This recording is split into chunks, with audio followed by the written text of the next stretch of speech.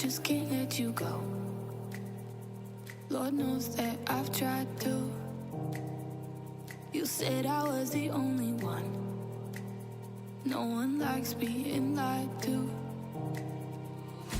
You made this mess and left me with the pieces.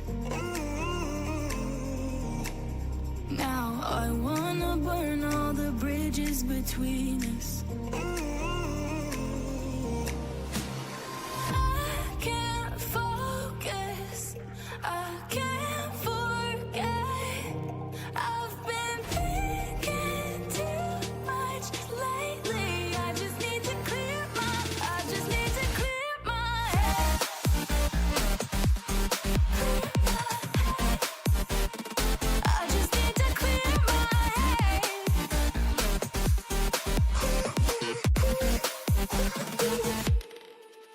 I've been stuck on your memory, but it's not like I need it. And we may have some history, but we don't have to repeat it.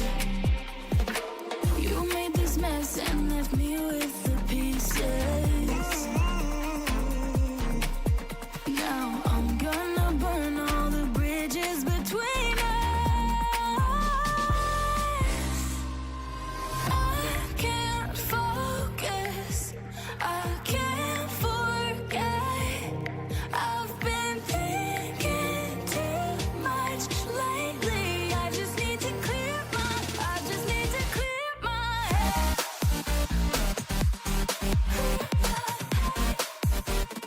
I just need to clear my head.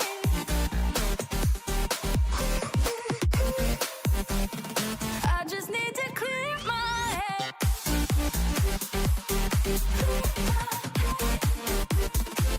just need to clear my head.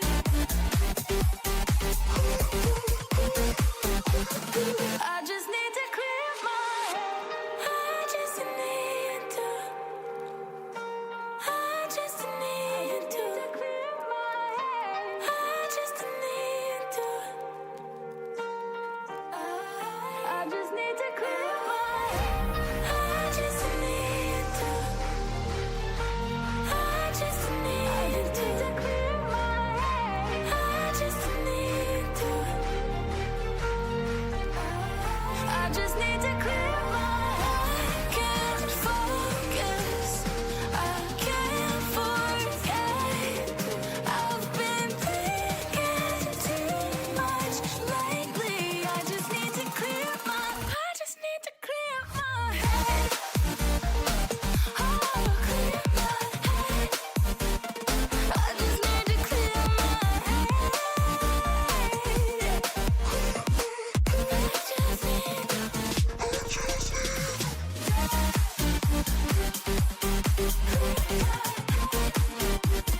I just need to clear my head.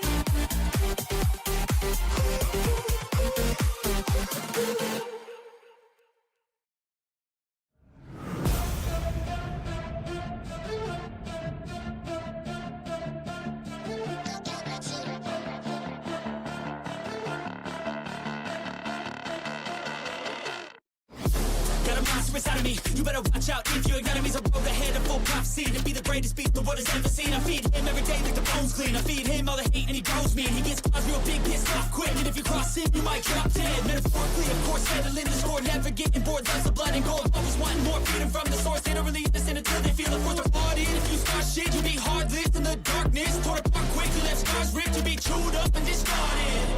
And this world ain't right, won't accept it. Negative energy, I expect it.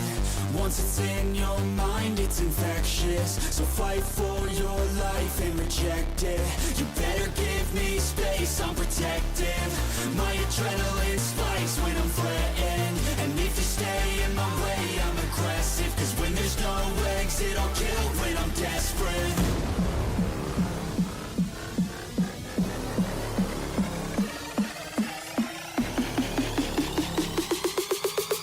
When there's no exit, I'll kill when I'm desperate.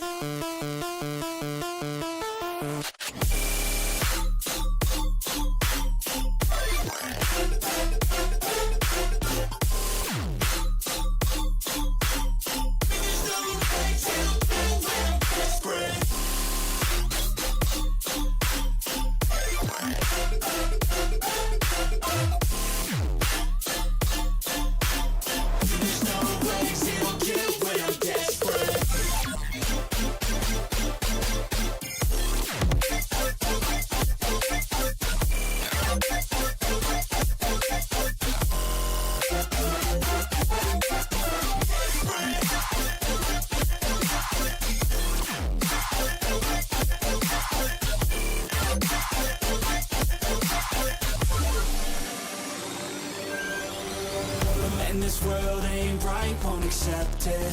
Negative energy, I expect it.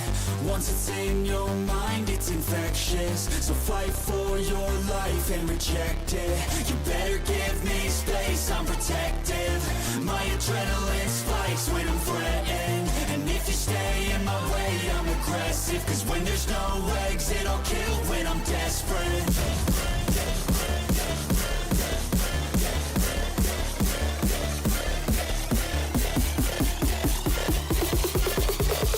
When there's no exit, I'll kill when I'm desperate.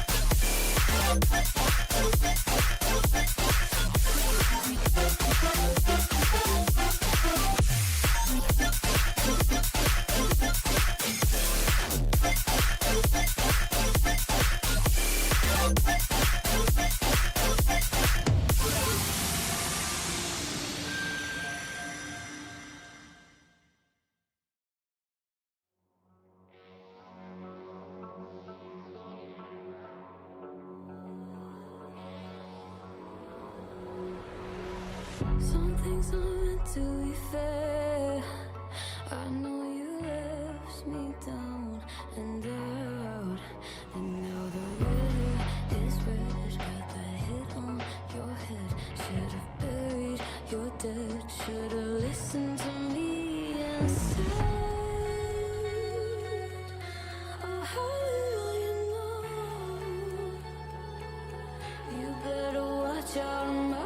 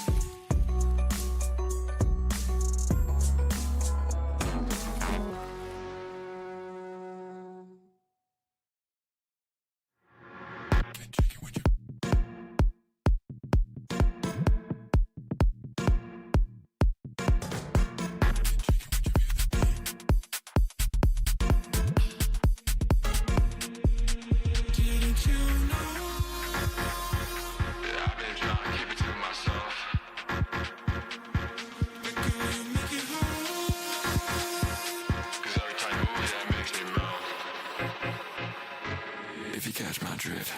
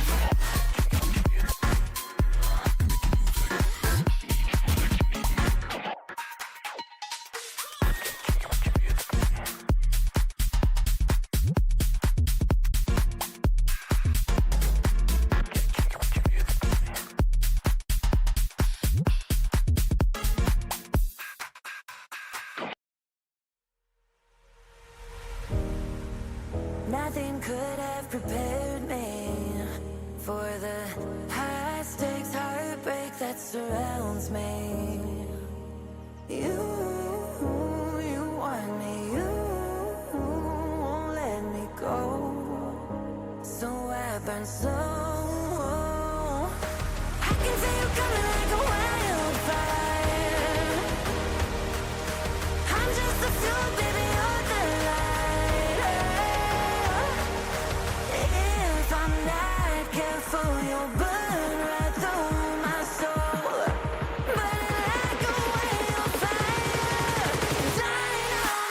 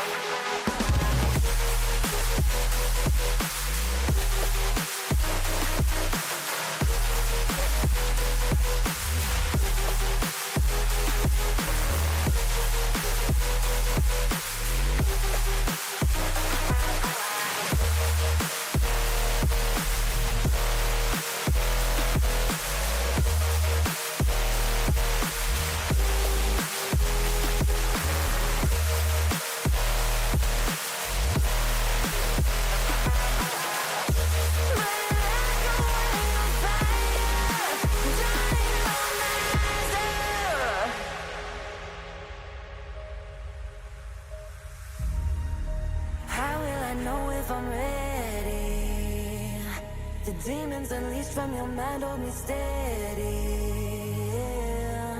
Cause you want me, you won't let me go. So I burn slow. I can see you coming like a wildfire. I'm just a fuel, baby, you're the lighter. If I'm not careful, you'll burn right through my soul. Burning like a wildfire. Careful, you'll burn right through my soul. Burning like a wildfire. Dynamizer.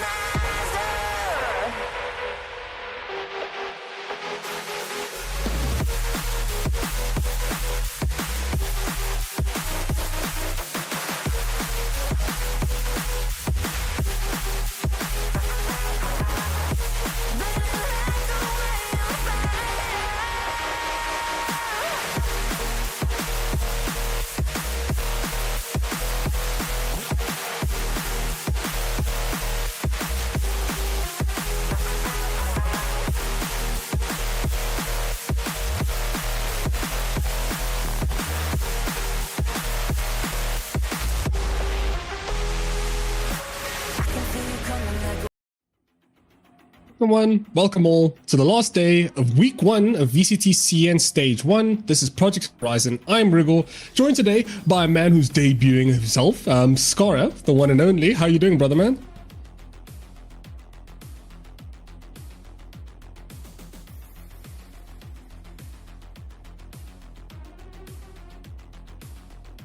First of all, I am beyond excited. This is a moment that I have been honestly looking forward to for the longest time, and I'm so excited to be doing it alongside one of my favorite casters, actually. A lot of people don't know this, but I've actually casted quite a few games alongside Rigo, not on VCT side, but the fact that I get to do it now alongside him is something I'm very excited for. So, guys, this is a monumental moment for me, and I'm excited to be sharing it with you, Rigo. But Rigo, how are you doing today, good sir?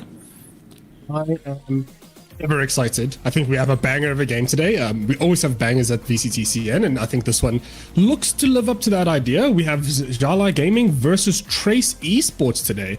Arguably a very big favorite in CN's XLG versus Trace, a team that is known to, when they do the international run, upset a lot of teams. Historically, however, interesting fact, historically, these teams have played once in VCT CN, which was last year during stage 1, right? That was back in Yeon the days where Teo Meta was still the more predominant and prevalent way to play. So as we get into it, Jalai currently heading up second spot on the board, and Trace heading up third, looking to brawl for that second spot, because as we get deeper and deeper into these weeks, positioning matters very much, because that's placement when it comes to playoffs, and your better placements, the better odds of you actually making those deeper runs. So today, Jala Gaming versus Trace Esports, and then later with another pair of casters, BLG versus JDG. But let's focus here.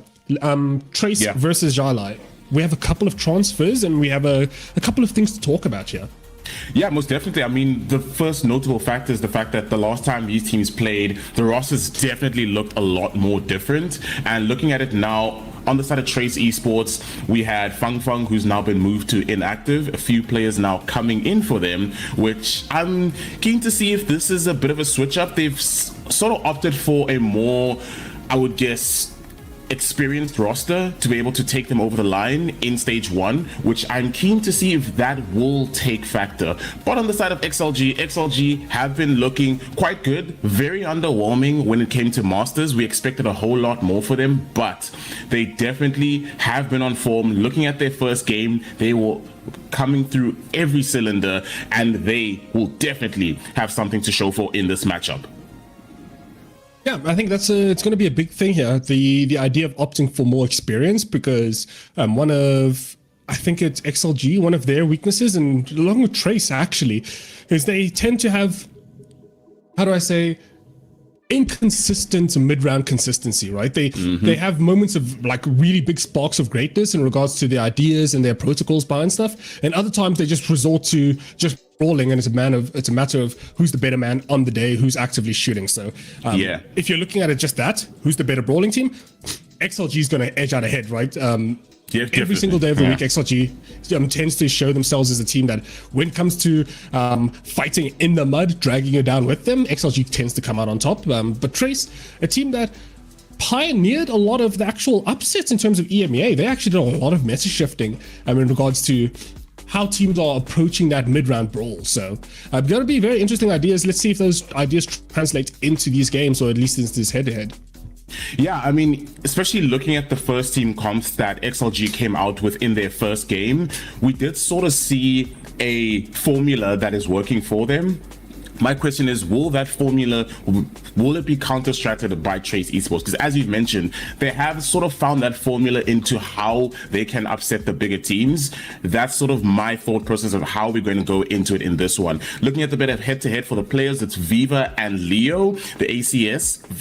Leo taking it to that one, as well as the KDA, which I'm also very excited for this as well. Viva also looking quite on form at this point in time for Trace Esports, and that's something they definitely need, especially coming up against XLG. I think it's WS Leo's on his rookie season, if I'm not incorrect. This is his first season in VCT, so very, very big precedence to show up big on these first games. One of the FPX players, I forget who his name was, but he's one of the rookies as well, was talking about how coming into this, the only difference between tier 2 versus VCT is just the speed of that decision making, about the actual speed and execution of absolutely everything. So that's definitely going to be a big head to head. How does the Viva, the more experienced player, head to head against the more inexperienced, more fresh to the scene WS Leo? But we have Delby on here. Do you think controller is going to play a big factor in this current meta? We're shifting into what I argue to be a bit more of a Sentinel as the protagonist type meta. What do you think the role of the controllers is going to be? Because oftentimes it's the controllers just sort of slide to the wayside in favor of that Viper and that Sentinel player. I think controllers are going to be very vital, especially looking at how sort of aggressive playstyles will tend to be now. You would need someone that's able to at least negate a bit of that util pressure coming onto the sites. You definitely need someone that's able to at least hold it down, create a bit of distance from the rest of the attackers from the defenders. So you might not look at it as something to sort of be of note, but I think controllers are definitely sort of going under the radar with how important they are, because we've sort of seen more of the duelists shining a lot more. Sky, after her changes, also shining, but the controllers definitely have to play a role in this meta. Yeah, I think that's a big thing, especially like you mentioned, Sky being a big factor. That new patch coming in and Sky coming in is going to be an absolutely big factor, because historically these teams have played Split, Lotus and Pearl, right? That's the order. Trace picked Split, XLG picked Lotus, and then we had Pearl coming in. Obviously, keep in mind this is back in Teo meta, but we have a very similar map pool coming in. I think it's almost exactly 1-for-1, barring maybe one map, to 2024, early 2024. So as we look towards the skirmish, we have Delby versus Happyway. Happyway is someone that at least people at Project Horizon have been very, very hot on, based off of his performance in the last series. I mean, there's no reason. I guess it's the it's the way to start a skirmish. I love this. I really love this. Happyway coming out with the first kill. But there's no reason why you shouldn't be hot on Happyway's heels. He has been phenomenal in the opening rounds of stage 1. He had a bit of a weak map in the first game, but in second map, dropping 29 kills, dragging XLG to that win. There's no reason why he should not be hot property to be thinking about. And already very early on, we're seeing some really sensational shots, and Delby sort of feeling himself a bit. Got some knife kills again, and this time Happyway coming out on top. Yeah, so Wriggle when he spreads misinformation, correlation equals causation, right? No. My dark horse and my theory is if you win the skirmish, you win the game. And I'm basing this off of anecdotal evidence alone. So, because they won the skirmish, XLG gets to decide whether they want to start or not, or start the bans or not start the bans. They're going to opt to give it to Trace, and we're going to start on a map pool that looks similar to Breeze, followed by Lotus, followed by Bind. So, in comparison to their last one, only Lotus has stayed the same, which is XLG's pick. So, from a year from now, XLG has kept their understanding of the game pretty similar, and their strengths have been very, very similar as well. So, if you're looking historically, you're looking at least an XLG guaranteed win if you were to contrast and compare with absolutely everything. Then otherwise, I think it's going to be very, very fortunate for Trace to actually take this to Breeze, which is the unexplored map. Teams are still finding their footing. Teams are still finding their footing on this map. It's very interesting because when I looked at the first lap, they did ban Breeze against Wolves, which might have been a case of they didn't really feel too confident in it, but it does seem they have a game plan coming into this one, and we'll have to see if that game plan will come to fruition. Yeah, it's definitely going to be a bit of a barnstorm of a game, but I'm gonna apply some pressure. Who did we pred? So keeping in mind, my preds have been all wrong this season. So let's see. Take a guess. Who's the favorite, at least at Project Horizon? What's the favorite team here? Favorite team? We have to say XLG. XLG. Okay. They've just been the standouts from ascending in 2024 to what they've built up now, becoming the trifecta that is the biggest heavy hitters when it comes to the China region. You can't negate the fact that they have to be the ones favored in this. Yeah, and I think I'm on the same bandwagon about it. I think XLG has been a team that historically has been. XLG is what I equate Giant Mates and EMEA, right? It's a team that everyone is very, very hot on. They put out really good performances, and then they just struggle slightly when it comes to internationals. Yeah. So they are, I think, they're oftentimes going to be the favorites. Trace, I think their last run of absolute fortune was 2023, I want to say, when they 2023-2024, where they were upsetting a lot of the tier 1 teams like Vitality, like the Lotus, etc. So yeah, XLG, and I think the entire consensus, at least the casting crew here at Project Horizon, believes the same. Almost 90% of the casters believe XLG comes away with this win, but it's a safe bet. I think it's a very, very safe bet to be predding XLG, especially in this sort of matchup, even with the lack of history. But you never know, actually. I think that's the big thing. You never know. They're both brawl-heavy teams, and when your entire meta and game style is based off of brawls, it is a very form-based game, right? That's the big thing. It is a very form-based game, and both of these teams, I suspect, or let me double check, Wolves or Trace for sure is coming in with good form, having won their last game against Wolves, and I think XLG is also the same. Yeah, after beating Dragon Ranger Gaming. So both these teams are 1-0 in their groups. So good form coming into this, arguably either a blowout on either side or potentially a beat down, drag out sort of game. I mean, I definitely feel if we are to see a map 3, it would be this game, because if Trace are able to take Breeze off of XLG, I definitely feel we will be seeing a 3-map thriller. And taking a look at it, definitely. Yeah, taking a look at it as well, you briefly mentioned it. It can be a case of these can be 2 brawl-heavy teams, but XLG as well, they've been the ones who are playing the meta at this moment that is more brawl-heavy. And that's what we actually spoke about earlier, is Trace Esports have that experience in them to try and counter-strat a lot of these teams. And that's what I want to be seeing coming through. If we will be seeing XLG going through with that Skydive comp, having the 2 duelists, the 2 controllers, as well as the Sky in that initiator role, I want to be seeing Trace Esports potentially to come out with something to counteract that heavy pushes that may potentially be coming through from XLG. Yeah, definitely the Sky Double Dive or Skydive, or as I'm going to start coining it, the Speed of Light comps. Definitely going to be, I think, the current meta, the current understanding of it. Historically, I think you find that depending on the nature of the map, you can tend to get different results. For example, FPX started with Skydive, and then when that wasn't working because of just lack of coordination between the point man and the double duel versus the and the interaction between initiator, they tend to drop the sky, right? They tend to pick up the fade, something that is significantly safer and allows the team to just make a lot more educated guesses when popping out of smoke and brawling through neutral space, right? So yeah, definitely going to be an interesting idea, especially on Breeze. People playing the double controller, Breeze Viper or Astra Viper, and then double dive as well with the Sova as solo initiator. So similar idea. You're playing double dive plus a scan recon, so you have a bit more of an educated guess about what you're diving into. Yeah, especially with Yoru and his changes that have come through, we definitely will be seeing a lot more versatility when it comes to the sort of duelers that we'll be seeing the teams utilize, as opposed to before where there was a lot more range on his TP. Now that's kind of negated. So do you see teams try to potentially risk that factor, or will we see that change up? Because with these different maps, as you say, we won't always be seeing the same compositions come through. We won't always be seeing a Neon and a Waylay. There will be renditions of these sort of skydive meta comps.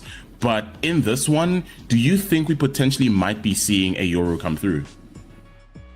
We don't even need to speculate. We have a chamber. We have a chamber coming through. And we have a Phoenix as well. Okay. It's Phoenix Sage, Chamber, and Jet. I think that's 4 unique picks on Breeze for sure.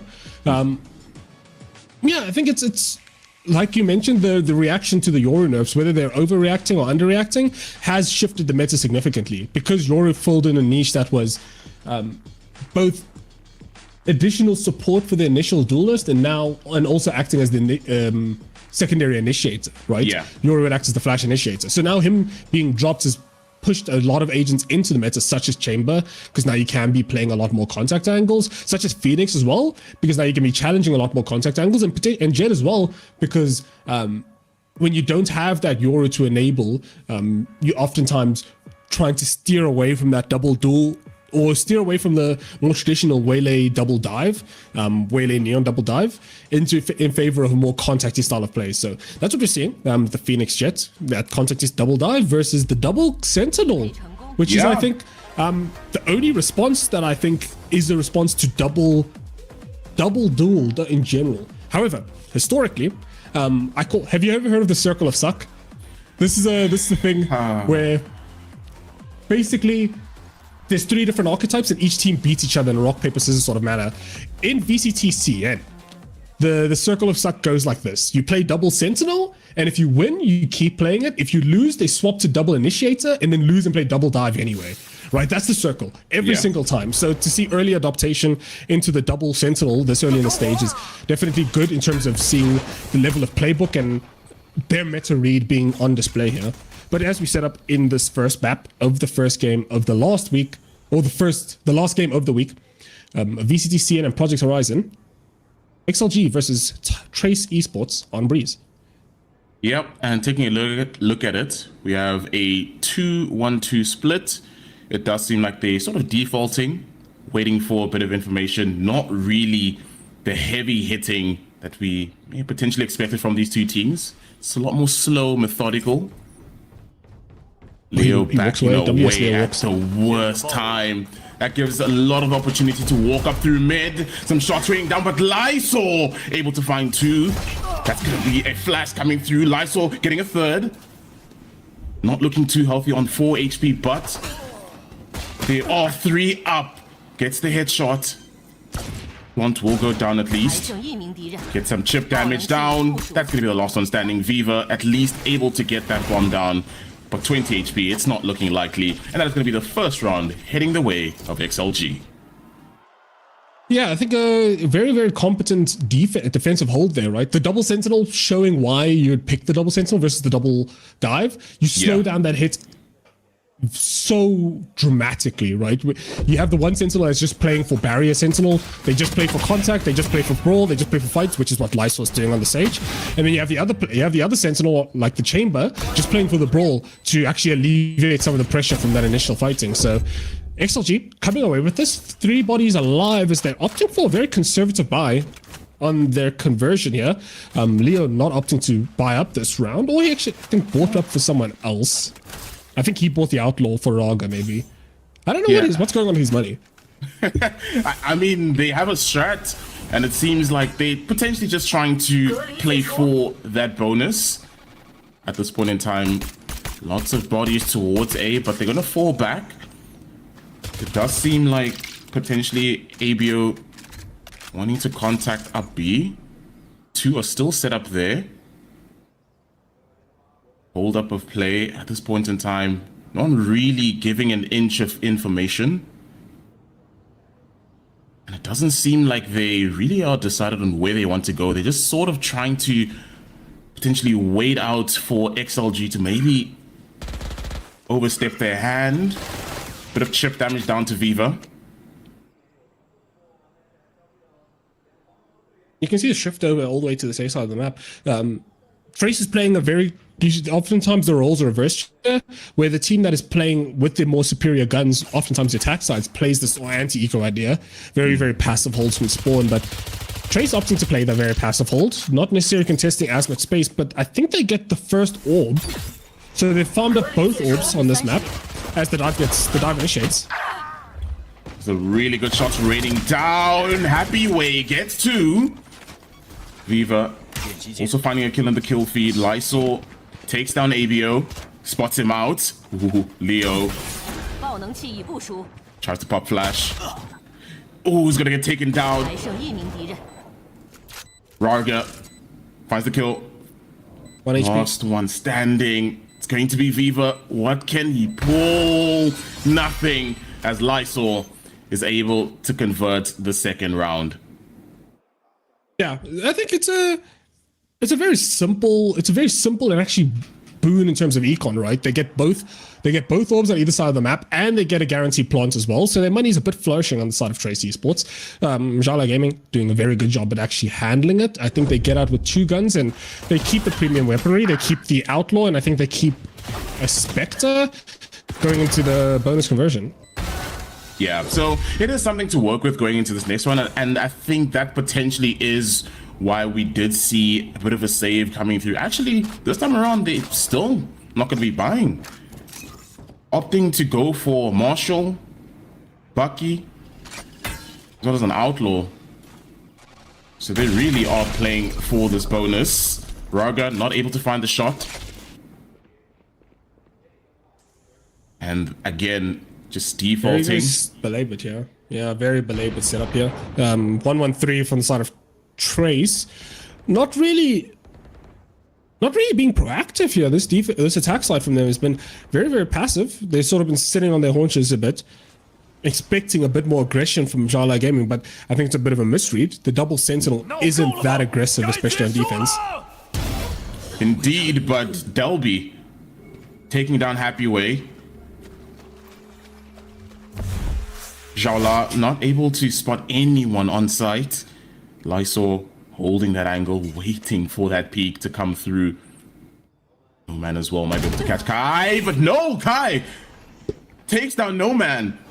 Lysol, only one on site, waiting to try and hold it down. Viva takes down Lysol. Delby holding a deep angle. Rarga has the read and turns away at the last moment. Oh, that is rough.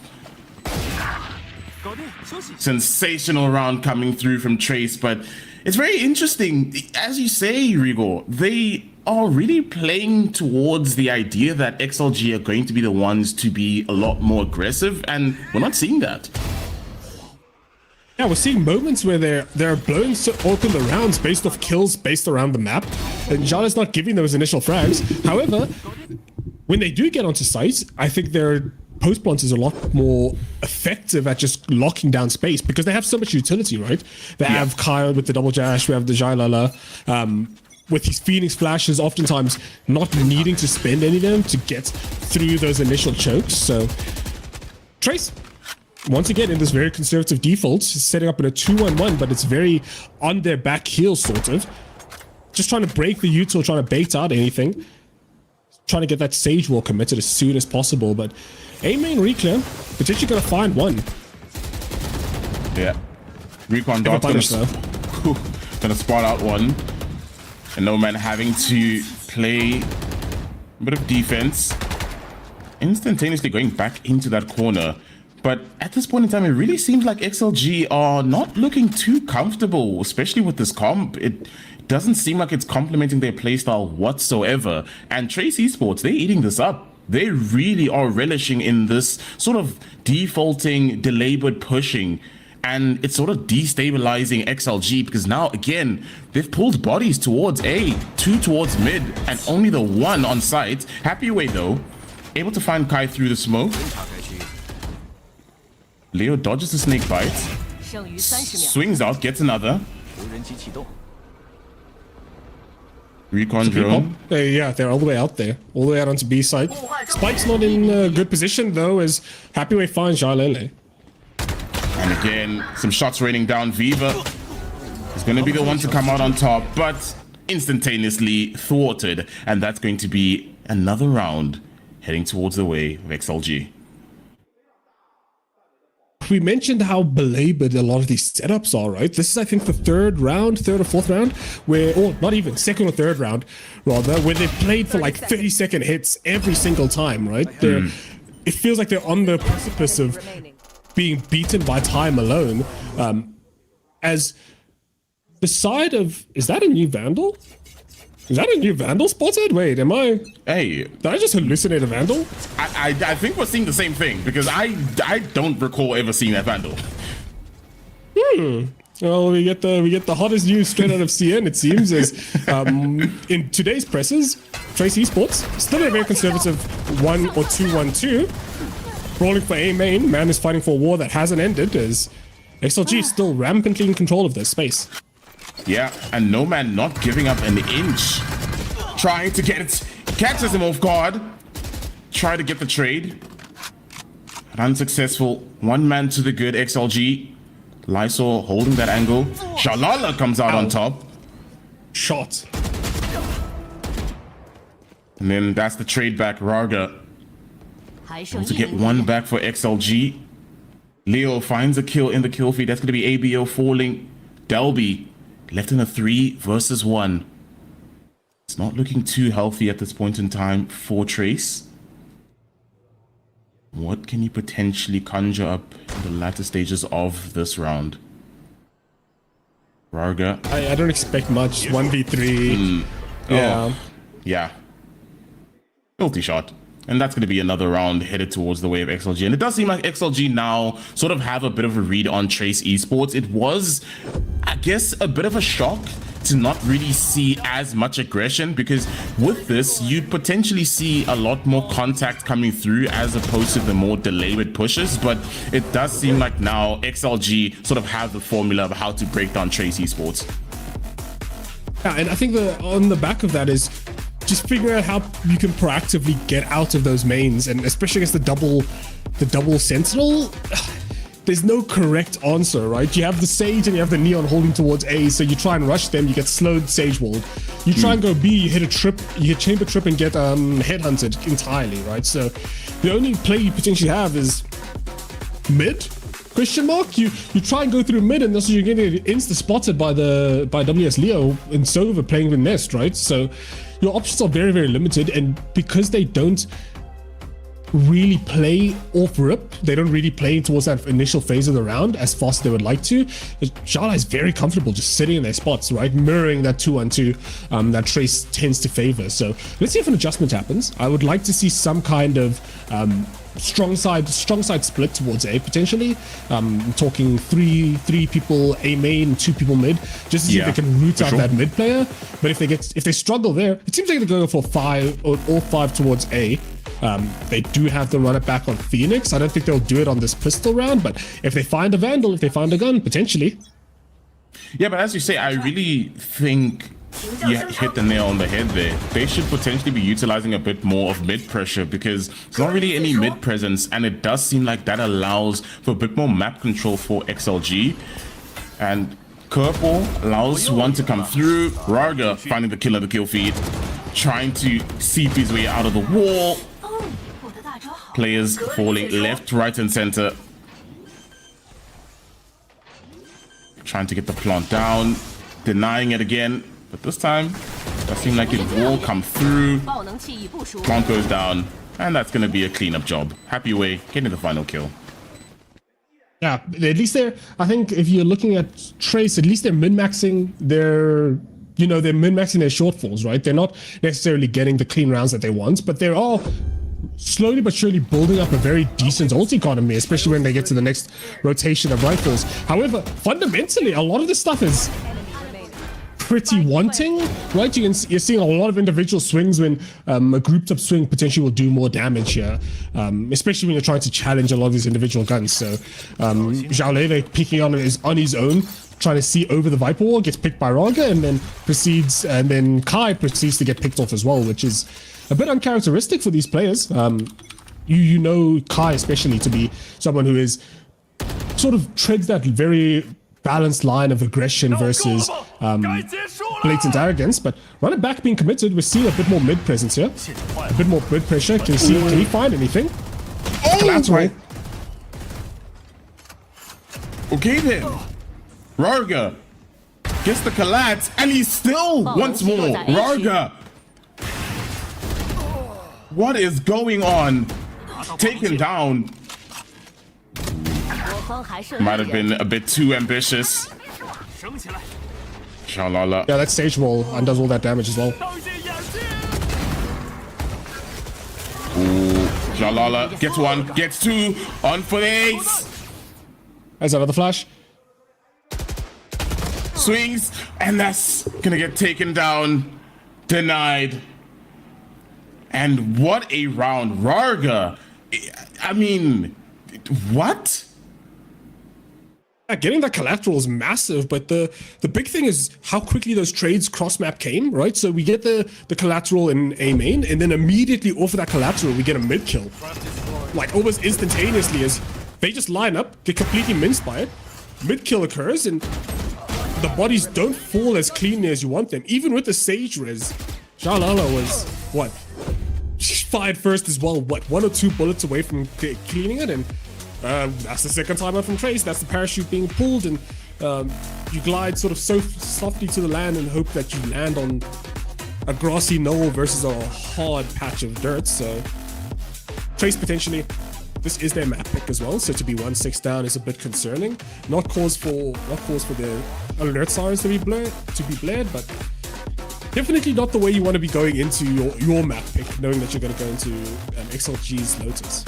I mean, questions have to be asked, right? Because you brought this out and you had to have a game plan and strategy coming into it, because as I mentioned earlier in the show, they did end up banning this map against Wolves. So to see it get picked this time around was, a bit of an eyebrow raise. And I don't know, maybe there's something that we maybe potentially have not seen yet from Trace Esports. Maybe XLG just have been the team that have come out firing from all cylinders first in this map number 1.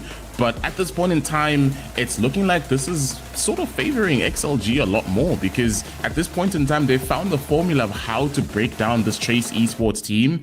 And I'm not too sure what more adjustments need to be made, because as we sort of mentioned, we wanted to be seeing a little bit more mid presence. We're seeing that, but still XLG holding it down, and Raga once again back on that up. Yeah, and it's the unique look from XLG. This is the first full gamble stack, right? They have all the people towards B, and Raga's the only person holding A. As Traces, they didn't pick up on it. They were pretty good on the reclears initially, and this is one round where they weren't as assiduous about it. Going to reclear into Raga, and there's a trap lying in wait, a snake in the grass, says to speak. Indeed.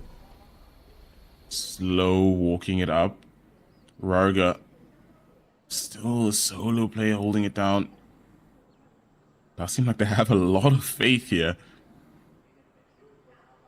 And bodies moving back towards opposite side of map. Raga finds one. Looking for the second. Gets another. Looking for the third. Raga starting to slowly heat up.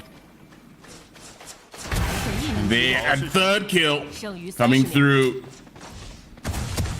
And was a pistol around, but it does seem like XLG slowly but surely pulling away.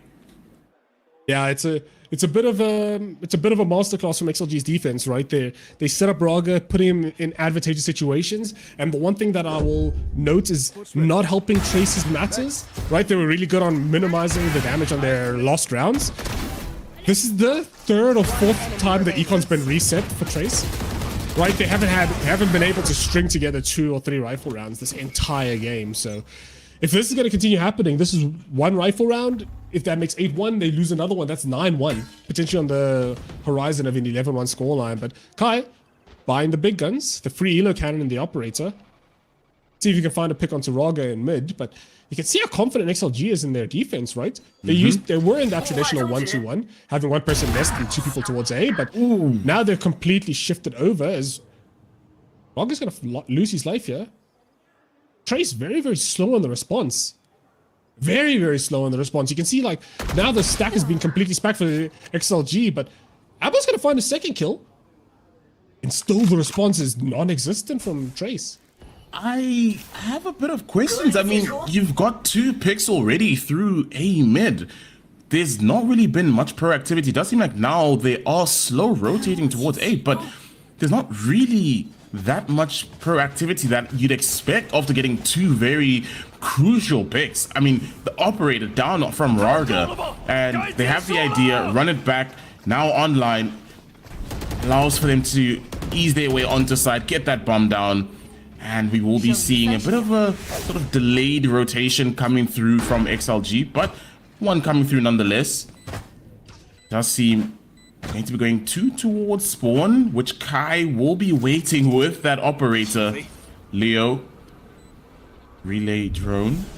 It's trying to get a bit of information. And there, Kai finds one. Got out another, but Lysol takes out Kai, as well as Leo taking down Abio. A 3 versus 2. Not entirely impossible, but it's not looking likely. And potentially at least maybe a save on that operator would work. Lysol, unfortunately, that's going to be the round. And Trace Esports finding a round. Yeah.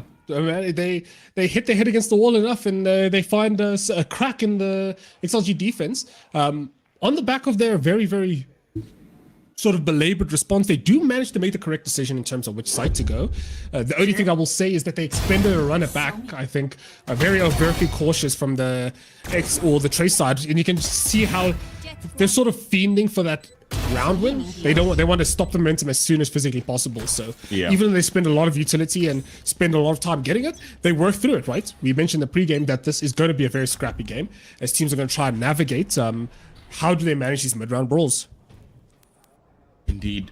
But this time around, going back to actually what worked in the beginning, seeing the Neon and Sage holding down A, this time Raga holding down the channel towards B Link. So let's see if this sort of pays dividends for XLG.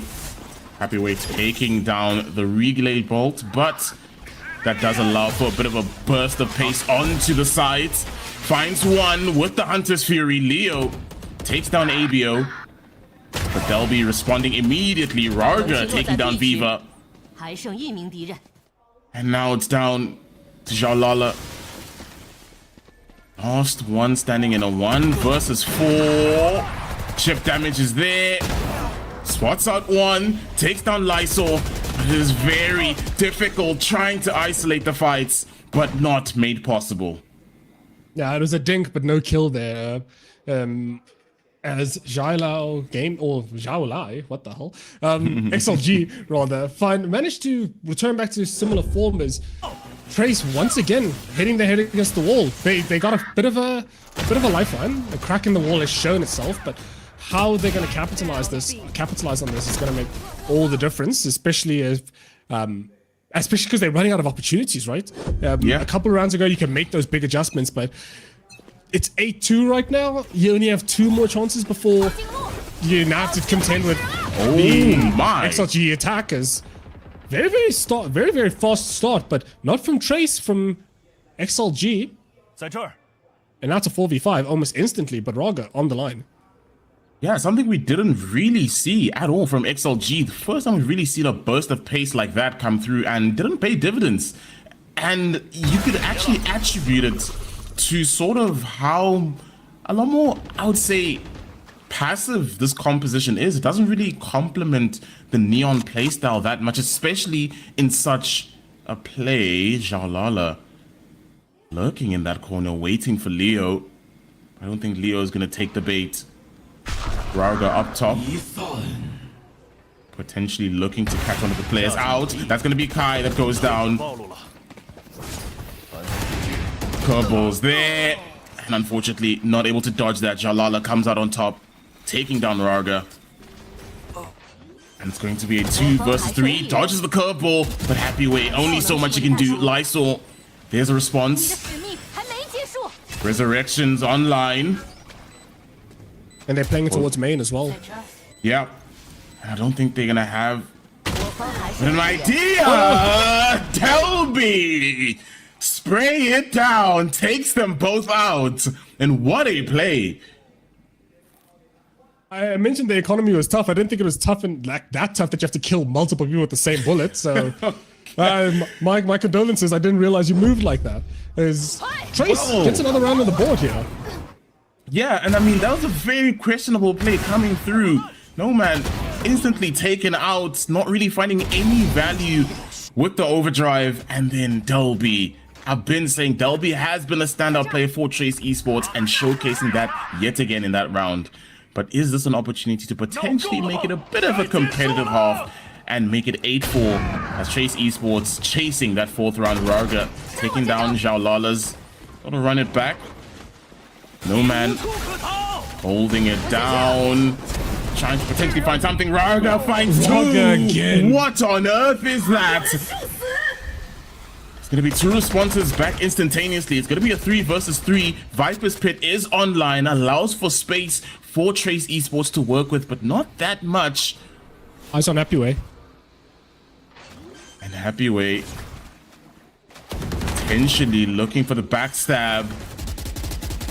Spraying it down is going to delay that plant. Has an idea of where they are, but not able to take advantage of the scan. And it's going to be delayed. Few shots raining down Viva. Ooh. Look at Abo. Look at Abo. He's all the way on the left side of the map. He can potentially wrap around these pyramids and get another backstab here. Oh, but that's not going to happen. Xiaolala takes down 2 in a 3K, making it 8-4, and Trace Esports showing some life going into the second half of this map. Yeah, definitely a lot stronger of a look. I think a lot of this is attributed to just a tempo change. I can confidently say that the minute Trace started to turn it up on terms of the speed, they managed to find a lot more value here. But Raga with the operator has been very, very consistent. But there's something that we haven't been realizing. What comp is XLG playing? Oh, this is going to be a rough attack side. This is going to be a very rough attack side. So for those who are listening and not watching, XLG is playing Sage, they're playing Chamber, they're playing Viper, they're playing Sova, and they're playing Neon. What are they missing in this combination? Yeah, there's not enough entry power going into a site. It is going to be very difficult. I mean, we spoke about how there is a lot more flex that's come into the game where we're not really seeing the Yoru, which we sort of attributed as the pseudo initiator, allowing for, you know, just playing that one initiator and having the flashes to burst out onto site, but it's not any flashes to be working with. So this is going to be very, very difficult for XLG, and you might be seeing a bit more default play, I would suggest, because as opposed to what the side of Trace Esports had to work with, XLG, there's not really enough blasting power to get onto that site. And even further, they don't have a second controller. Like, they don't have an Astra, they don't have an Omen, they don't have someone to complement Viper's things. So a lot of their actual way of playing the game is going to be dependent on how effective that Sage Wall is. So if Trace can just break that Sage Wall and the executes, then you're kind of in a spotlight situation where you have no smokes to obscure sight lines to even get out of there. So Trace potentially raring to make a comeback. I think if they're going to start, they should start in this pistol round. But Jala has a 75% pistol win rate, but Trace not far behind with a 60%. But Trace already favored. 3 out of 4 pistols going to go in favor of them. Let's see if this falls to majority or the minority. Indeed, but as mentioned, this is what we're going to be seeing, more defaulted, patient playstyle coming through from XLG. Spotted out the trademark. And it does seem like they were trying to take a bit more space towards their spawn. And ABO finds the first kill. And this time around, as quick as the action started, just dissipates instantaneously. No Man swings out. Delby comes out on top. Delby finding a second. Delby, the standout for Trace, really showing his fangs. Hapu is super late as well. Yeah, don't think there's gonna be much in this round for Happyway to clinch. And Trace Esports claim the pistol. Zhao Lala getting the last kill of the round. But this is the start that you'd want if you are Trace Esports.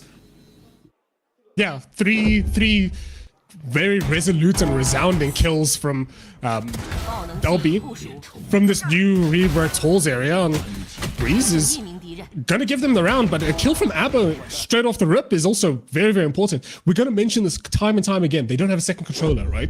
XLG lacks that second controller. They don't have a way to contest a lot of space. You saw that round. Happyway was kind of lost, right? He has to turn around and he can only watch flank. He can't really recontest or re-challenge through mid to confirm how many people are rotating through mid here. As Trace opting for a more aggressive buy than XLG did in their previous one, as Kai lining up the Bulldog, looking to take a bite out of XLG's econ here. Indeed, and they're paying dividends. Kai finding 2 already. Dashing out. Gets the tag onto the body. Goes down. Bomb goes down as well. Kai potentially hunting for that ace. And there is the first ace of the day. And it's going to be claimed by Kai for Trace Esports. If I'm not incorrect, I think that's the first ace of the stage, actually. I think we've had a couple of 4Ks. I think that's the first ace of the stage, so definitely a very resounding one. A conversion. Line up your ecos, take off their heads entirely as Kai sets up in a really powerful position and cuts down XLG to size and brings that score from a sort of titanic 8-4 to significantly more minuscule 8-6. So 2 rounds on the trot and potentially looking to convert this with their arguably stronger comp here.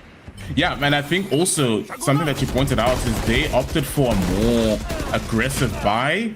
And I think that actually might play to their favor in this one. Because in that previous one, we did see a more of a sort of passive buy. We saw the Outlaw, 2 Spectres, and as well as a Stinger. But this time around, it's making it a lot more difficult in this fight for XLG to just take on Trace Esports head on. Seeing 3 Bulldogs, but Rarga takes off the head of Kai. It's going to be a trade 1-for-1 on either side. They'll be having to play retreat. And Lala has 1 HP as well. He doesn't have heals. A very difficult. Bomb does go down. What are they able to build off of in this round? No Man holding that close angle. Happyway had the slight read on Jalala, but I don't think he's convinced. Some chip damage onto Leo. And this can be huge.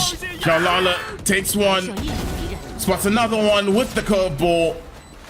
And a sensational round coming through from Trace Esports as they are slowly but surely taking apart XLG.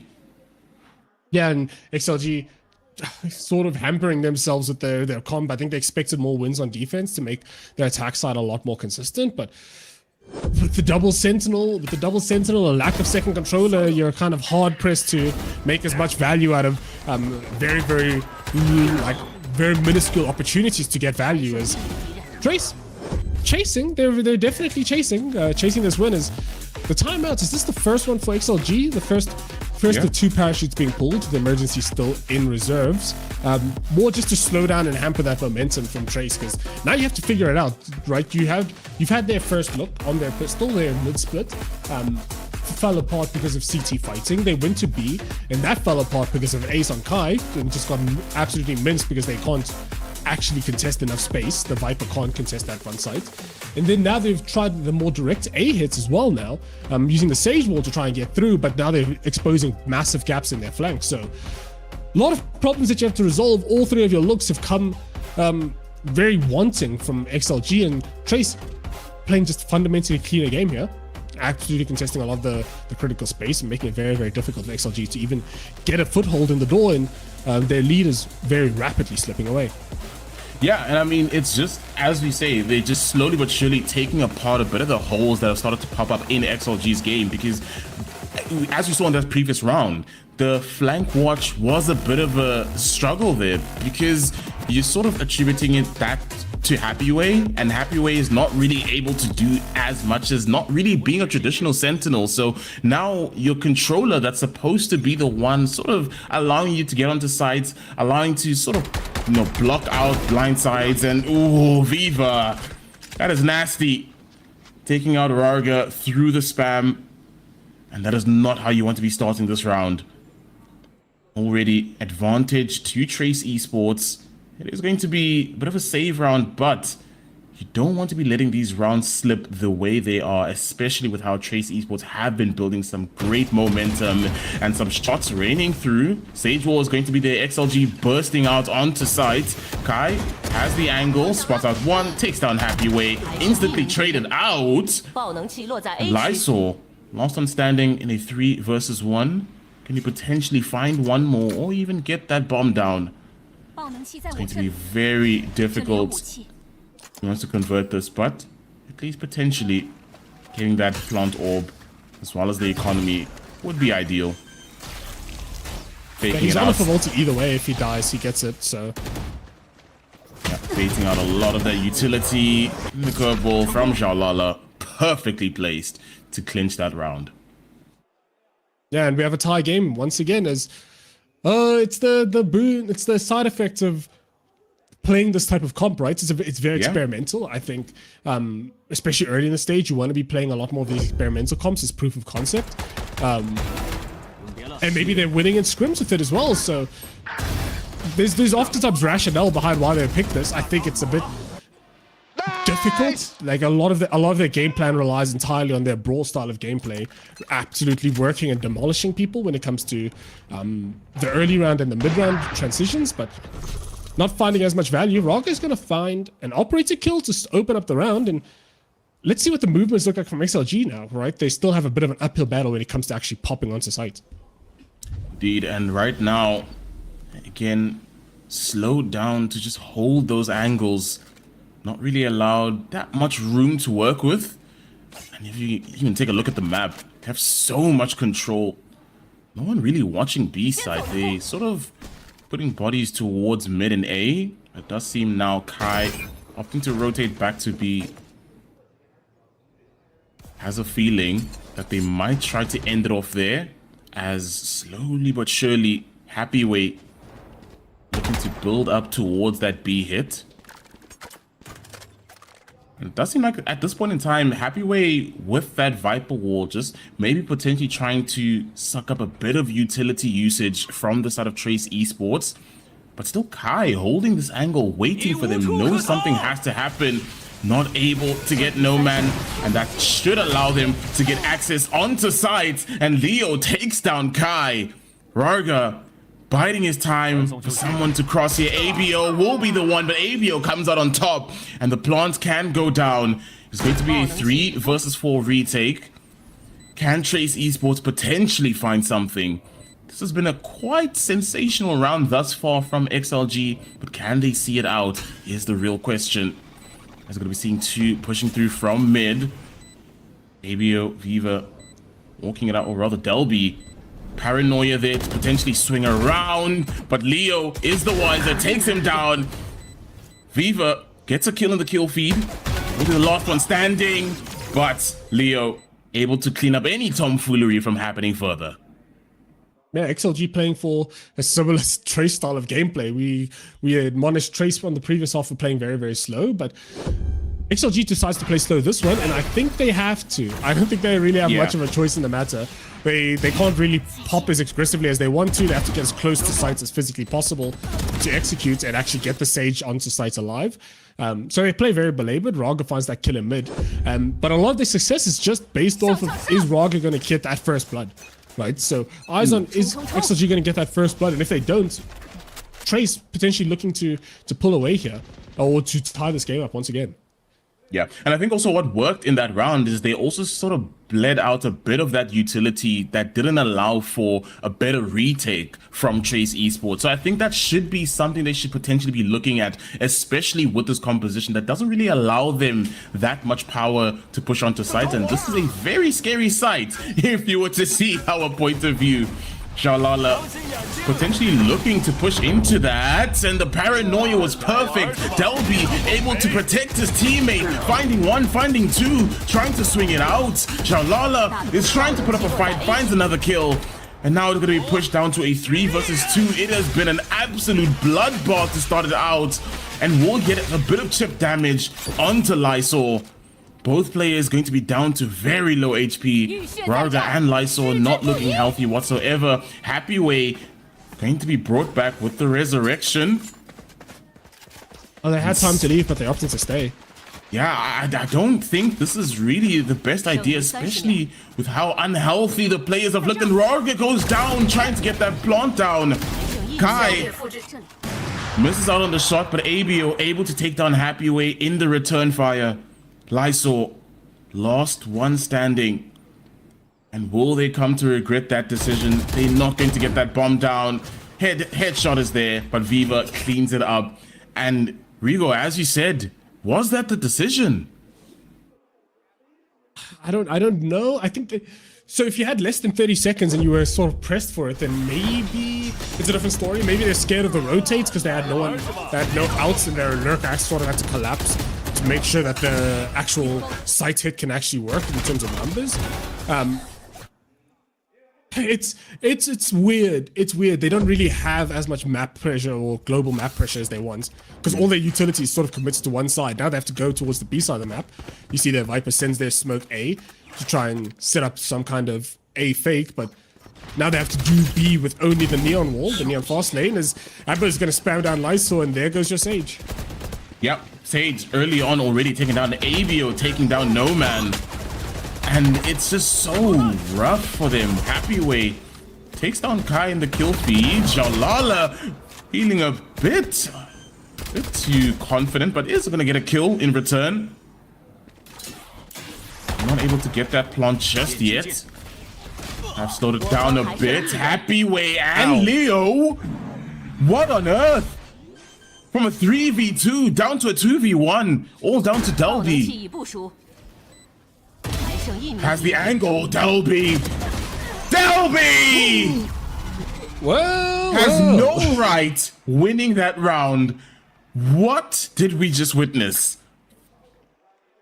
I think we're witnessing a bit of a defensive masterclass, a completely different look of form, as Trace actually look a lot more competent on attacks than they did on the entirety of defense.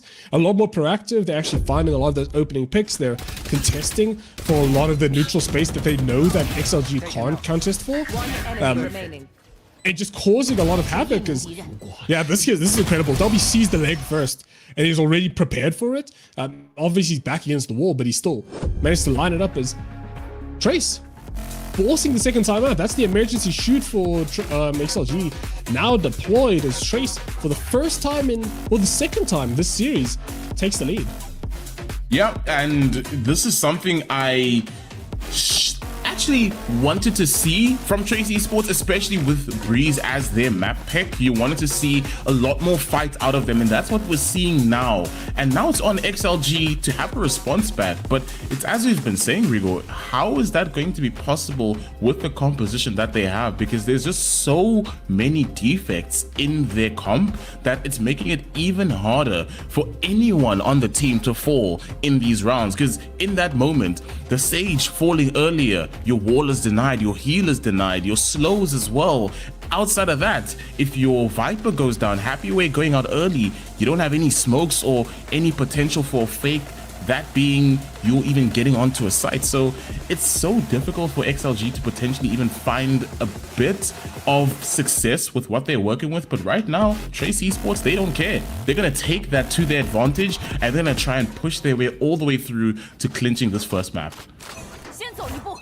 As XLG a bit on a desperate buy here, they're economically disadvantaged. Potentially 11-9 on the horizon. As Viva's going to find 2. Happyway going to shut him down almost immediately. But Delby contributes to the brawl as suddenly the smoke settles in XLG in a 2v4 or rather 1.5. Raga is very low until getting suddenly healed up here.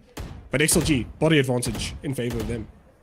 Indeed, and they are able to get that Guardian back up, but Kai already working his way up through into their spawn and doesn't really need to do that much. Can just insert himself, wait for that rotate to come through.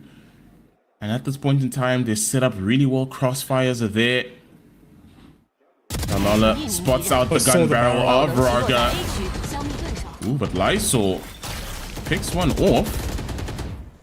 Potentially waiting for someone to push up, but Delby is going to get the kill through that smoke to take down Lysol.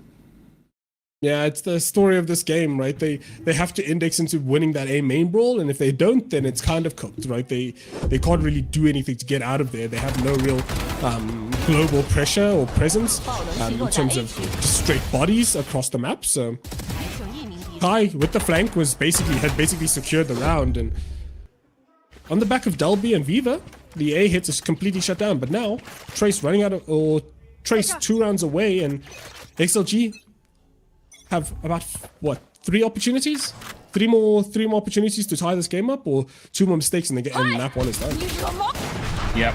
But the question is, will we be seeing any slip-ups with how Trace Esports have just been so clinical, and already early on, No Man just wiped out of the server. Spots the head of Raga, takes him down. Delby has been on one in this map. Spots another one. Happyway left for scraps.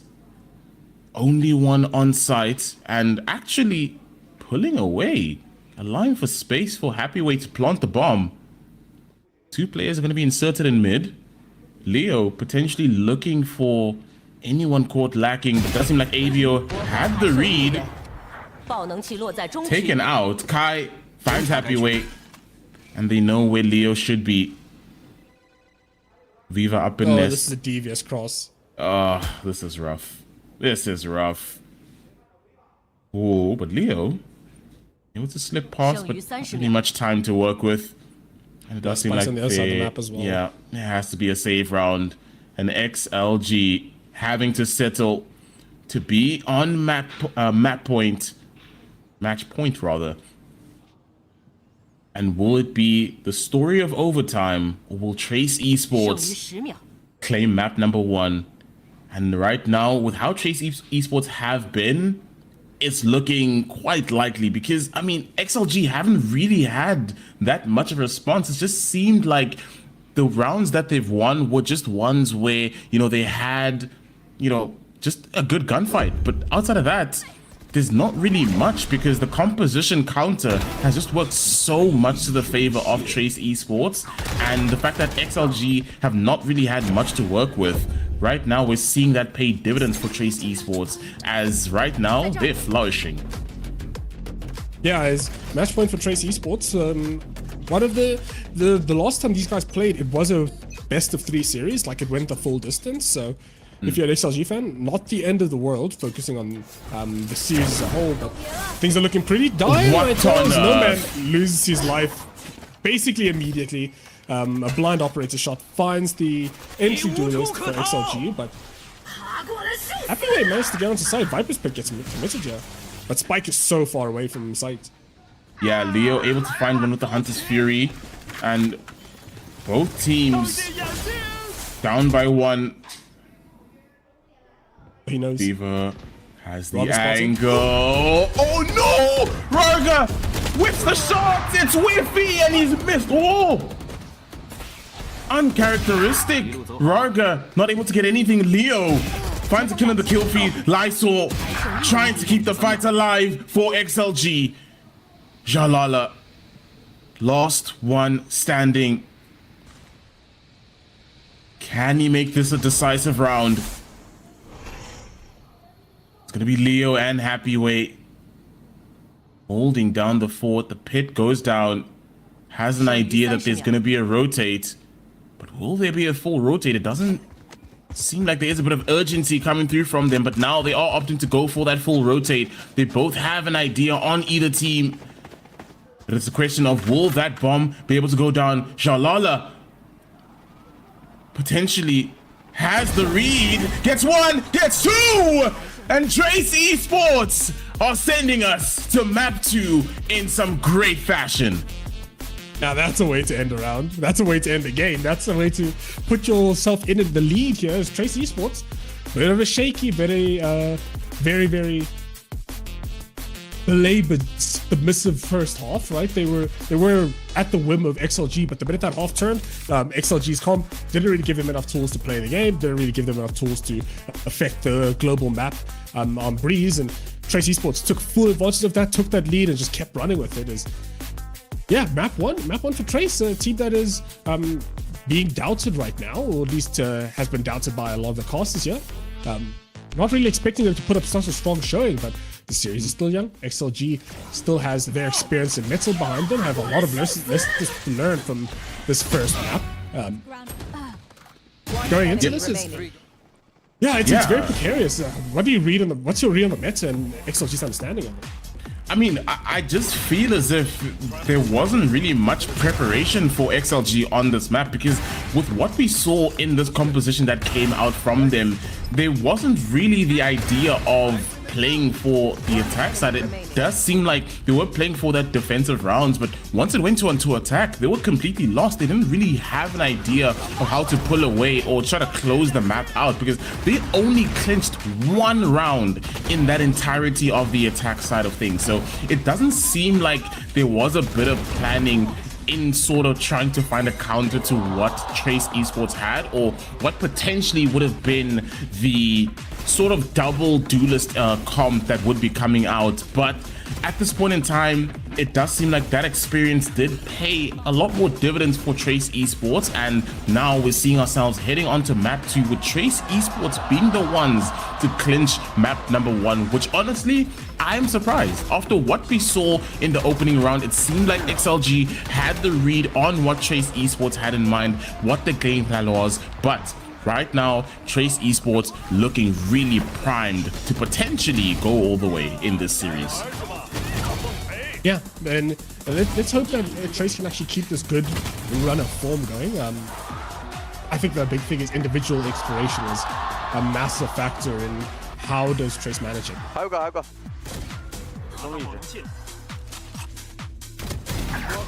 中，还有一个哦，两个，三个都在。弟。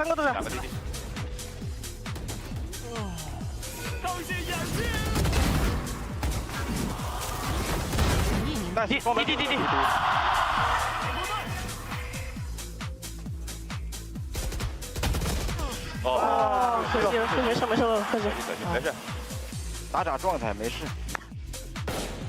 温斗枪我没动的，枪没有让，第二。手把也在，手把和外也在，外婆也在。我补门口有球好吗？没进。门口的。长下包了，我射降。哎，谁？坐在 B 区。这，看他转。又来了，兄弟！又来了，一车车，兄弟。And our man of the match is going to be Zhao Lele. I think it's a player who had a very quiet start, a very quiet beginning to the game. He's going to come out on top here.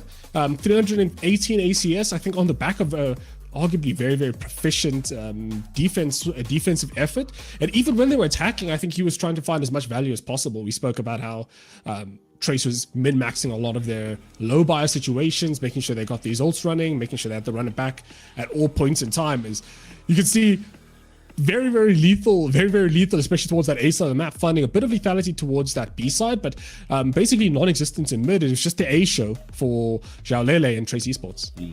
Yeah, definitely was a bit of a standout. And there was a question, would Delby and sort of ABO's system be able to work for Xiaolala, and it does seem like right now it sort of did. It complemented Xiaolala's playstyle, allowed for him to flourish, try and get as many kills as possible. And even in this round, I'm so gutted for Xiaolala for not being able to get that ace, but nonetheless was an absolute show out in this map.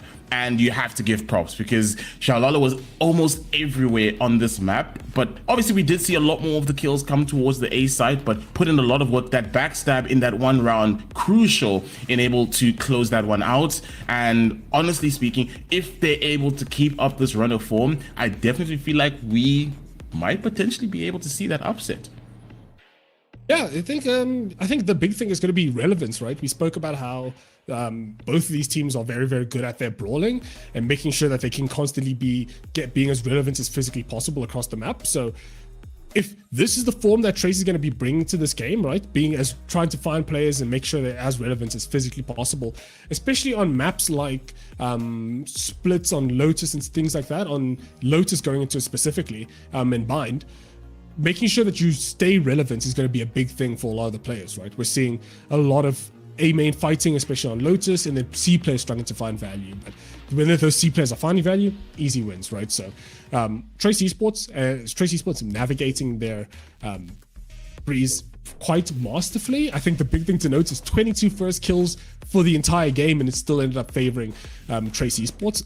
On the back of, I think, and XLG got a lot of their kills on the back of a really potent defensive side, but struggled a lot on attack.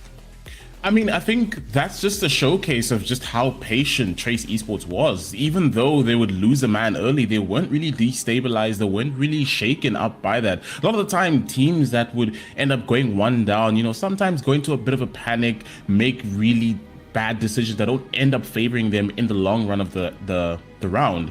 But in this instance, Trace Esports, I mean, countless times, how many times have you seen them get a pick off of a player but not really instantaneously rush into a site? They try to play it methodical, they try to play it as smart as possible, and it worked to their favor. So you'd have to think that they really have been utilizing a lot of that experience to kind of close out these rounds. And you mentioned this earlier, XLG struggle in those mid rounds, and that seems where they might have been having those lapses in judgment, and also where they kind of may have fallen short to Trace Esports. Yeah, I think that's you mentioned experienced rosters, and I think that's going to be a big thing, right? I think their attack side, you can argue, was so belabored and slow because of that experience reaching or speaking through, right? They want to minimize the amount of mistakes they're making while also maximizing the amount of value they get on attack side. So let's see if Trace can keep it up. It's currently 1-0 in favor of Trace Esports. This is Project Horizon VCT China, and we'll see you guys after a short break.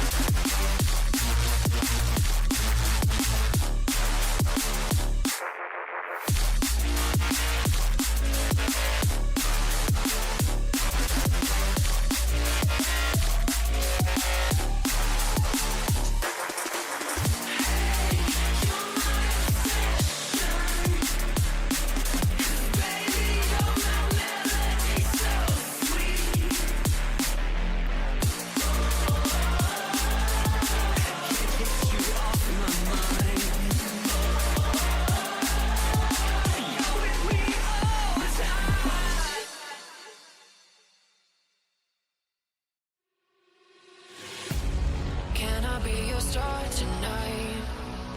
You fill my soul with light the day we met. I don't wanna leave your side. Have me by your side when the sun sets.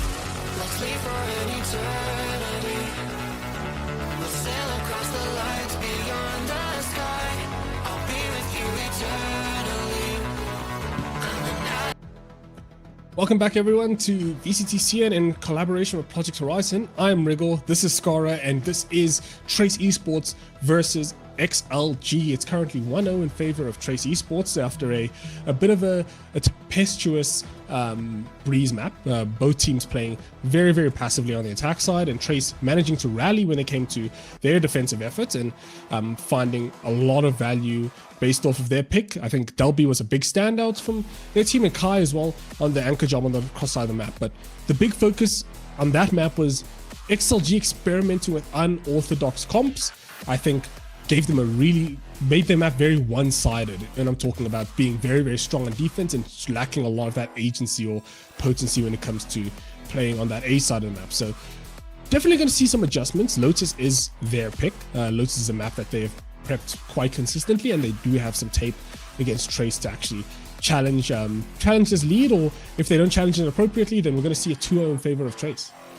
Yeah, indeed. And now it's going to show, do they really have a bit of an understanding on that meta? Because you asked that question earlier, Rigo, does XLG actually have an idea or an answer for what this current meta is? And this is going to be a telltale sign of if they do or they don't. Because in that first game, the composition they came out with, as you said, was very lopsided. They had like a strong presence for defense, but when it came to attack, they were completely lost. They didn't really have an edge of footing in any of the rounds. So this is going to be very important to see, do they have a bit of an answer from what may have potentially been seen in map number 1, and also from the tape that has been sort of already been on showcase for Trace Esports, will they have an answer for that? And taking a look at the compositions is something I expected coming out of XLG. We have the double controller, double duelist with both the Neon and the Waylay. Then again, on Happy Way, we have the Viper, Lysol going to be on the Omen, and the Sky. So this is what we spoke about earlier. But on the other side, the counter, and this is what I also mentioned, is Trace Esports being the team trying to sort of counter these meta playstyles and trying to anti-strat, coming through ABO on the Viper. But this time we have a Raze on Kai, Viva on the Fade, and also double controller. That's going to be Zhao Lala going to be on the Omen, and we're going to be seeing Delby. Ooh, I'm very excited for this. Yeah, Delby on the Veto is going to be definitely a big proponent to collective success, right? The idea you pick Veto for very, very strong A main contests if there's an overwhelming of Util, so you can fight into it. You pick the Veto so you can play some very fast rotates and get to every single site with numerical advantages.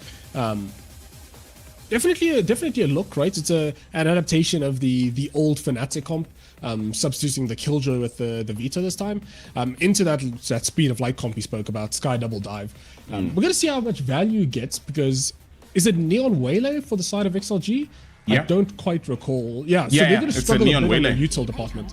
Yeah, so they're going to struggle a bit on the util department, but not on the sort of penetration of site idea. They can get very, very far down the site, making sure they contest a lot of space very, very quickly. It can be very overwhelming for defenders, but that's a story for the actual game. It's currently 1-0 in favor of Trace Esports, looking to solidify their lead. We have a more proven meta, the double dive versus an experimentation or a reiteration of an older meta.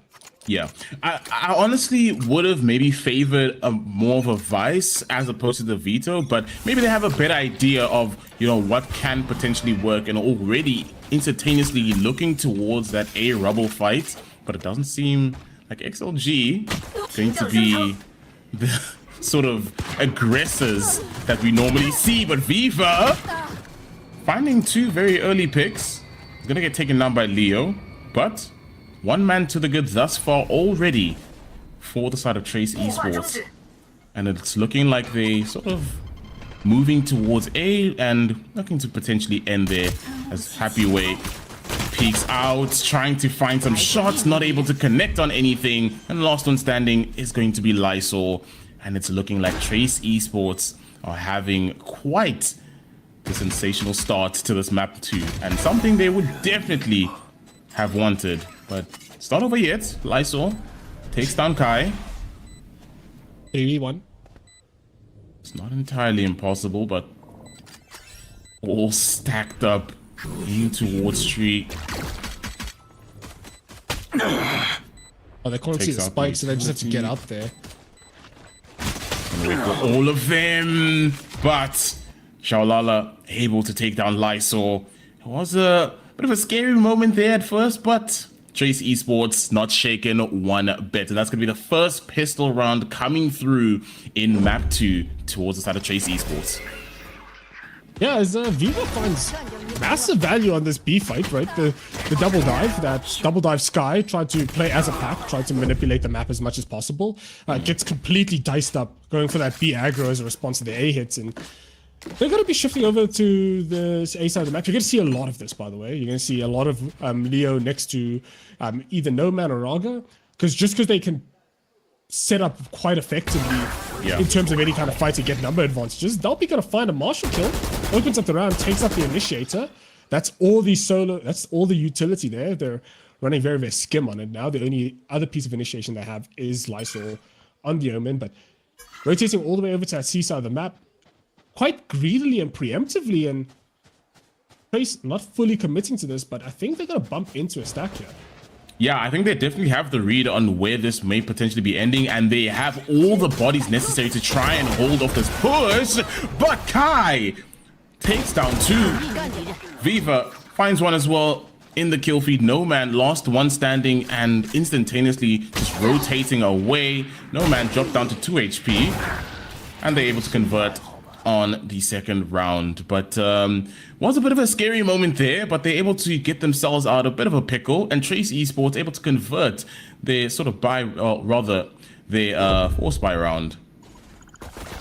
Yeah, with minimal casualties, I think. It was just Kai that died after getting 2 as well, so they lose 2 guns. They lose 2 guns, or unless they were claimed by someone, but Trace looking pretty strong here. This double duel not finding as much value as they want, so they're going to separate the duelists, keep one of the duelists on A with Sky, and set up for a C brawl here. Refract popped, looking for the kill, and No Man finds one. Really good opening kill already. No Man gets good value from that refract, able to get that alt orb off. And will it be a C execute, or will they try and maybe just bleed out a bit of utility? Does seem like they're just going to default it for now. All bodies are inserted towards C side, and maybe potentially faking towards the B hit. But either way, it's really good map control coming through from the side of XLG. They have an idea that they're still going to be out on C, so no one's really budging from the side of XLG. Just holding out. Meanwhile, on the other side of the map, XLG just has all of A main control, right? They're not really concerned about the rotate coming through, because they just have basically they have control of 1 out of the 3 extremities, right? And they have all of B control, so the minute that door opens, they see no one, they know it's not C, and they can just shift over accordingly. Here's the B rear clear coming through. The Trailblazer clearing out all of B. That's control of 2 out of the 3, so you must see no one as C, and here comes the pop. Yeah, trying to blast onto side. Jalala taken down by Happyway. Happyway trying to find a second. Indeed finds the second. Guiding Light gets a bit of information that they are still going to be held up in C main. Shots raining down. Trades coming through. But Leo able to clean out the last 2 kills of the round. And they managed to do it with only 1 casualty, right? They keep 4 vandals or 4 rifles going to the next round. As XLG, a bit stun locked, caught by analysis paralysis there. Not committing fully to the C hits, not responding appropriately to that first blood, and they lose the first round in this best of 2 basically. Historically, as XLG getting their first bit of momentum, putting their foot in the door here. Yeah, and at this point in time, there's going to be a full buy round. Doesn't seem like Viva is going to be buying. Actually, opting to just go for a bandit buy. So quite interesting to see that. But for now, defaulting, and it does seem like XLG trying to play to their strengths and playing a bit more aggressive, holding a lot more space towards C. And now knowing that it's not going to be a C hit, advancing in towards B. And now it's actually sort of pinching Trace Esports to sort of have to push A. Yeah, kind of nudged them over entirely, right? They have all the C main control. They use that door, which cancels out any kind of B shenanigans. And Viva's still there. There's no initiation on the A side of the map, but they have got the numbers right. It's a 4v1. The only person here playing Sentinel is Happyway. Viva looking for damage. Lightspeed refract happens, and Viva finds one.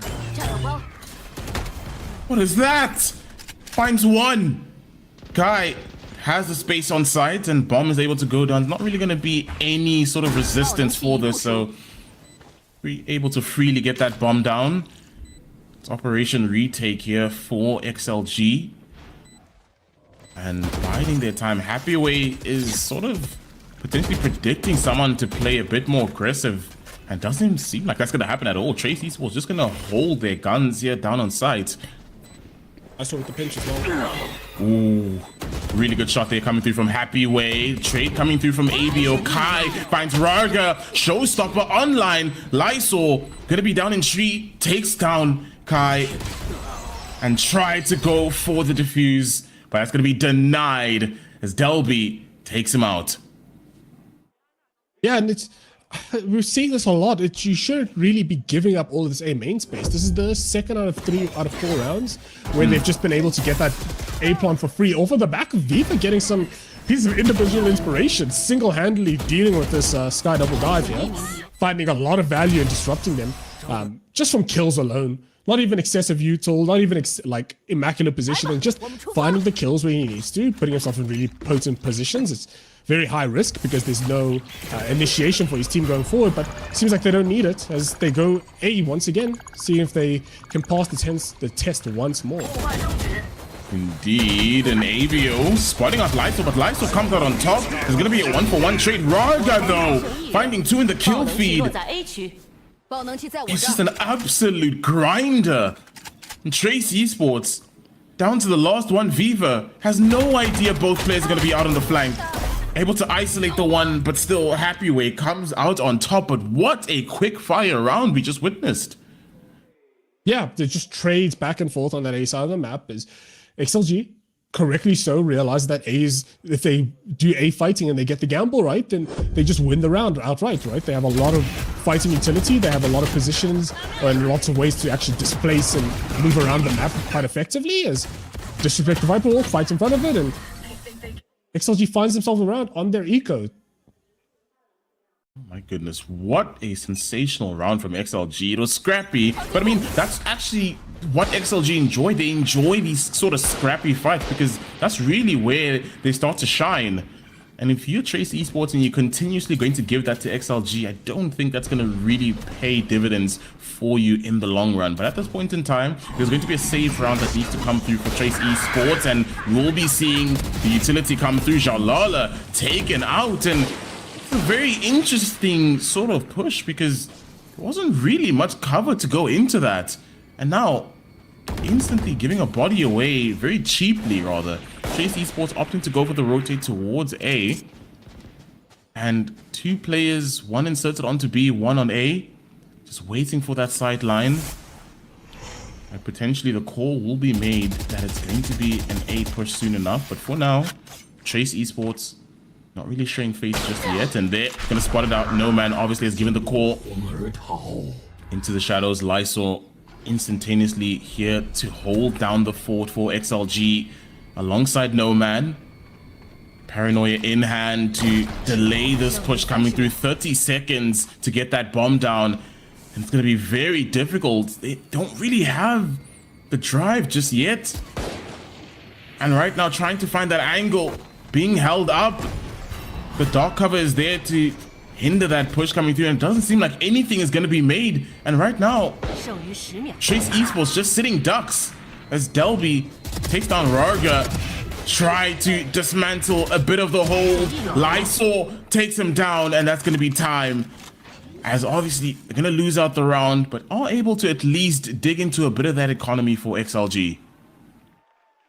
It's the problem, the thing that's a bit discouraging there is they did it at the end, right? They actually managed to breach the site at the end just by doing something. They just sat for so long in that tree. They were all stacked up there as Jailaula is a bit wanting there, I think. TPs to try and get onto sites and open up the site, but there's no support, like you mentioned. There's no one behind him. There's no one playing cover. There's no one playing for trade. As Trace forced to do one of their first timeouts for the game, right? So yeah. We saw them burn both of their timeouts just to survive the first half of Breeze, and they didn't need it on the back half, so potentially a stylistic consideration there. Do you think it's a good call to call it now, though? I think potentially, right? So the idea is you have the first 5 rounds of every single game, right? You have pistol, so on and so forth, until the first rifle at round 3 and the second rifle at round 5. If you lose round 5's rifle, which is the ult rifle, like ultimate rifle, then you end up on round 6 the eco, which doesn't make sense to time out, or unless you do time out, but then you're only timing out for round 7 when you actually get rifles again. So potentially, especially if you're seeing like a big gap or big opportunity to optimize the way you're playing the game, it seems like their A side of the map is potentially working, but they're just being beaten in terms of reclaims. You keep an eye out for WS Leo. Just watch all for the timings. I'm talking 1 minute timing, 140 timing, or 120 timing rather. How is he going to reclear all of these extremities? So, and make things very, very difficult for Trace. But it seems like an A brawl on the offing here.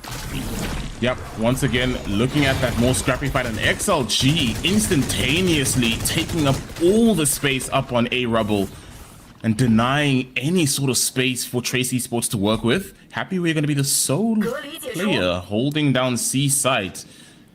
Might potentially run into a bit of a resistance. And Happy we're realizing the danger and just backing away.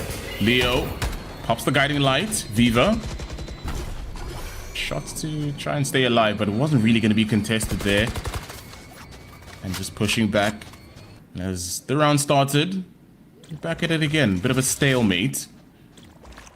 But lots of presence up on A Rubble. And I think the big thing you're seeing is that it's not a convincing C hit, nor is it a convincing B hit either. So they're only going to be fighting towards A. This is the second round of fighting here. As the conversion pass gets committed. Yeah, conversion pass committed, and not really much sort of taken off of that. They just allowed it to just push them back. No value whatsoever taken, but the Nightfall is going to be committed. There's only going to be a 1-for-1 trade as Kai comes out on top, takes down Rarga. Abio spots out one, and Lysol gets another. They have an idea that Leo is there. What a play, and what a hold from Leo. Yeah, actually just manages to find all 3 there. Trace is just being beaten on time. It's crazy. Trace is just being beaten on time. They're not showing a convincing C side. They're not showing convincing B side, or they're showing convincing A side. So the problem is, the minute they don't show any convincing strong side presence, then people just entrench. They just sit, they just mind their own business. They feel comfortable throwing that convergent pass very, very proactively to just hold you at A main. Because they have all the util. They know they're just beating you on time consistently. Yep. But it does seem like a little bit more confidence is being brought out in XLG, as they've been a lot more aggressive on these A Rubble pushes.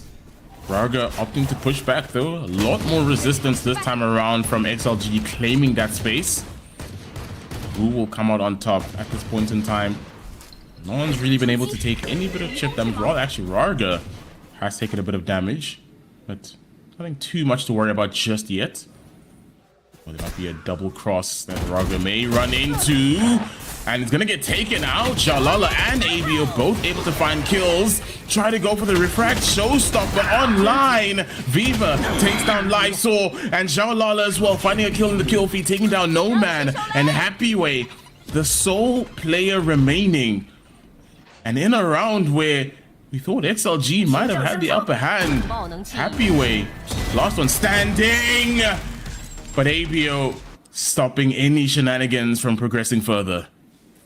And that was a stand. Yeah, that was definitely a stand as Happy Way drops into CT, drops into drop, and finds 2 kills as a sort of consolatory prize for, I think that was a thrifty, no? Yeah. I'm fairly certain that was a thrifty. That was Sheriffs and Classics. And They just found individual 1v1s that upgrade their Vandals appropriately on the back of an A main fight. We spoke about brawls. We spoke about brawls being a big factor for this. Is for the first time in a while, XLG loses that A main brawl and the coach is livid.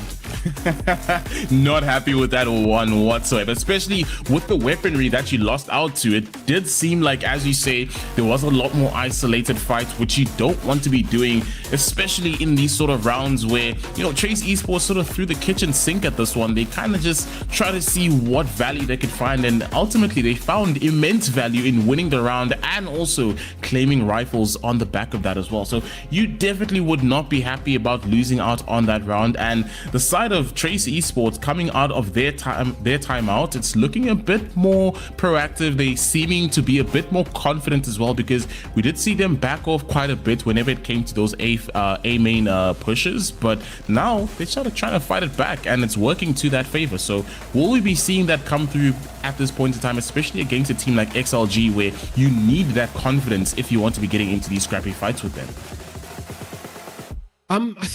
I think it's they buy so dastardly. They have 3 rifles and 2 classics inside of XLG. What happened to their eco? Why is their eco so shot? I guess they have Neon Overdrive that they're gambling off of, so technically 4 rifles. But I mean, you look from Trace, by the way, 212 into collapse 221 actually. Indeed. So potentially a bit of a change up that might catch XLG off guard. And right now, just sort of biding their time, not really being too bothered by this sort of a slow, methodical push. Not much space taken up just yet from the side of Trace Esports. XLG have a lot of control thus far, taking up space both on A rubble and B. It does seem the call was made to head towards C side, so we're seeing 3 bodies going to be held up there, but the call now is to sort of rotate all the way through to potentially B site.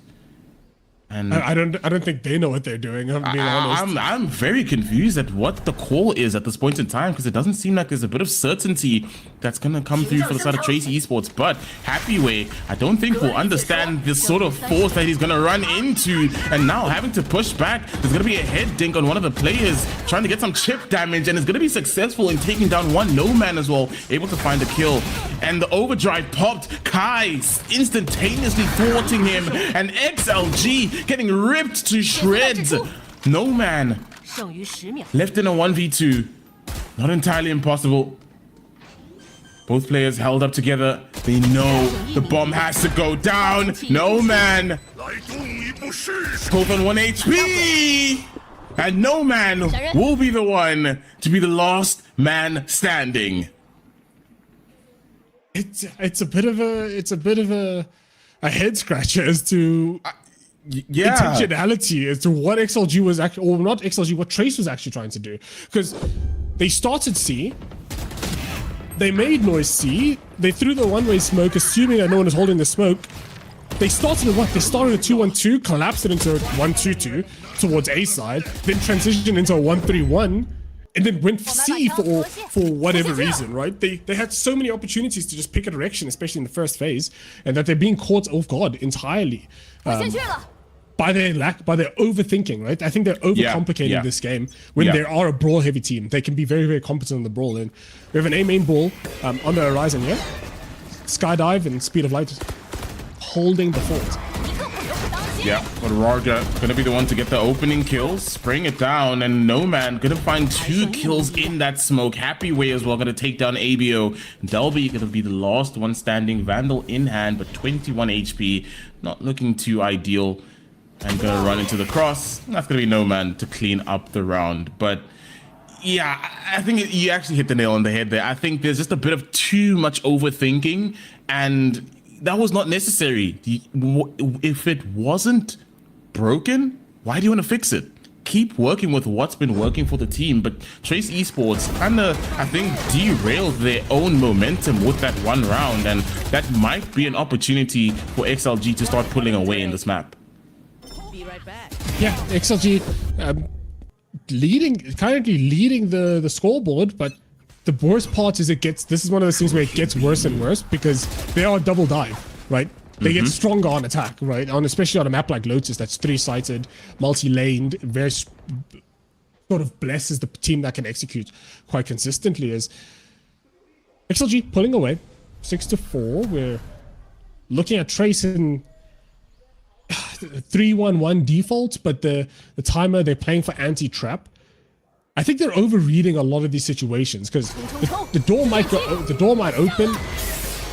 Conversion pass might be committed, but they had so much time to actually capitalize off of that information. But eyes on Dolby.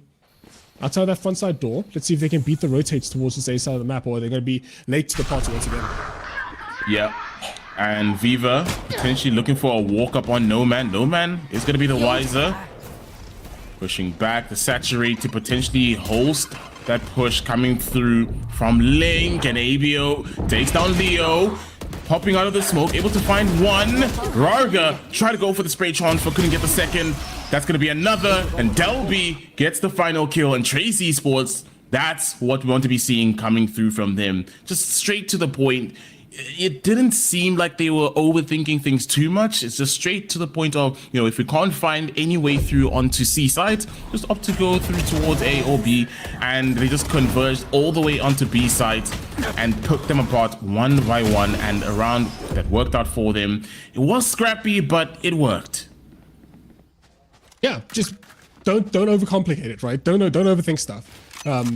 They play towards their trap play, but the difference is they play towards their trap play while still being proactive on that A side of the map, not giving up the entire map state in favor of what they deem as a read on the enemy team, right? They're still playing their own game quite consistently, and they've done a big thing in transitioning Delby from that heavy anchor role into a more like lurk and late round contest kind of role, right? They're not giving all of A main for free, they're just having Delby monitoring A main, pressuring through it late. Is comes out of a rubble.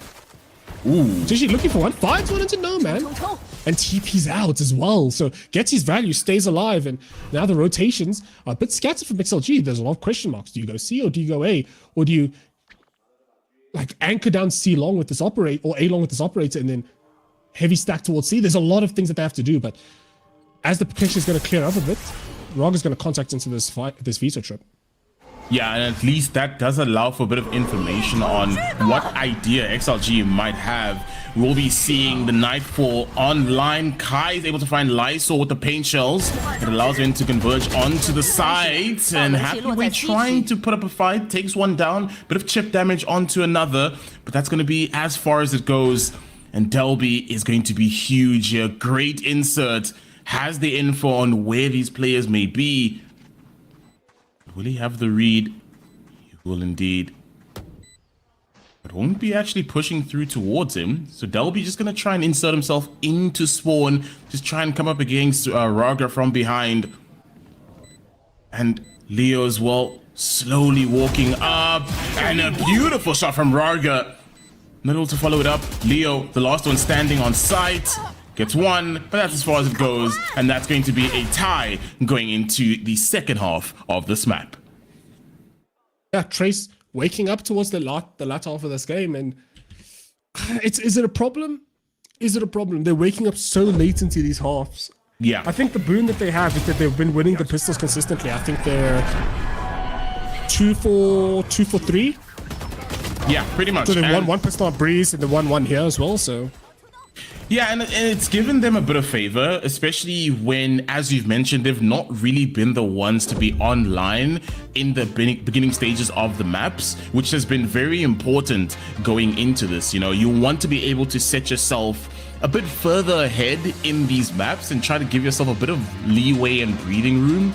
But at this point in time, going into the second part of this map, 6-6, with the composition that XLG have, it is going to be a tough task to ask for Trace Esports, because there's going to be a lot of scrappy fights. You should be expecting a lot more aggression. So now that's where you kind of ask the question, is the veto pick somewhat, going to be favorable for the side of Trace Esports, because I kind of believe that you could have maybe found a bit of more value with the Vice coming into the second part of this map. But again, maybe there's something I just clearly haven't seen just yet in that pick, and that is what I want to be seeing coming through. How will they be able to stop that aggression coming through from XLG in the second part of this attack side of the map? I think the big problem, especially with the veto pick, is you playing for, when you pick Vice, you play for anti-dive, right? You play for anti-neon, anti-waylay. You pick Killjoy, you're playing for general space contest, right? You can control a lot of space quite consistently. You play Cypher, similar idea. You're playing for anti-dive or more contact ideas. You play the veto, you're playing for excessive amounts of util, like util dump. You're playing for like dealing with the double breach or breach, Teo, fade sky, that sort of idea. You're playing for a lot of projectile utility, eating the raise nades and all of that. XLG doesn't have all of that util to play with. That's the issue. They don't have a raise, they don't have a breach, they don't have a Teo, they don't have a lot of util that you have to be swatting out of midair. So you're just using it for the fast rotates, and even then, isn't that a protocol that you can just implement into your game, just rotating faster off of information? So we'll see. We'll see how the veto works. It's a relatively new agent, is relatively new meta, and adaptation of older ideas. Is Delby looking to be relevant this round. Spikes on his side of the map, playing very heavy contact. Spots the Trailblazer, takes a couple of shots, and dinks down to 64 HP. Yeah, at this point in time, it's a bit of a more passive idea. And XLG, a lot more bodies towards C. Try to get a bit of presence, pull as much bodies as possible towards A, but it doesn't seem like that's going to be working, as Trace Esports have the read and have the idea that it's going to be a C hit, but a lot more bodies to work with as they all burst out onto site, and the bomb will likely be able to go down without minimal sort of contact. And Viva on 1 HP, putting in work. Put into a 5v3, and it's not looking ideal for XLG as Kai finds another. That's going to be trades on either end. Last one standing, Rarga able to be taken down, and Trace Esports, what a start to the second half, and this is really what they need. As you've mentioned, winning out those personals. It's going to be 3 out of 4 in this series thus far. Yeah, very, very potent. Tell me you're a caster without saying, don't worry, nothing's gonna happen, and then 2 people die immediately, right? So, I think the worst part is Viva doesn't die there, right? Viva's been a massive player, and just a lot of the success for early rounds Trace Esports, right? You look back to when they were on attack side, finding a lot of those early kills to shut down that aggression down B main. You come to defense, doing the exact same thing. He's playing CT, shutting down a lot of that aggression for anybody trying to spill out of CT and cause a lot of problems for his team. Definitely standout player. He's, the people support, finding a lot of value in just his presence, his space, and he's admittedly really good fragging potential. Yeah. Indeed. And at this point in time, it's to be again a bit of a slowed down push. And the paranoia online. Refract is there. Charlotte pops out one, takes down Happy Way. Some shots raining down. Rarga able to get one. There's trades on either end, and it's going to be in the favor of XLG, as it's going to be 2 players left standing. Need to pick up the Bulldog, so it's 2 guns to work with, and not that much HP on ABO to work with. Delby, Spectre in hand, potentially looking to break apart these crosses, and they're gonna try and isolate the fights. They've got one down. The headshot is there. Delby able to find a kill. No man, last one standing. They need to be able to play this together. They're gonna hold the cross, but it does not matter. No man able to take them both down. Yeah, they managed to find it.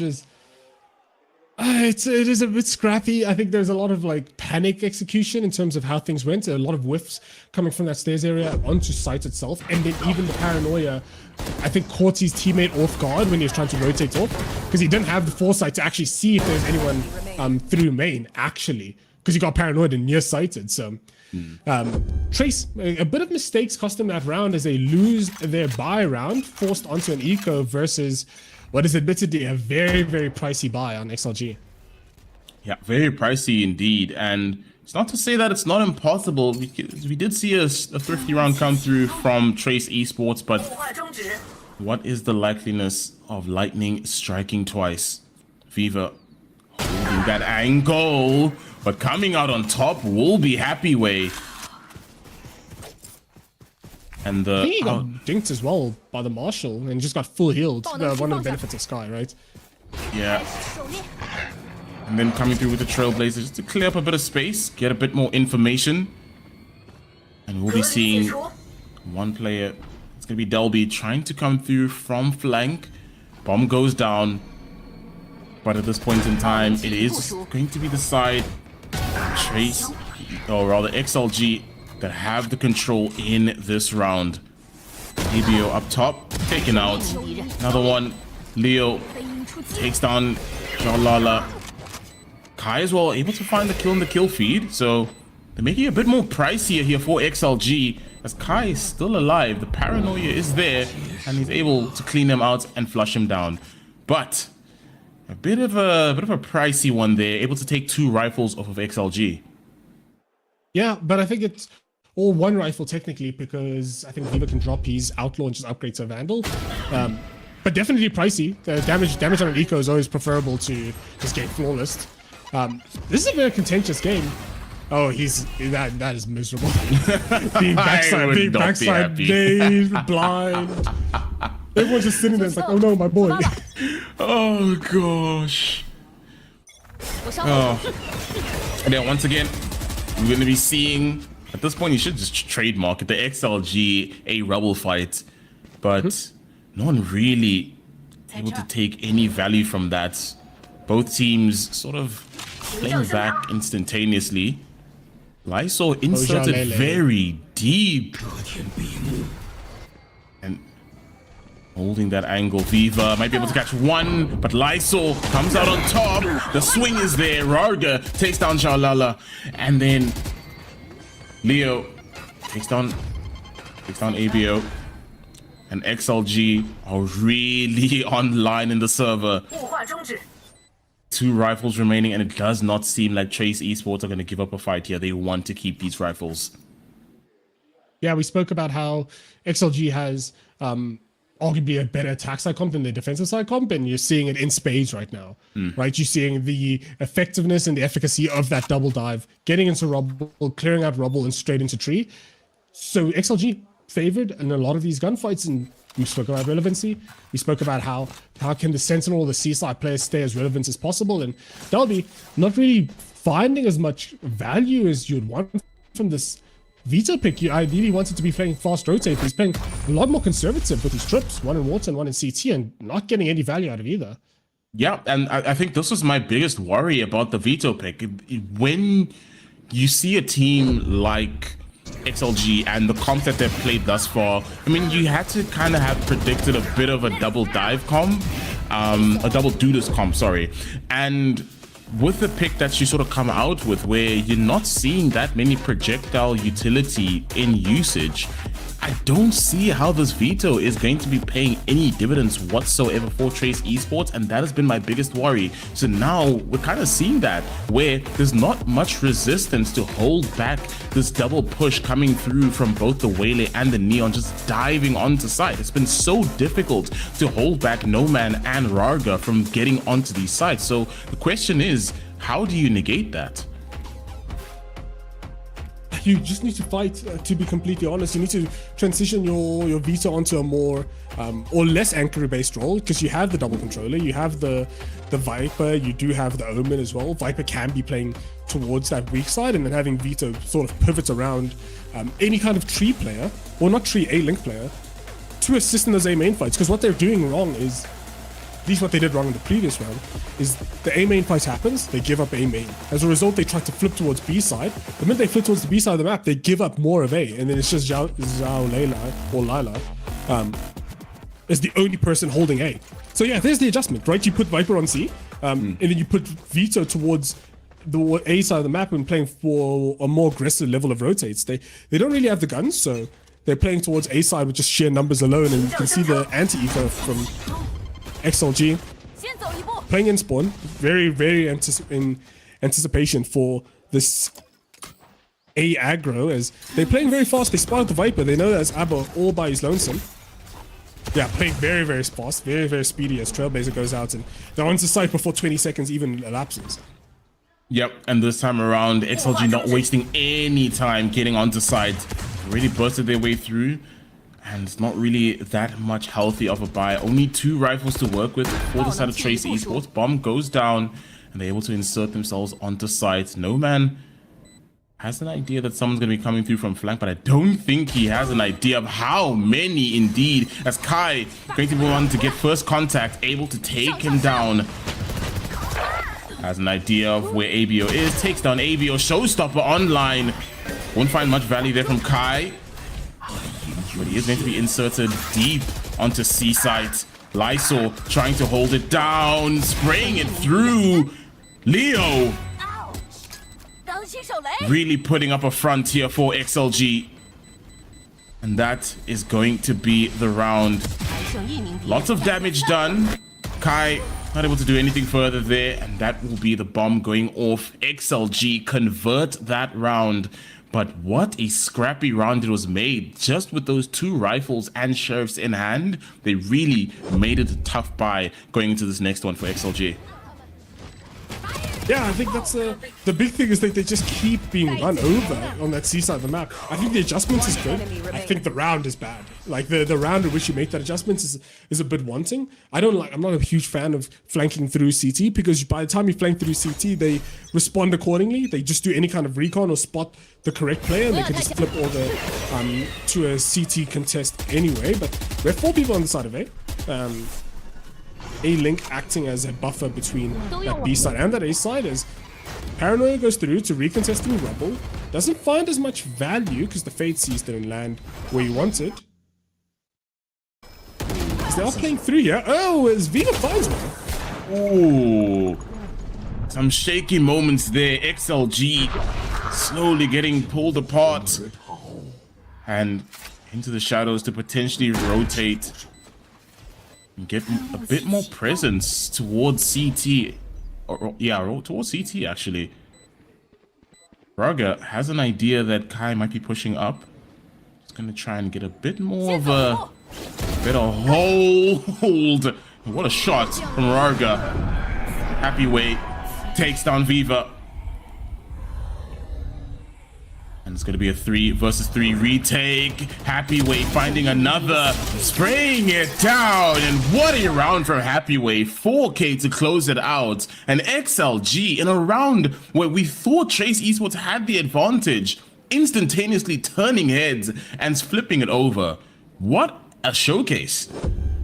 Happy Way ever the ace for XLG. Big moments. He was an ace during champs. He was an ace during domestics, and comes up with 4 big kills. Is XLG playing for their strengths, playing for these very fast side hits, recognizing that the Vito does a bit of a desperate job at holding that C side. Is they are going to move the Viper over to C, offer a bit more assistance in the delay and the molly to do any kind of chip damage on the fast pop and expend some of Sky's healing. Because WS Leo getting so much value out of that. Any kind of chip damage just doesn't stick against them. Yep. And at this point in time, Delby inserted deep here onto Mound. And just going to use the crosscut just to get out instantaneously. Not really trying to contest that too much. Slowly walking up onto site. Bursting out an opportunity. Happy Way finds one. Delby taken down. Slowly but surely, XLG on the precipice to potentially get that last round to make it match point. Will that be this round? As they found the first pick. Still 4 more to go. Happy Way. Happy with the ultimate. Yeah, it's just going to be 1 shot to the body, making it difficult. And again, Happy Way really standing out in the round. Guiding light pops. Leo swings, takes down Kai, and it's going to be the last one standing. ABO on a stinger. It is not likely whatsoever they're going to find anything. And that's going to be the 12th round secured for XLG, and match point secured thus far.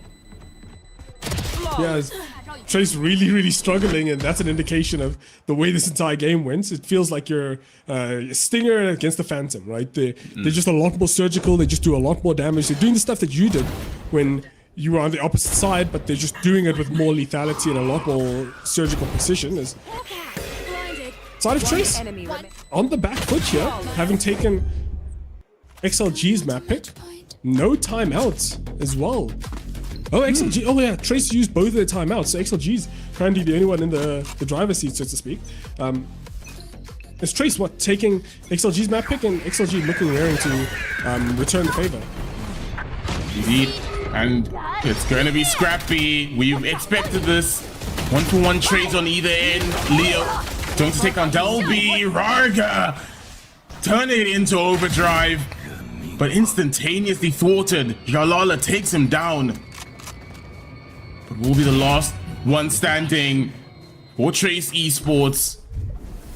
Last line of defense. They're going to go all the way through to Seaside.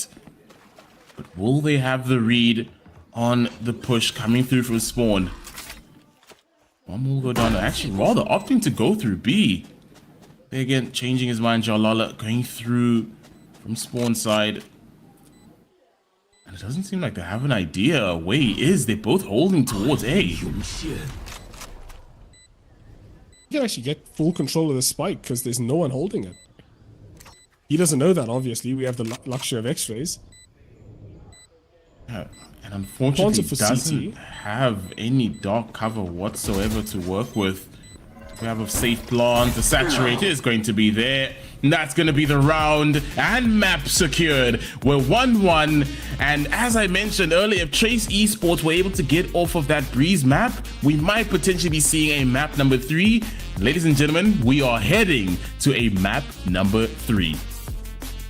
Yeah, heading to Bayern in a very resounding fashion is XLG rallies. They rallied in a very confident way when they came to attack. They had a 6-6 half. Even though there are disadvantages on pistols, I think they've won 1 out of 4.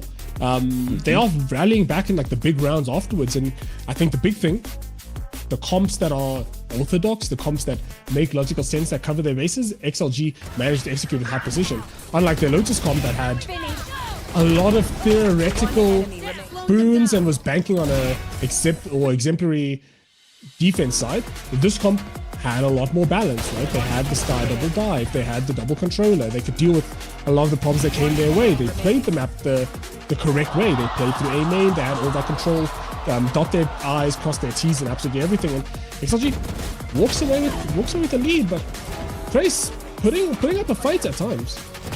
Yeah, most definitely. And it wasn't an easy way through. Definitely Trace Esports did give them something to think about a lot of the time in a lot of these rounds. But XLG, as you said, they just had everything sort of nailed down to a T. They had the right composition. They worked it to their strengths.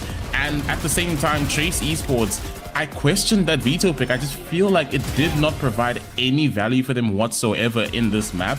And we saw that come to fruition as we saw how much sort of, I guess, dominance was showcased by the side of XLG and how it was almost allowed.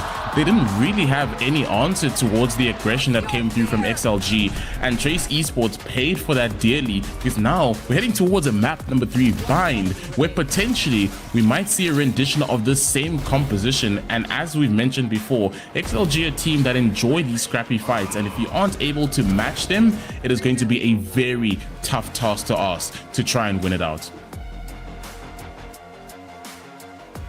Let's go! We come from B, close B one. We can saw the console now. I got Spanish. Two more. I got one down. Two more. Last side. Close. You pick at B. 1, 2, 3. I pick up you. Yeah, pick up me. Yeah, hold together. Go together. Nice! Let's go! Let's go! Come on! 我都未給幫佢人啦，我都未幫佢人。睇我啦。One more. Road speaking. BG，看。God。Take that，我給你。我去。旁邊有在打。Nice bro! Oh my god.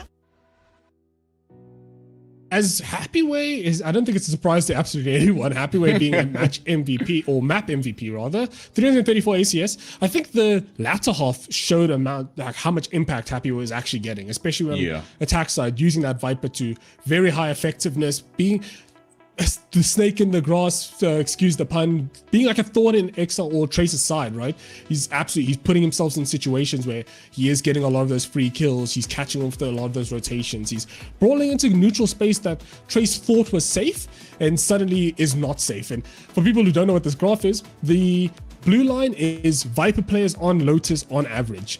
The purple line is Happyway's performance contrasted with that. So as the stage goes on, we're going to have this graph shifting dramatically, but things to keep an eye out for is KST, or kills, assists, survived, and traded as a stat, 90%.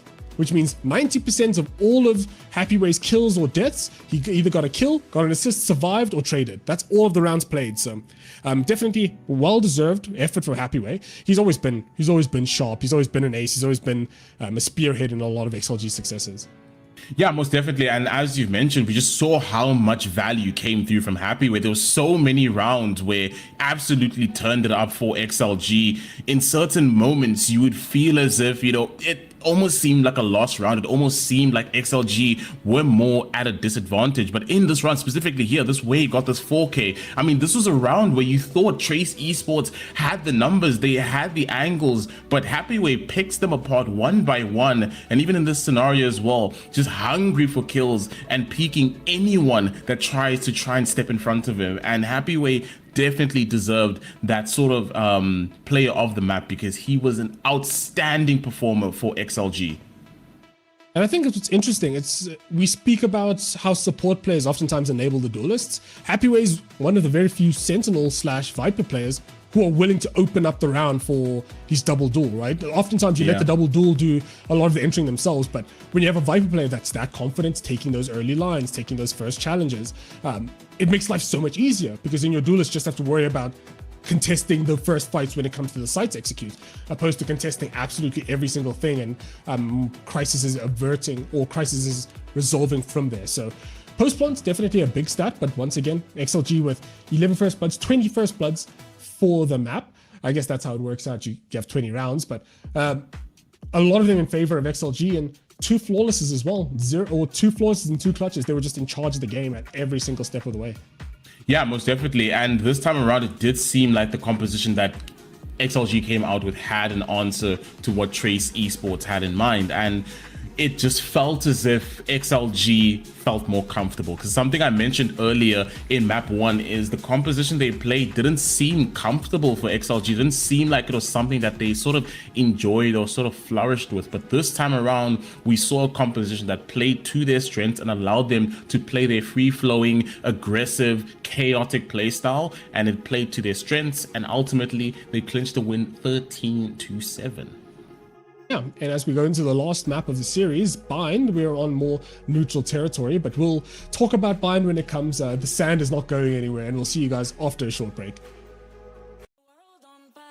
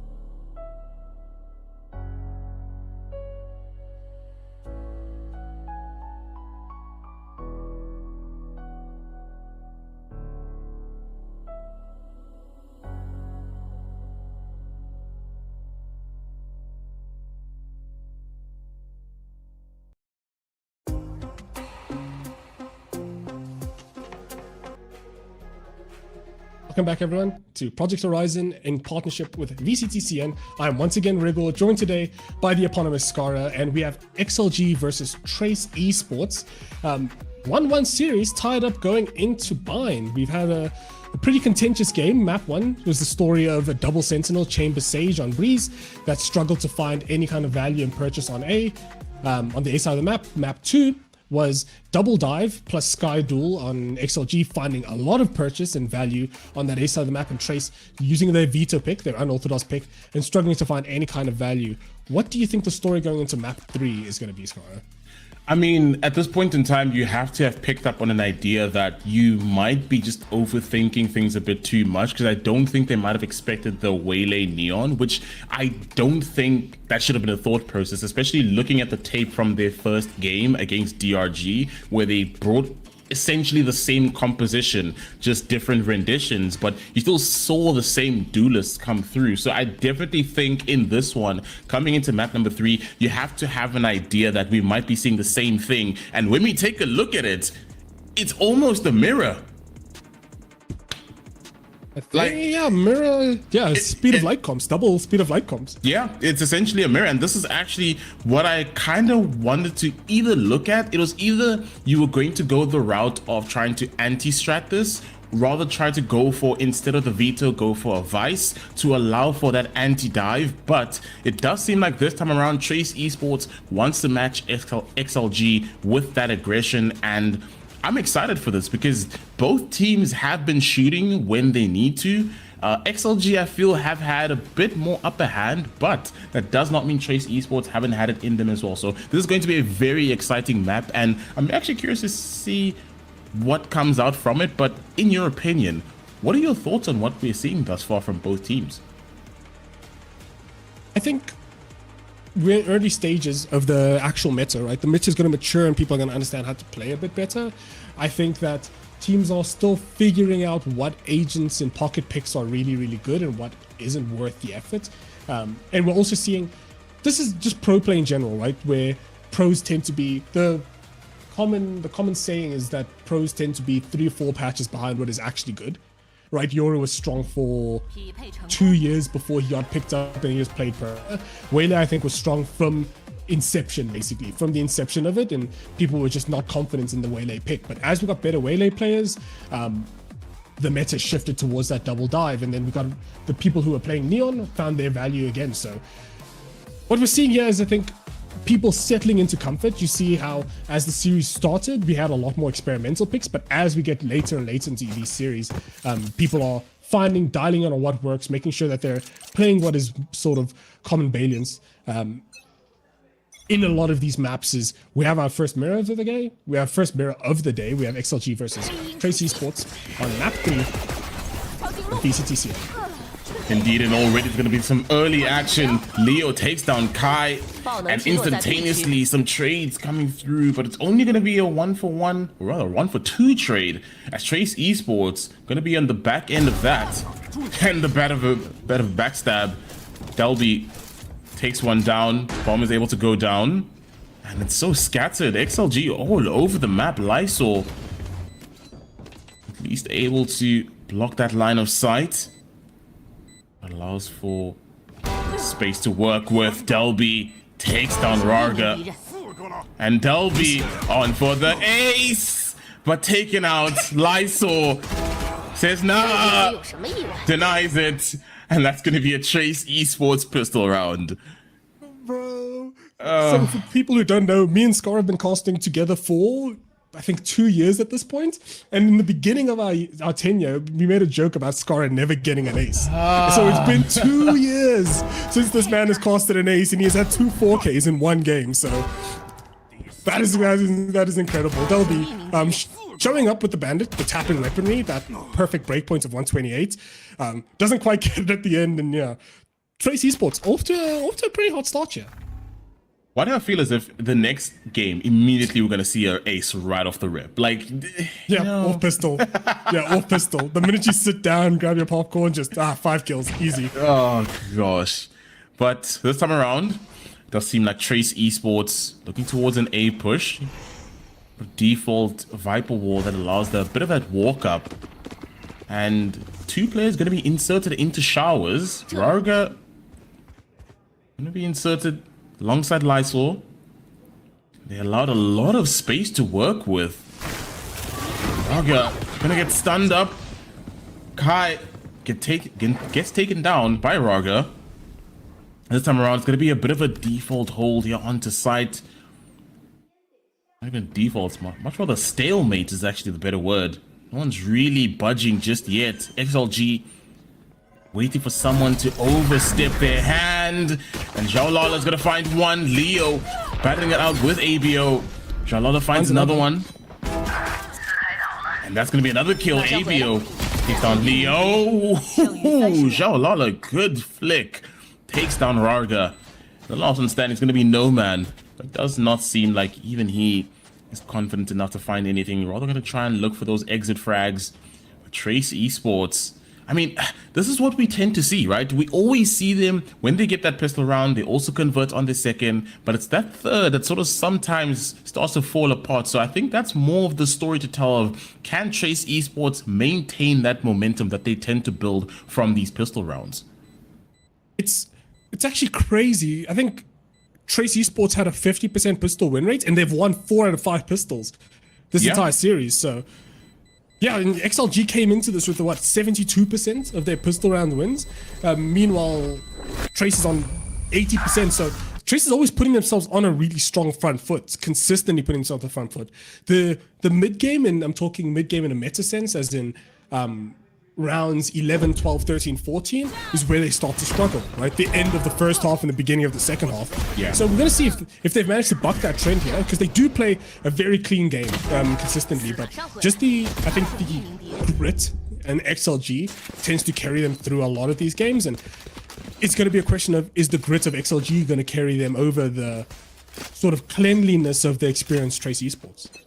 Yeah, and I think the most important thing as well is, will Trace Esports kind of play into that experience and not really overthink like they tend to?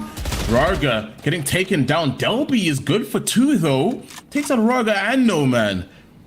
Put into a 4v3. Lysol slowly walking up. Zhao Lala has taken up space up into lamps. Trying to deny the plant, is able to stop it momentarily, and that's going to be Happyway finding ABO. Again, trying to deny the plant, but this time around will be successful. But it's going to be a 3 versus 3 hold. Trace Esports, not out of the woods yet. Have done a bit of work thus far, able to clinch the first 2, make that 3 kills, saturate. Won't be able to reach Lysol, but well, now XLG putting in some good work, and this time around, the molly missed. They're able to get it up to half, and they know, and that's going to be catastrophic. And that is going to be XLG converting the round. Not like this. Not like this. Delete the VOD. Delete the VOD. Don't we don't acknowledge that one happened. Nah, that didn't happen. No. Everything was so, you know, the stars were aligned. The constellation said a Trace win, but then a missed molly, a saturate that went slightly too far, Happyway finding a kill that I think was very, very detrimental, and sort of drove that thorn deeper into the foot of Trace Esports, cost them the round there. And yeah, I think that's a bit of an overcorrect. They were working on A. Things were fine on A. Things were very balanced on A. But after that round, they're switching over to this B pop, which I don't think is the play per se, because you swapping over to the B pop means that all that goodwill that you're developing on that A side of the map doesn't quite fulfill itself, and you can't really set up a more consistent default here. I guess it's the early phase of the round, but WS Leo gonna find that kill into Zhao Lala. Yeah, and I mean, that's honestly a great. Whoa, and Leo finally found the shot there to take down Kai. Delby getting the trade, but it's going to be a 4v3. But I think that's such a great cause. Is you don't really have an idea or information on what has been going on B side. You've built such a good foothold thus far on A. I don't see why you need to change it up. And this might be, again, the issue that Trace Esports have been running into. Just that slight overthinking of the scenario. Because right now, they put into a disadvantage. And here the backstab might be coming through from No Man. I think he's found the timing. If he just slowly walks up, might be able to get that backstab successfully. But it does seem like the bodies haven't pulled towards B side. They don't have an idea, and Delby had the read. Takes down No Man, and bomb goes down. Sensational work. Oh, my eyes. Oh, good. Guiding light. Able to get a bit of information, have an idea. Snakebite to hold off that push onto Lamps, and that forces them to have to try and push through the main side. Viva tried to hold it down. The spray is there. And does the molly hold this time around? Delby, V happy way. This time around buys a bit more time. And Delby knows he can't get it in time. Happy way. Having to either try and get the save or the kill, opting for that save and trying to run away. Happy way does leave with his life and rifle in hand, but Trace Esports, I mean, I had my doubts there. I really felt like they didn't really have much of a foothold in that round, but salvaging it in the latter stages of it, able to get that read. Leo finding 2 crucial kills very early on in the round, and then Delby, that read was nuts, and then finding another kill to clinch the round. Yeah, playing for their strengths, right? We spoke about how A side of the map is just the best side for this comp to go, right? They have a lot of options to deal with lamps, backsides, even showers to an extent, right? But B long isn't as prolific. They don't really have a play where they can work through B long and work around it. So good to see Trace hammering down on their successes. They struggle to do so on Breeze, but finding a lot of value here. We spoke about how their first five rounds tend to be very, very good, and with the weaponry they have versus the opposition and the strength of resistance from XLG, it looks like we're looking for a 4-1 first 5 in favor of Trace Esports. Yeah, potentially, as the first pick already is going to fall. And that is going to be No Man that goes down. Some shots raining down, but not able to get any damage just yet. The Snakebite potentially going to flush them out. That's going to be Rarga getting a kill. Overdrive online. Very interesting there. Happy way potentially for the backstab, but the read is there and he's taken out. And I'm questioning that overdrive. Desperation, maybe? Yeah, maybe desperation. You don't have the guns. I guess you're gambling that you're going to get another one. I think the reason why I would say it's allowed, right? Looking back at the first 5 we mentioned beforehand, you have pistol, you have the buy round or the anti-eco, you have your first rifle, your second rifle, and what we know is the ult round, right? Oftentimes round 5 where you spend your first ultis. The reason why is because odds are you're going to get your next ulti by round 7 or round 8ish if you play very aggressive ulti con. So him committing the ulti might have been the difference to break the economy of Trace Esports. Leo's going to find 2 kills. He's always good for those 2 on that B side of the map as Zhao Lele shuts him down. Is 3v3. Bomb plants. Another 45 seconds on the clock. Yeah, bomb goes down. Able to hold it out. There's only going to be 1 player late. It's going to be a double swing, but he's able to isolate the fights. Happy way. Judge in hand. Takes 2. And as quick as the advantage sort of popped in the face of Trace Esports, it dissipates. Jalele, the last one standing. Convergent pass potentially. And it's going to be online. It's going to be a double hold. And No Man able to convert with that operator. But, oh yeah, that was a bit of a rough one. And the problem is, guess what site they went? They went the wrong side, you know, they went B instead of going A. I think their comp is geared towards very, very A heavy presence. the amount of value that Leo is getting just from this B-side anchor on the map is definitely immaculate, and definitely dialing up the pressure for XLG, or dialing up the pressure on Trace Esports, because XLG is just getting B long for control for free just on the back of the rookie. Yeah, it's honestly just ridiculous how much value Viva has been able to find. But it's, as you said, there's no reason to be trying to find your way through onto the B sides. And now finally going to their strengths, finding A, but Viper's Pit not allowing any space to work with. LB will go down. ABO able to find 2. We'll be seeing the orbital strike as well getting committed into the round. But Trace Esports coming out the victor thus far in that first battle. But the story is, what more can be found? The Seekers potentially try to flush out Viva. And ABO takes down Lysor. Some trades coming through. No Man takes one down.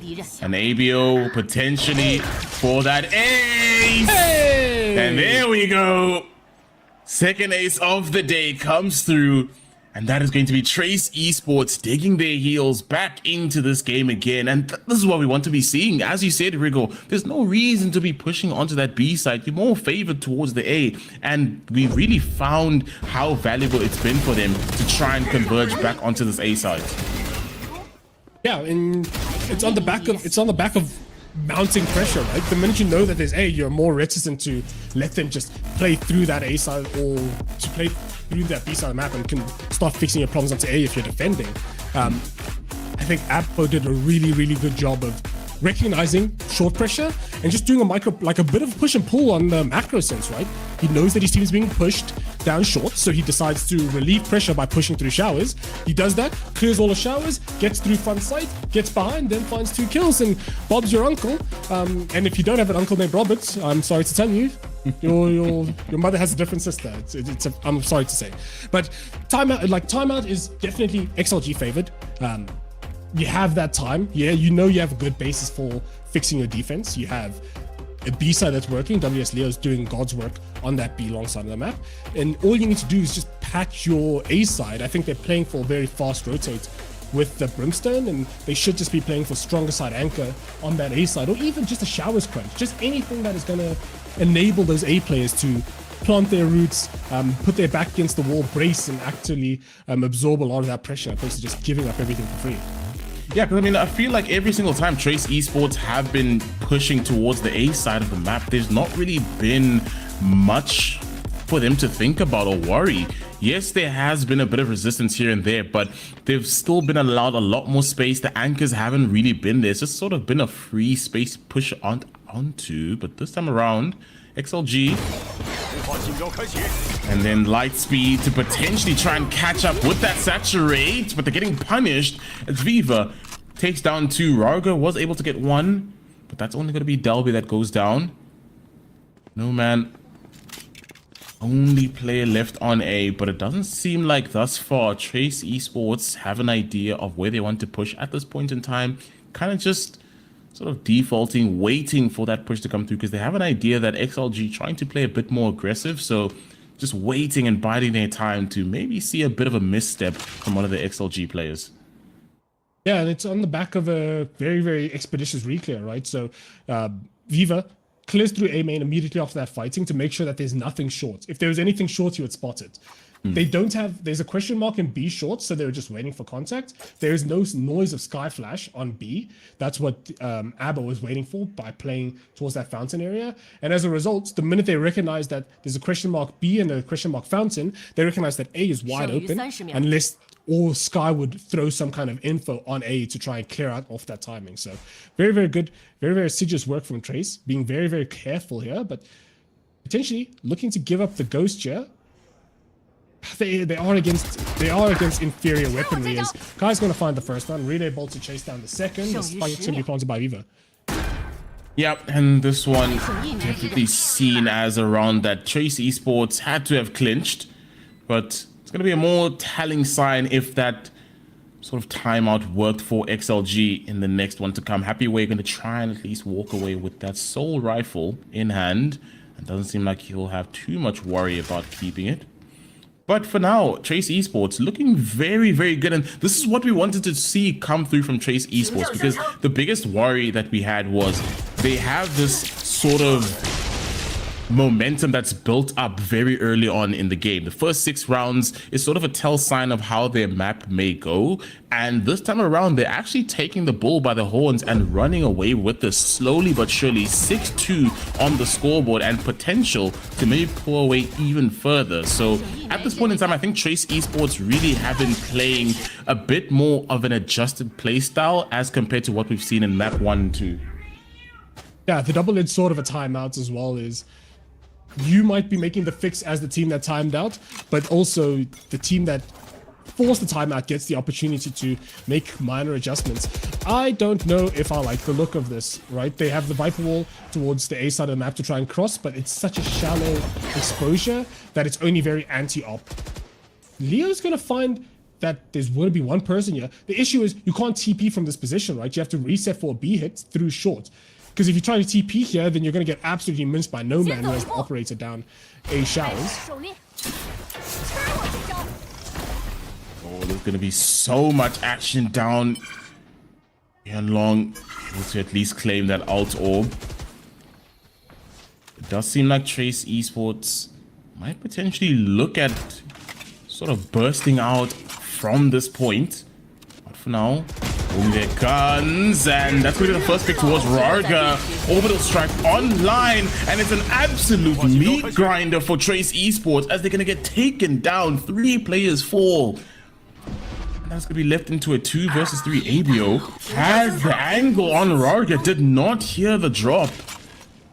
The TP came through. That is going to be Lysol all the way through the side of sight, but Delby, no way. That is insane. No, illegal to get that kill.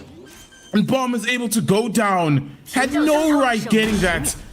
And now work to be done as the Viper's Pit is going to be invested into this round to potentially secure it.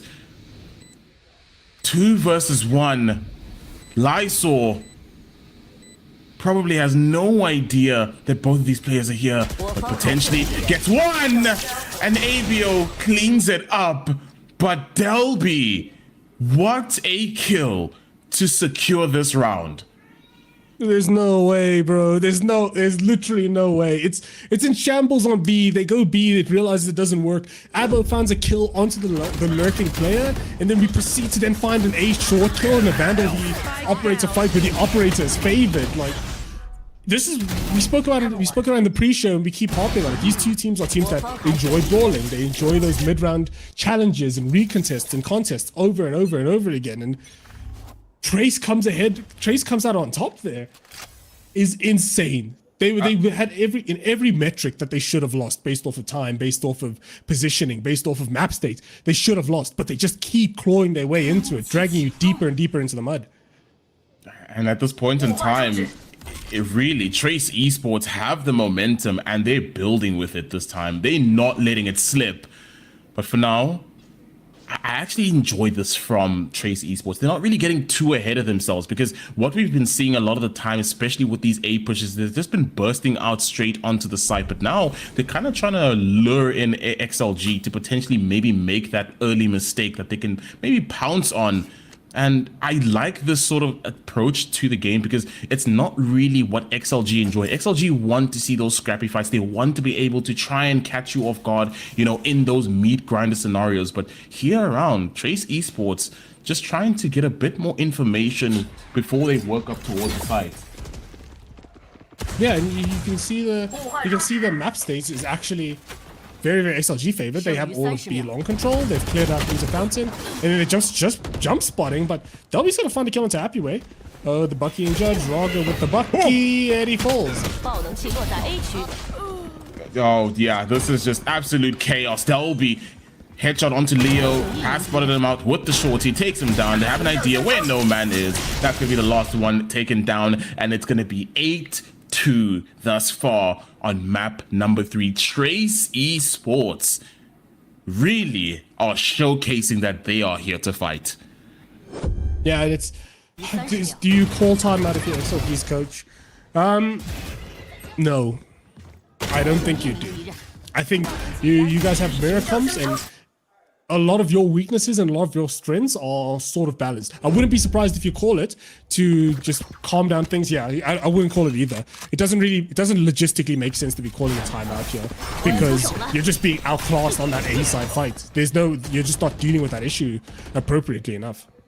Yeah, and it's very difficult when it's to a point where you're not really just winning out your fights. So I get that. You don't really want to call a timeout for something like that. But at this point in time, Happy Way able to find the opening kill thus far and gonna get lots of chip damage down onto Lysol. So Lysol having to play a bit more cautious for the rest of this round. Trace Esports able to get the bomb down and also to get themselves out onto site. Leo dug deep here into long. And they're gonna have the idea potentially, but Leo comes out on top, takes down Avio. Lysol able to find some kills. Trace Esports getting picked apart. Viva, the last one standing, and is gonna get cleaned out by Happy Way. And there's a response coming through from XLG. I'm going to throw my chair if Trace goes B one more time, bro. I'm not gonna lie. They just consistently have all of A main control. They just have ways to deal with A main. They have ways to punish A main, but they keep forcing B. Even off of that kill, I think you can play for some kind of reckless showers and maybe set up some kind of advanced TP play, holding someone's showers, having someone go take TP, clearing out B long, because you know Leo's been going to play B long. He's always been playing B long, and every single time, a lot of the reasons why we lose the rounds is because Leo is B long. So XLG being given lifelines here as Trace. We spoke about overthinking, getting caught again in that overthinking trap. Overthinking what is arguably like a very simple way to win these rounds. Yeah, indeed. And Convergent Part's gonna get popped. Happy Way might get caught out, and indeed does get caught out. The chase is gonna be on overdrive online. Rarga potentially trying to hold it down, but it's gonna be a 3-man hole. Orbital strike as well committed. Kitchen sink and everything thrown down here in showers, and Viva getting flushed out, but still able to take down Leo. Lysol able to convert a kill. Kai running him down, but instead opting to not really be too aggressive and holds it down. It's going to be a 2 versus 2. They need to play for each other. It's going to be Delby and Kai to hold it here for Trace Esports to potentially clinch that 9th round.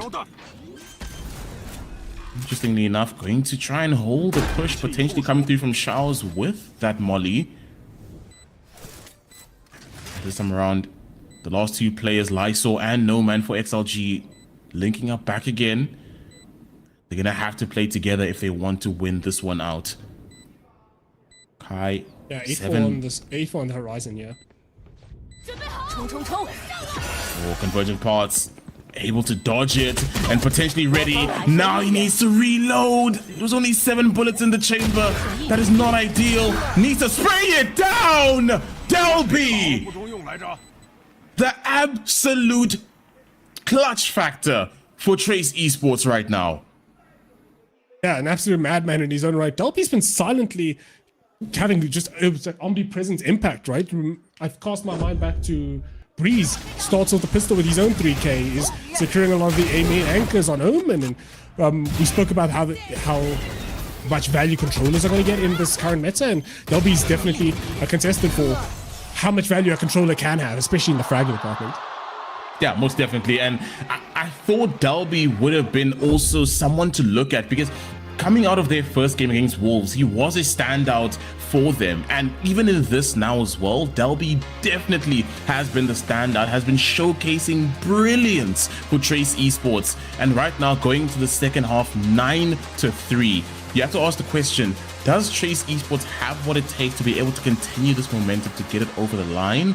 Or will we be seeing XLG maybe have a bit of a resurgence and get themselves back into it? Because at this point in time, it's as you said, every time they've gone B, Trace Esports have been picked apart. Leo has had such a good hold on long, but anytime they've gone A, there's just been no answer or response that come through from XLG. So you'd have to think that at this point in time, it might be in favor of Trace and it's Trace to lose. But with these mirror comps, you never know what you can be seeing coming through from attack side from XLG.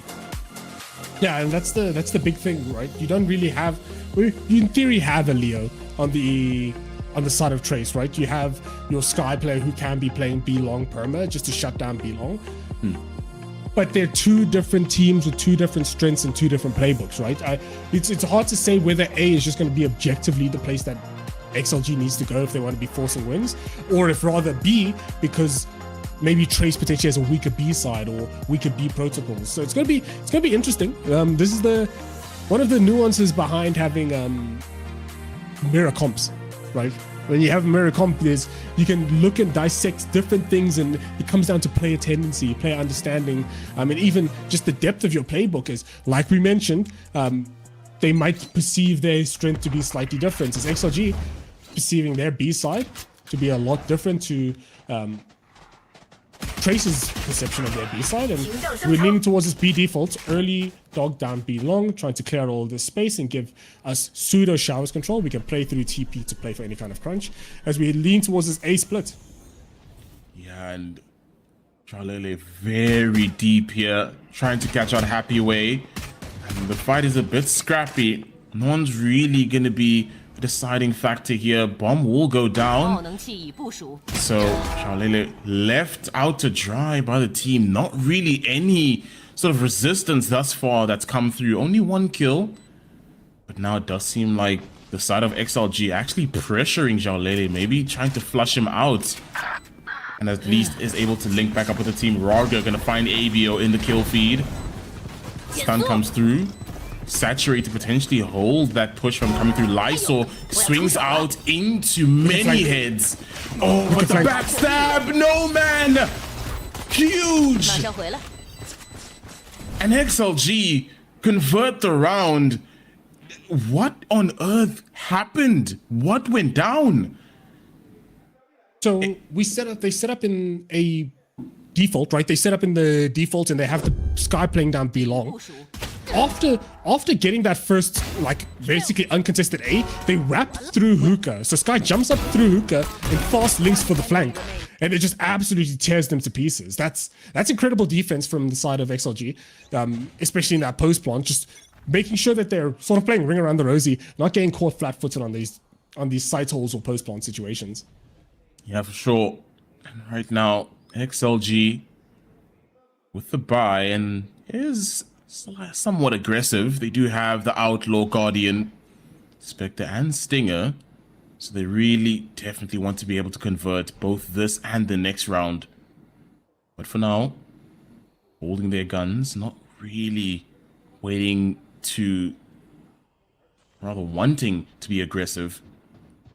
I think that the call has been that it might be a B push, so all bodies moving towards B, and it might actually be the right call, as side of Trace Esports as well, rotating towards long. And rather XLG now converging out onto the map, saturate back sides to be able to catch one out. Rarga able to find two in the kill feed. Delby is also able to get a kill. Jalele as well takes down Rarga. And that's going to be the round converted for XLG. Only 2 investments lost. Not really too much lost in that. But, I mean, that's at least ideal if you're XLG going into this next round. Yeah, I think a lot more confident or comfortable of a look. Trace having the correct read there, but just being completely battered on superior weaponry entirely.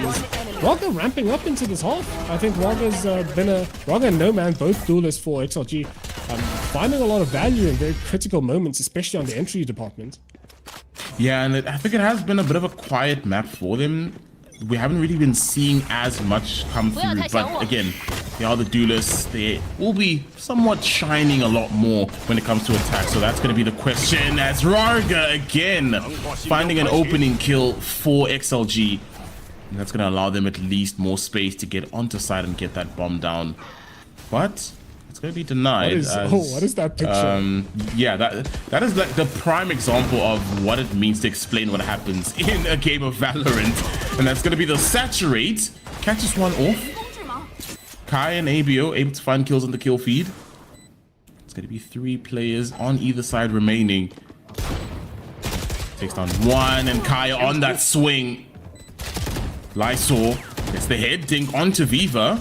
So Viva not looking too healthy. Happy Way, snake bites, preventing that defuse. Ooh, but Happyweight gonna get taken down. Trying to fake it out.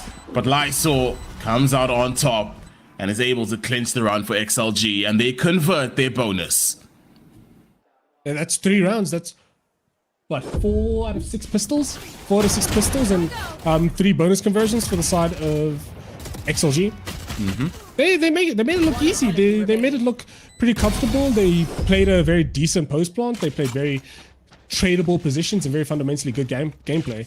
I think the big thing here is, how does XLG snowball this lead, right? They've shown that they can, that Trace has a very weak side B. They've shown that they've been able to just bypass A entirely.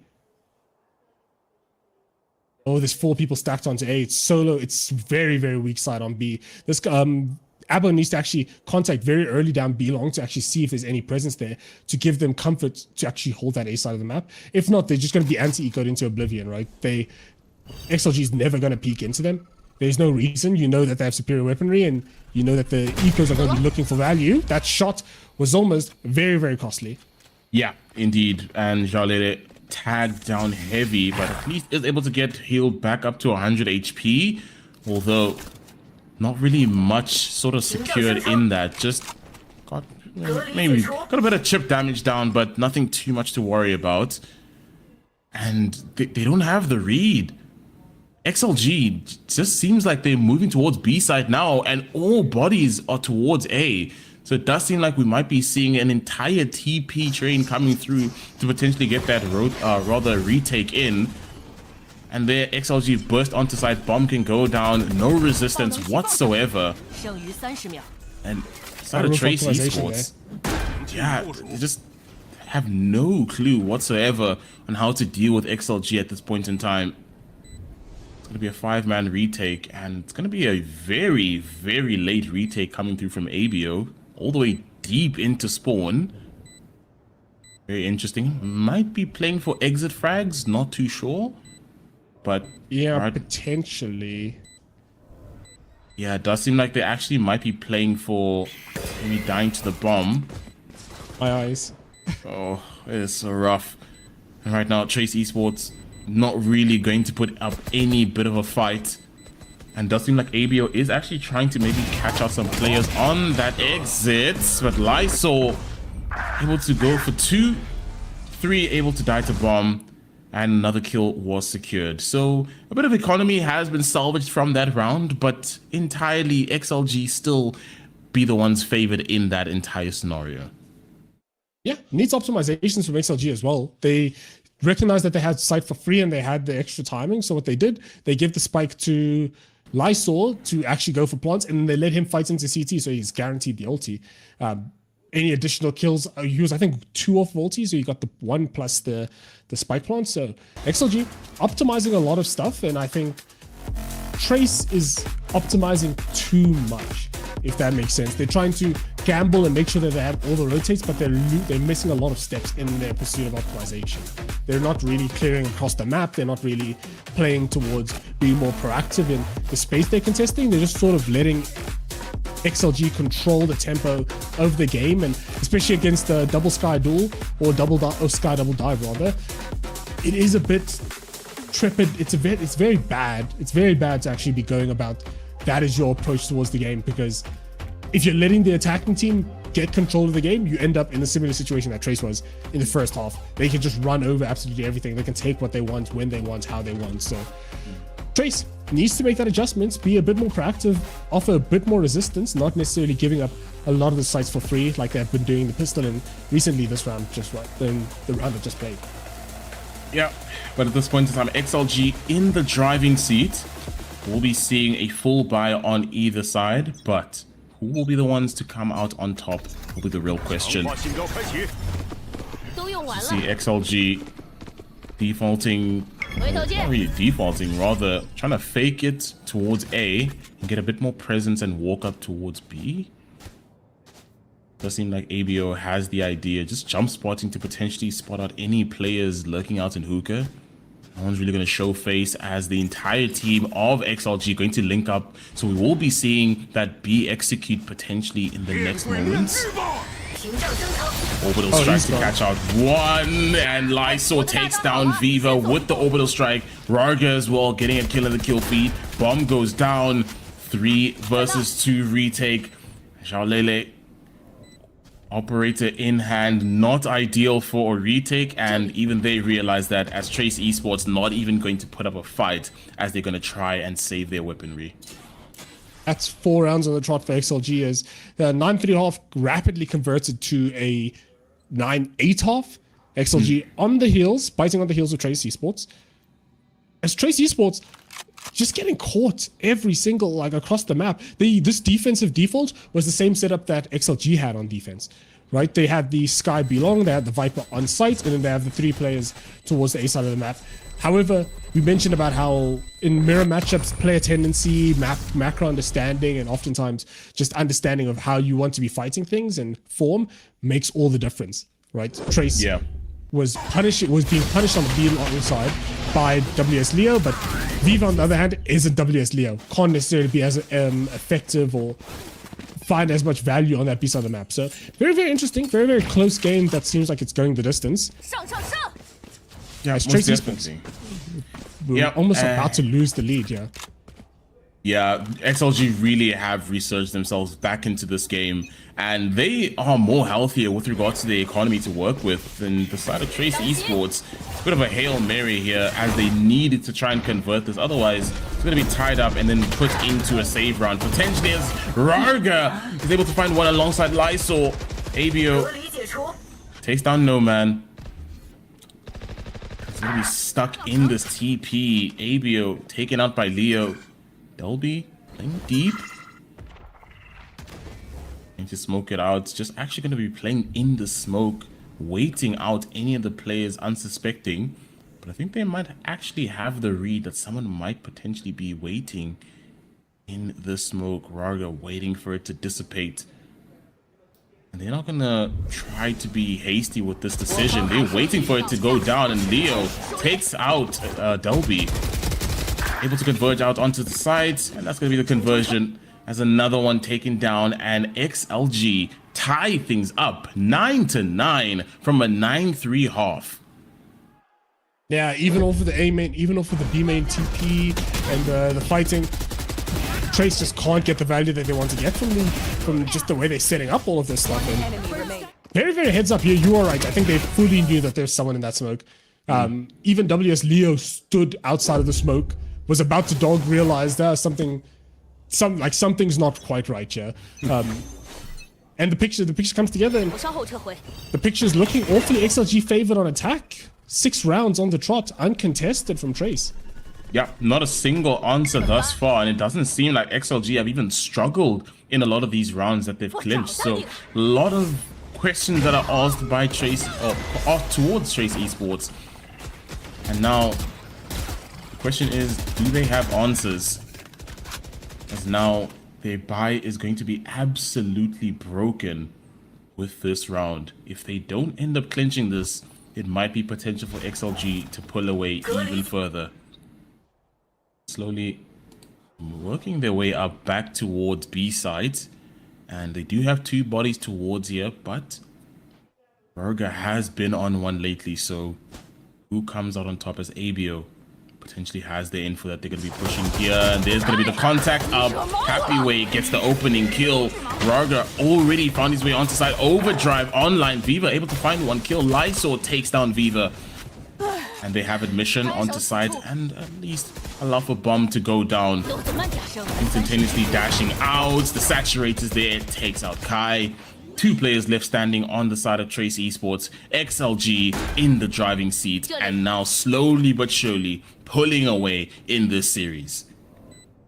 Yeah, and that makes 7. 4v2 is pretty untenable for Trace.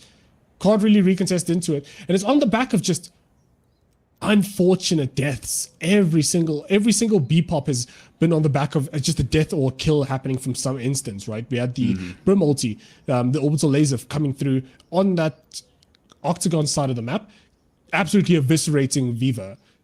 1 round. This round, Abo just dies in hookah, and then also Kai just gets minced backside as well. So Trace in a very precarious situation. I think they still have the timeout. I'm not too sure to play with, but the real question is, what adjustment do you make? This is honestly just dying at inopportune times, not necessarily lacking the agency, but making the wrong assumptions and getting punished because of it. Yeah, and also I think at this point in time, XLGs have their numbers. Whenever we've seen these encounters or gunfights, it just seems like XLG have their number in a lot of these exchanges. And they've also been playing with each other as a team. A lot of the time we've been seeing these fights, it's not been, you know, 1v1 isolated. A lot of the time XLG have tried to put it towards their favor, and Trace Esports have just been getting caught out constantly by XLG. So at this point in time, it's very difficult to kind of make the assumption that it's, you know, it's based off of comp, because it might just also come down to just comfortability on these agents. Because you mentioned it earlier, you know, you can have the same sort of setup that XLG had on defense, but you're not Leo on the Sky, so you're gonna expect a whole lot more of a different outcome for these players. So the question is, do they try to maybe start playing a bit more compact? Do they try to maybe burst out a lot more onto site as opposed to the more sort of slow, methodical, defaulted gameplay? I'm really not too sure. I think the big thing is that they just need to be winning that first phase, right? When I say first phase, I mean first 20 seconds. I feel like they've just been at a stalemate consistently every single first 20. Then the minute that clock strikes 20, then XLG pounces and finds something. So if Trace can stabilize, or not even stabilize, capitalize on getting successful first phases, I think we'll find value. If they can be the punisher over the punished on that phase 2, which is 120 to 1 minute, I think we'll find a lot more value as well. Yeah, see what I mean? Yeah, instantly, just instantly gone. Yeah, it's so difficult because, as you say now, the first 20 seconds already lost by Trace Esports.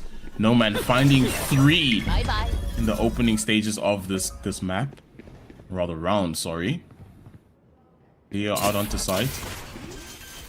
Not much resistance as bomb potentially to go down. Snakebite to hamper that, as well as the incendiary. Not even used on the plant spot. Lysol takes down Viva. The bomb goes down. No man lurking, waiting for that angle. ABO hasn't spotted out. You understand where he is. And yeah, very precarious situation, as at this point in time, it is spelling doom for the side of Trace Esports. Judge in hand in a 1 versus 4. Not favorable, but workable. Yeah, that's a judge. Yeah, workable. Put into a 2v1. Yeah, time is really going to be the enemy here. Swings out, able to take 1 more. Potential time if we can get the half on this. And gets off, but no man denies any tomfoolery happening. As there was potential, the dream was there. But as you say, the 4K, the 4 hands, or fingers rather, put up. And XLG are really primed and ready to potentially clinch this final map. Yeah, that's what, 8 rounds, 9 rounds now. That's it's, yeah. They started at 9-3 and now they're 9-11. Oh, I can't do math. It's 8. No, it's 8 my rounds. brain's 8. There you go. Yeah, my brain failed me. Unlucky. Mind you, and I think failed me in a similar way. Yeah. Rico has to be the smarter one between us, and I got that. So a lot of questions to be asked. Yeah, my brain failed me in the same way that Trace's defense is failing them right now. Is they just can't find any purchase. They can't grab onto any concrete ideas or realistic pictures on what XLG is doing. They're being very dynamic and adaptable. Yeah, orbital indeed. laser cold. Just a naked orbital laser.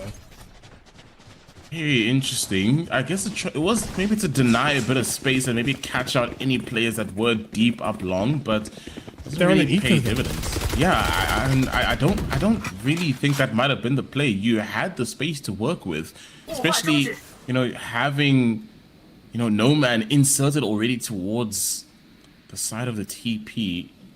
Right now, XLG slowly working their way back up to B. Seekers is online, able to spot a few players. Is gonna tag up No Man. Flashes out onto side, saturate, won't be able to catch anyone. Orbital strike catches out backside, and they're able to just instantaneously clean up every resistance possible out onto the sides. Bomb goes down, last one standing, ABO, Stinger in hand, and it is really spelling doom, as this might be the precipice towards the end of this map, as Leo clinches the final kill on ABO there to get it to map point. Yeah, that is 9 rounds unanswered for the side of XLG, and Trace floundering. They can't find any purchase on this, especially we spoke about the first 20 seconds and surviving to the next phase, right? Especially on an eco, it doesn't really matter because any phase you are just at a disadvantage. So XLG playing this map to perfection. This attack side has been arguably one of the better attack sides they've shown this entire stage. From the levels of how adaptable they are, moving around the map in a way, having just as high a likelihood of winning on A as they do on B, has also come to their benefit. As Virgin Parts gets committed, refract in light speed, gets procced, and things settle down 5v5 still. Yep, and Kai did get a bit of information that there is quite a lot of bodies towards short. That's allowed ABO to a bit of a walk up. And it does seem like he has an idea that a rotate is imminent. So just going to be holding down, digging his heels a bit here. Oh my God, man. There's no way. There's no way. No man. Taken out by ABO. And now bursting out onto side, Happy Way finds a kill that's going to be instantaneously traded out by Viva! Finding 3 in the kill feed and some live finally from Trace Esports. Finally answer it, and on the back of Viva's 3 kills, we spoke about how they don't have a Leo, so they can't play like XLG, but they do have Viva. They have their own implement. They have their own version of an interpretation of their comp with their own strengths and weaknesses, and I think they're finding it, right? Abo holding his own, making sure he's playing very heavy anti-lurk. Viva playing through CT, making sure that any kind of funnels are being punished appropriately, and a lot better of a stack. I think a lot better of a stack, using the Viper cross map to try and contest anyone that's trying to cross over and transition through. Coach is very, very adamant. I think his team is getting complacent. I think that's the frustration. You're so close to greatness, so close to basically a perfect half, that you threw it away because of silly little decisions and lack of speed, lack of coordination. Because I think, if I'm not wrong, that was the first round where there was a separation between Raga and Nomad, no? Normally they play together and they tend to funnel out the same channel, but this was the first time where Nomad was just in no man's land, so to speak, and just gets caught by Abo, and then also it's just Raga that's on his own on site, and they don't really get as deep as they have been getting the entirety of this half. Yeah, and I mean, it was also a bit of a questionable walk-up. I don't really see why that ended up happening, and ended up getting punished as well, because that now put the side of XLG at a heavy disadvantage. But coming into this one, will Trace Esports be able to replicate that same formula that worked out in the latter stages of the previous round, and maybe potentially push this all the way through to overtime? As this time around, it's going to be defaulted, but a few bodies towards showers, and it's going to be a slow walk up. No one really to contest them, but they have an idea, and Delby just holding out that smoke to just sort of push back and allow for a bit more of a delayed response in their push out onto site. And instead, they're just going to instantaneously run on out and try to get a few kills before getting out. There's going to be a refract. Raga finding 2 kills. Shalele as well able to take down Raga, but Bomb can go down. It's going to be a 4 versus 3. Very scrappy fights very early on. Shalele is getting taken down. Leo finds the kill. 4 versus 2. This is going to be a do or die moment. There's no saves that are allowed, and no room to hide. Has the read, takes down ABO, and spots out Viva, but Viva comes out on top, swings into the pit. Only 2 shots to work with. Reload is there. It's going to be the last clip to work with. Viva up against the world, but the world crumbles on top of him as Viva taken out and XLG repeats the same thing. Lightning does strike twice and a 2-1 scoreline to close out this match. XLG take it all the way. Yeah, XLG, very shaky beginning of the series, but cleaned up towards the end. And like you mentioned, lightning strikes again. XLG and Trace have played each other once before this, which XLG won, played again against each other again, and then also XLG comes in on top once again. I think XLG is a team that everyone has really highly rated. But sure, bro, they make sure that the sponsors get their fair share of screen time sometimes. Drawing out a lot of these series. The real question is this going to be a trend, right? Is it always going to be this difficult for XLG to actually win these games? Do they have to get 10 rounds, 11 rounds on the trot just to make the game close and competitive against not necessarily better teams, but against other teams that are playing non-mirror matchups? What does the head-to-head look like? So XLG definitely can hold their heads up high. They got to win on the board at the end of the day. That's all that matters, but lots of room for improvement, especially on their comp on Breeze and particularly their defensive A side holds on Bind.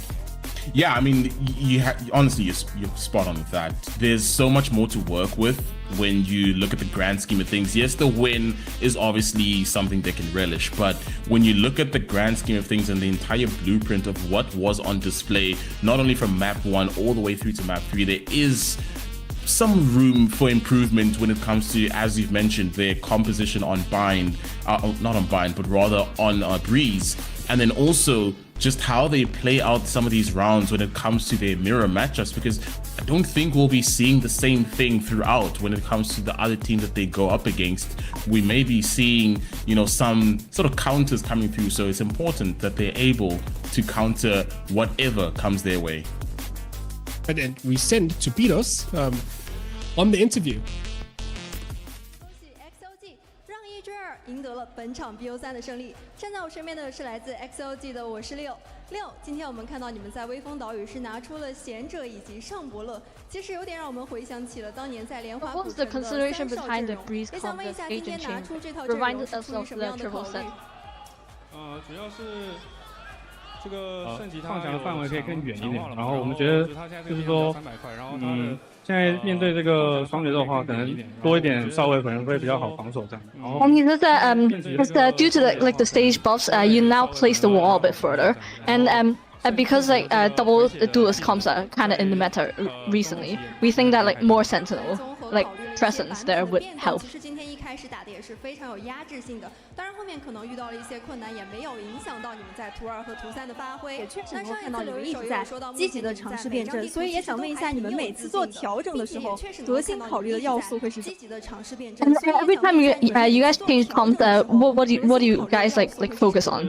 我们肯定都可以玩它，考虑的是让每个人玩得舒服。We consider what agents everyone can play and make sure everyone's comfortable. 对，今天也能看到每个人都是各有发挥。那说到你的话，综合上一场比赛以及今天的表现，看到一些数据来看的话，你无论是在指挥还是在先锋位的表现，现在都是越来越稳定了。那从一开始加入到队伍到现在，你自己有没有感觉？ And we've noticed that you're growing confidence recently after joining XLG. What do you think about that? 成熟的阶段。我感觉就是我们在圣地亚哥回来之后，我自己。And he says that I've definitely adjusted myself mentally quite a lot, and that my mental has improved. 对，过程当中有没有接收到来自队友的什么帮助呢？或者说能不能分享一下你自己调整复盘的时候有没有一些什么技巧和策略？是2位教练。He says that my teammates have all helped me a lot in terms of that adjusting, and especially the 2 coaches. 就是我感觉我的问题比较多，可能打越多的话，我可能就比较还好的，有点还是经验的积累，包括大家所有人也共同投入了非常多的时间在这件事上。那今天也是我们杭州站常规赛第1周的最后一个比赛日，看到现场也是非常的热闹。And anything to say to the fans? 谢谢大家，谢谢大家来到现场，这边很热闹。Thank you everyone for coming to the arena. It's really everyone's just really full of energy here. 谢大家。今天现场我们也邀请到了一些 For the interview, it's time for the press show for the 当 audience. 然，最后今天本次比赛现场也设有福能掉落的抽奖活动。 We stand Bidos in this chat. Thank you to the third caster, effectively, our interview and translator Bidos. Yeah, some very, very telling insights. I think WS Leo, like we mentioned in the beginning of the show, is one of the rookies of this season. His first VCT season, so hearing that he's being supported by coaching staff to actually grow into the player that we saw today on Vine specifically is very, very good. I wouldn't be surprised if we saw WS Leo as our MVP of the match, because I think he was playing very, very masterclass adjacent when it came to just that B anchor job. And making sure that his entire team feels very, very comfortable, even though they struggled on that A side, making things a lot more contentious, bridging the gap between how strong your B side is and how strong your A side is. So definitely good to see improvement there. For sure, and I think definitely you have to say Leo had to be a cornerstone for this team, because there were moments and rounds that were so crucial and needed to be clinched, and Leo stepped up for them. So as you say, it's so great to see that being in your rookie season in a team like XLG that has essentially built up quite the reputation for themselves, being supported by your team, how important that must be, especially with how intense these games can get. You know, we in stage 1, but the more we go further, as we've seen Masters just gone by, we're going further into the season, that pressure is just going to intensify more and more. But having a team that is able to back you, keep that confidence up, is going to be so crucial, especially for a rookie like Leo. Yeah, definitely going to be very important as he develops as a player. CN is a region that has adopted a lot of Ascension players in general, so it's good to see that one of the Ascension players is at least flourishing, at least thriving in one regard and in the environment that he's in. So XLG definitely have a good head on their shoulders to make sure that these young players are getting the opportunity to become future great players and contest some of the greats or some of the legends that have existed beforehand. One beat on one side. He jump. I don't know Viper. I got double.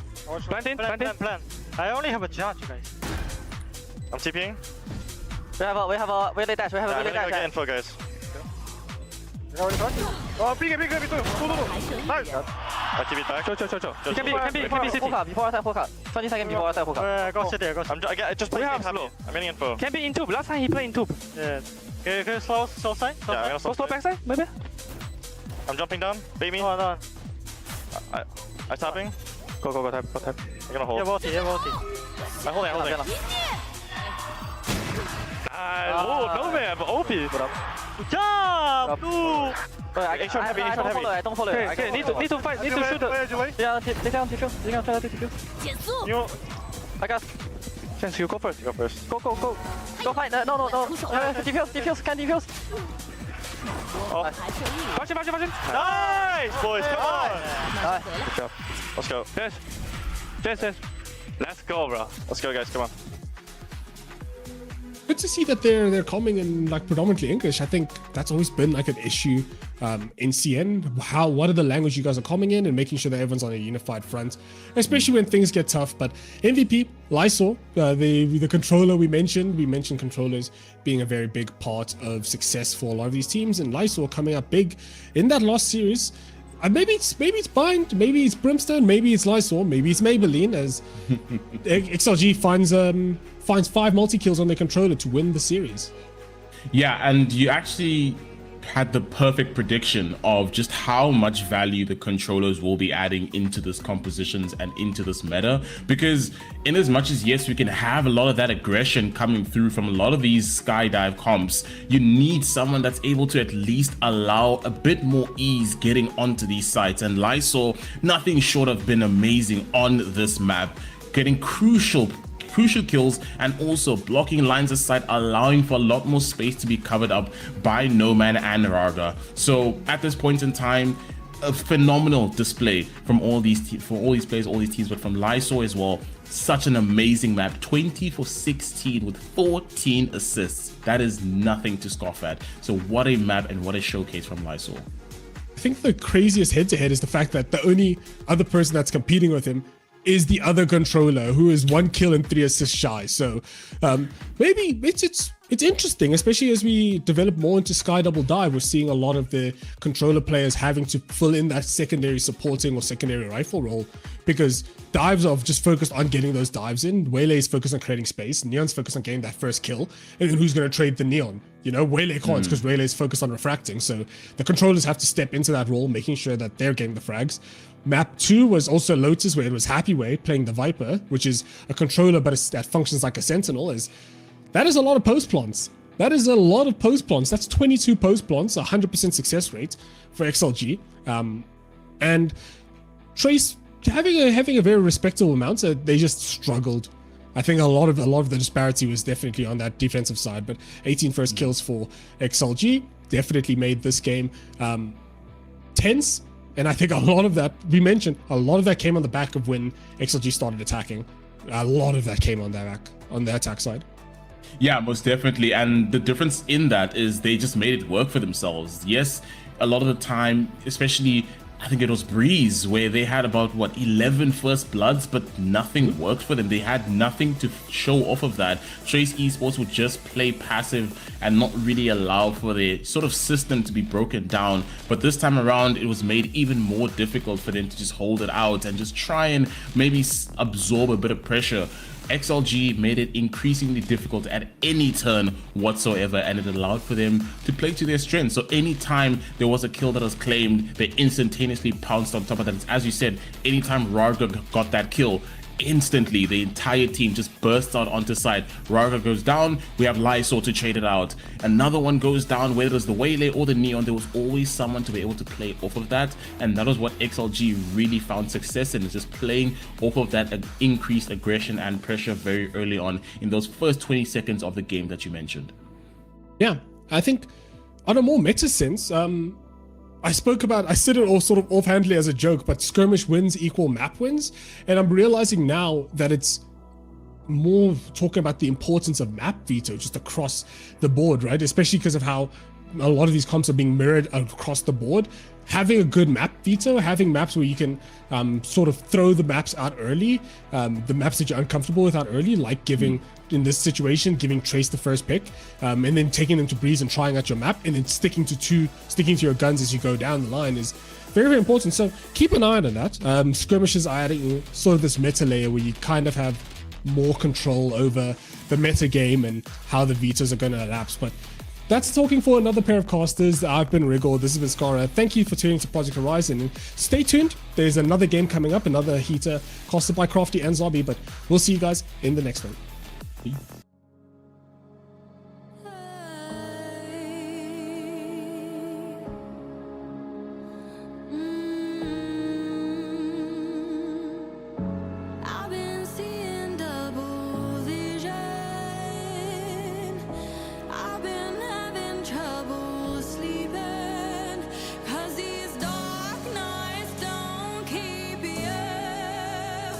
As they always used to.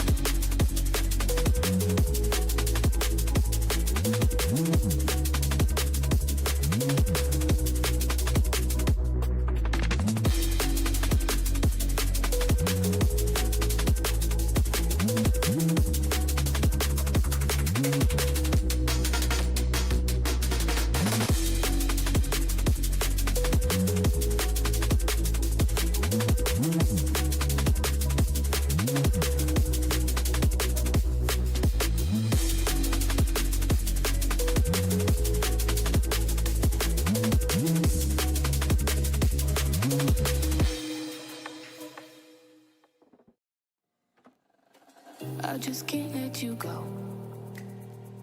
Lord knows that I've tried to. You said I was the only one. No one likes being lied to. You made this mess and left me with the pieces. Now I wanna burn all the bridges between us. I can't focus, I can't forget. I've been thinking too much lately. I just need to clear my head. I just need to clear my head.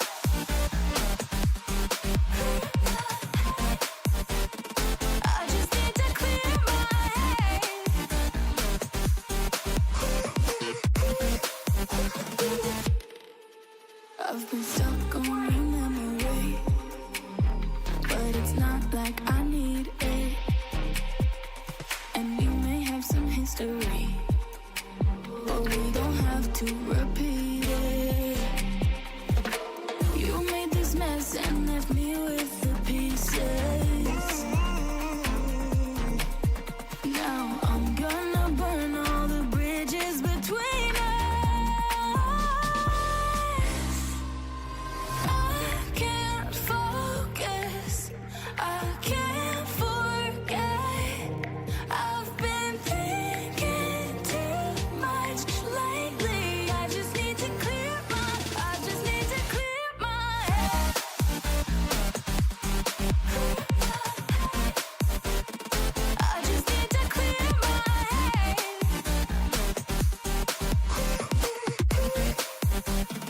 I just need to clear my head.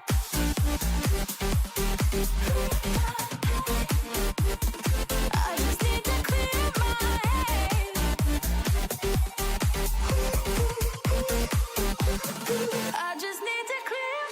head. I just need to. I just need to clear my head. I just need to. I just need to clear my head. I just need to. I just need to clear my head. I just need to. I just need to clear my head. I can't focus, I can't forget. I've been thinking too much lately. I just need to clear my head. Oh, clear my head. I just need to clear my head.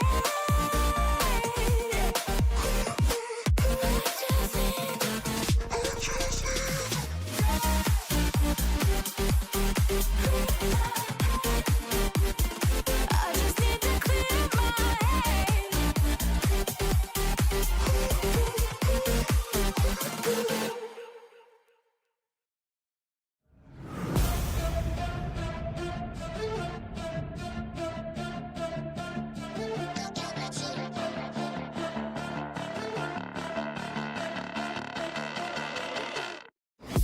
Got a monster inside of me, you better watch out. If your enemy's a road ahead of full prophecy to be the greatest beast the world has ever seen. I feed him every day like the bones clean. I feed him all the hate and he grows me. And he gets cause real big, pissed off quick. And if you cross him, you might drop dead. Metaphorically, of course, settling the score. Never getting bored, loves of blood and gore. Always wanting more freedom from the source. They don't really listen until they feel it for the party. And if you start shit, you be hard-lived in the darkness. Torn apart quick, you left scars ripped. You be chewed up and discarded.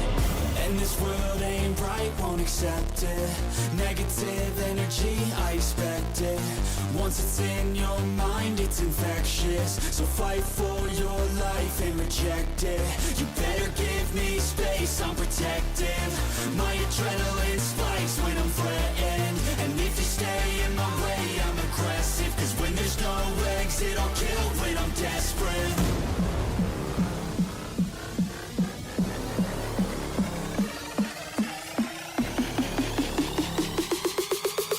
When there's no exit, I'll kill when I'm desperate.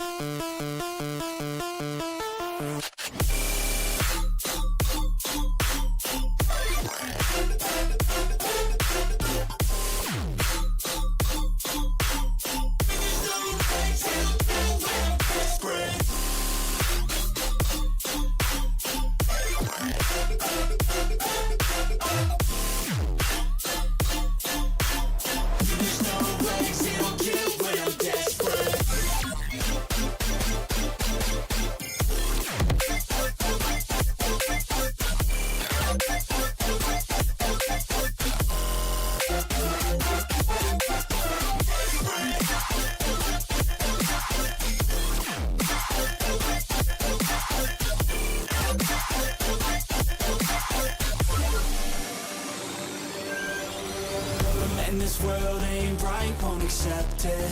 Negative energy, I expect it.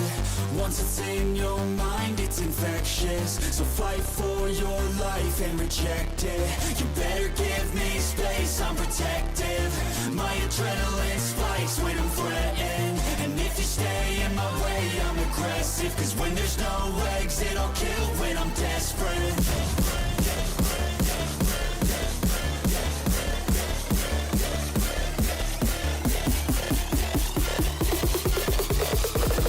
No exit, I'll kill when I'm desperate.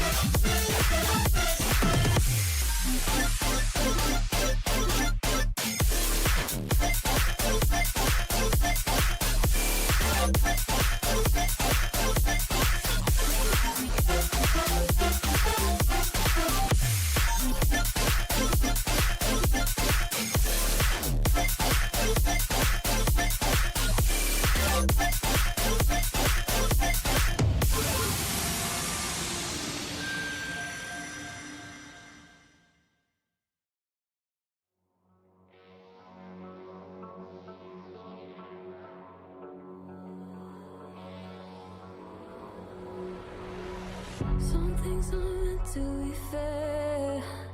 I know you left me down and out, and now the weight is fresh. Got that hit on your head. Should've buried your dead. Should've listened to me and said, oh, how little you know. You better watch out, my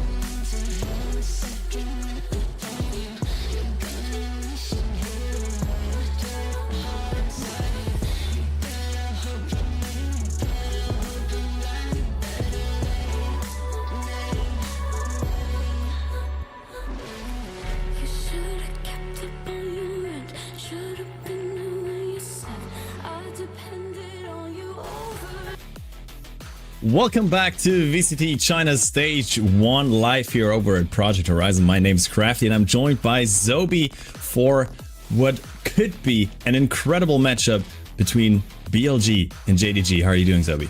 I'm doing great, and we have one banger after another, right? With the Trace versus Shilai Gaming also going 3 maps. I mean, nobody predded for Trace, but they definitely, I think, put some respect on their name. But Billy Gaming versus the JDG, this was a hard one for me to predict as well, right? When you have a roster that stayed together versus BLG with some minute changes. How are we feeling about this matchup coming into things?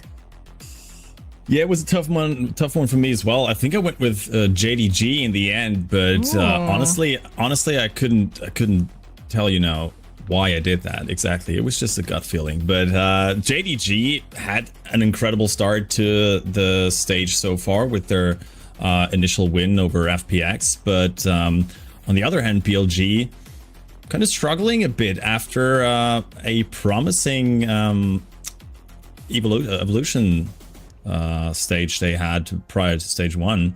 What do you make of that? Oh, absolutely. They definitely felt like they were coming in as the team to beat, right? They have a vengeance from stage 1 after, unfortunately, Kenneth had to step out during health issues, right? And so that triple elimination format, those back-to-back best of 5s just kind of drilled them to the core, and they didn't even get to make the international. And now they've been thrust into a group of death, right? And it is unfortunate to start their season in that way, right? With that rematch against Tyloo from EVO. And now they're going into another rematch versus another EVO team with JDG, who they also beat in the semi-finals. But it was a little bit more one-sided in that regard. It was 2-13-9 victory, so a little bit more hope for them. But this is the lineup that we were talking about there. For BLG was Rushia, Yilai, K-Knight, YZ, and Neff. And for JDG, it is G, YU, Coconut Stew, and J Kuro. Yeah, and I guess, I mean, this roster has been rebuilt for success at the start of the year. Then they fell kind of short during kickoff. As you mentioned, also only came in third at EVO. And historically, they have not won a single series versus BLG coming into this matchup. But I feel like their chances of finally breaking that curse are looking better than ever. Oh, absolutely. I think I've been super impressed by this team, both during EVO and especially coming into just their first matchup as well, just because they felt like they were going to be a team that was a bit victimized by the meta shift, and most recently, I should say, the Yoru nerfs, because you have G, who came from our Adam, was probably one of the best Yoru players in my mind in the region following Ascension, and suddenly his agent pools gets thrust into the wind, and he comes out delivering crazy flexibility on Vice, Neon, and the Viper, and still putting up MV level performance. Versus on the flip side, you look at the players of BLG and maybe why they lost their first series. You had YZ, you had the new player, and well, in terms of Yilai, that just weren't in the best form, aside from that Pro where they did win it in like dominance fashion over 13-3. And I think that's where things got a little bit shaky, was just day of form, right? It wasn't the system having any shortcomings or anything of that regard. So I'm curious to say it today if they bounce back and have that same level of performance that we did see in EVO, Crafty. Yeah, and some of these players matched up between the two duelists, or rather the chamber player for YZ, he has been on chamber duty for quite some time, but looking exceptionally well on the duelists, being the Phoenix here in that series versus Tyloo. You mentioned it on Pearl, who was basically just solo carrying his team over the finish line. However, BLG, as you said, it looks like they're kind of still looking for their form. Yilai had a decent performance throughout Evolution series, so one could expect him to be that key player, to filling in that new role, the rookie. But so far, like this, the first series versus Tyloo didn't really look too strong for him. He's been bottom fragging even on the game they won. On the other hand, one of the most experienced is IGLs in the scene in China in the form of Neff, certainly stepping up for his team. He's gonna look to keep things together for BLG. Oh, absolutely. Win or lose, he is just that trademark of stability that you just mentioned. And I do think Coconut can give him a run for his money. He has that kind of firecracker energy to him in that regard, in terms of also being a fragging IGL. He'll get those multi-kills, he'll get those clutches right under your nose. So I'm curious to see if he'll be alive in the server. But this is the player that we circled back to, is, to me, kind of defining the success of JDG Esports or JD Gaming right now is, again, G. You see some jokes, right, online. It's like, okay, all the Yoda remains are filling out the McDonald's applications, right? They're going to be out of work with the nerfs, but he's honestly been truly embracing this new identity. I mean, an 84 cast and still having almost 250 plus ACS on the support role, aside from the one Neon map, of course. I'm really excited to see how they round out their map pool using his flexibility. Yeah, and it was basically these same rosters playing against each other during the Evolution series as well, where we already said BLG got the better end. On the other hand, like, yeah, Jay looking like he's not really affected too much by the meta changes and by him having to drop the Euro. Maybe he's even, I don't know, benefiting from him finally being able to flex some of these other roles as we go into the what's it called? The skirmish. Thank you so much. between a voice Russia of God and from Stu. beyond telling you what Yeah. it's called. But so yeah, no, I mean, Russia versus Stu, this is an interesting one, right? Because you want Stu to be online, that is your duelist, that's going to be your primary entry, versus Russia, that's going to be one of your lurking sentinels, one of the players that has held on to the sentinel as well, but also be Viper on some of the double controller maps. But it's definitely a really fun head-to-head, to say the least. But this will decide who gets advantage, right, in terms of team pick and that map veto process, which to us was really going to define the series, right? When you have decent reps against your opponent, when you've seen their composition shifts across EVO into the main season with the current patch, right? It can definitely guide things. Like we were saying, BLG want them to pry on the Pearl versus like for JDG, we want to see if they dip into the Lotus that hasn't been tested by BLG. Again, a lot of choices that can define this veto based on who just won that skirmish. Yeah, and it was Stu that won it. So already like a slight advantage for JDG maybe. And we head into the map veto. This is looking pretty interesting. Fracture was left open previously by both these teams during their previous series, and it looks like BLG finally wants to pick it up. Yeah, I mean, we get two of them. We get both maps, right? Even Lotus, we make it to that decider. We said for us, JDG kind of had to ban out Pearl, and I think in this series, it's a luxury as well, just because you don't expect Billy after they're lost up against Tyloo to pick into the Breeze, and that is usually what they go for the ban. At least that's what they did, right? Up against FPX, up against Funplux Phoenix. But, I mean, these are the two teams that we're excited to see duke it out. Billy Gaming versus JD Gaming. Who's going to be the better gamers today? Only time will tell. And I mean, correct, you talked with the coach staff, right? We got Muggle for BLG and we have Coach Bale for JDG. Can you tell me a little bit about what that could bring for this series? I mean, this is a pretty interesting match. Bale has been the coach for this BLG roster for the entirety of 2024 and 2025. So he has a lot of experience with this organization, and to face them now in an important match like that, certainly it could toss in some spice here. But I mean, he did not manage to get the win in the semifinals of the Evolution series. So is that really a big factor? We don't know yet. Maybe he left the best for stage one to finally show off against his former team. Yep. Have to see, especially after that Evo start. And here we go. Who they're up against again now. Bale's new home, JD Gaming. And yeah, I mean, the form looking good from that first match. And again, to me, it screams like there's not like one crazy firepower player on this team. It's just stability from them across the board and uplifting each other as a team. So it'll be that versus, again, star standout players on the Billy side, such as K-Knight, such as YZ, and it is going to be a matter of, I think, who's in better form today in that regard as well, right? The Billy of the Tyloo match shows up. I think this could be a lot closer than the 2-0-13-9s we saw in EVO. Yeah, hopefully. I mean, I'm in for a banger of a matchup between these two teams. Let's go the full distance. I mean, I just want to see Fracture, to be honest. So that's already you locked will. That's in. map 2. Yeah, absolutely.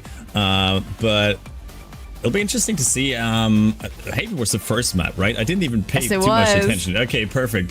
My eyes were locked in on Fracture and Lotus.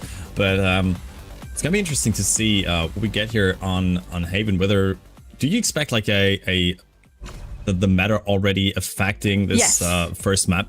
100%, right? You don't really have a Yoda anymore here. Teams are experimenting again, like between if they want Sentinels, what Sentinels they want. And one of those teams that has experimented was Billy Gaming. They actually tried out 2 different compositions during EVO. They tried a double duelist with the Jet Neon with YZ and with Rushia on a Viper. And then they recently swapped actually to a Cypher for Rushia. So I'm curious to see what they've settled on, if it is a variation of those 2 compositions or something completely different.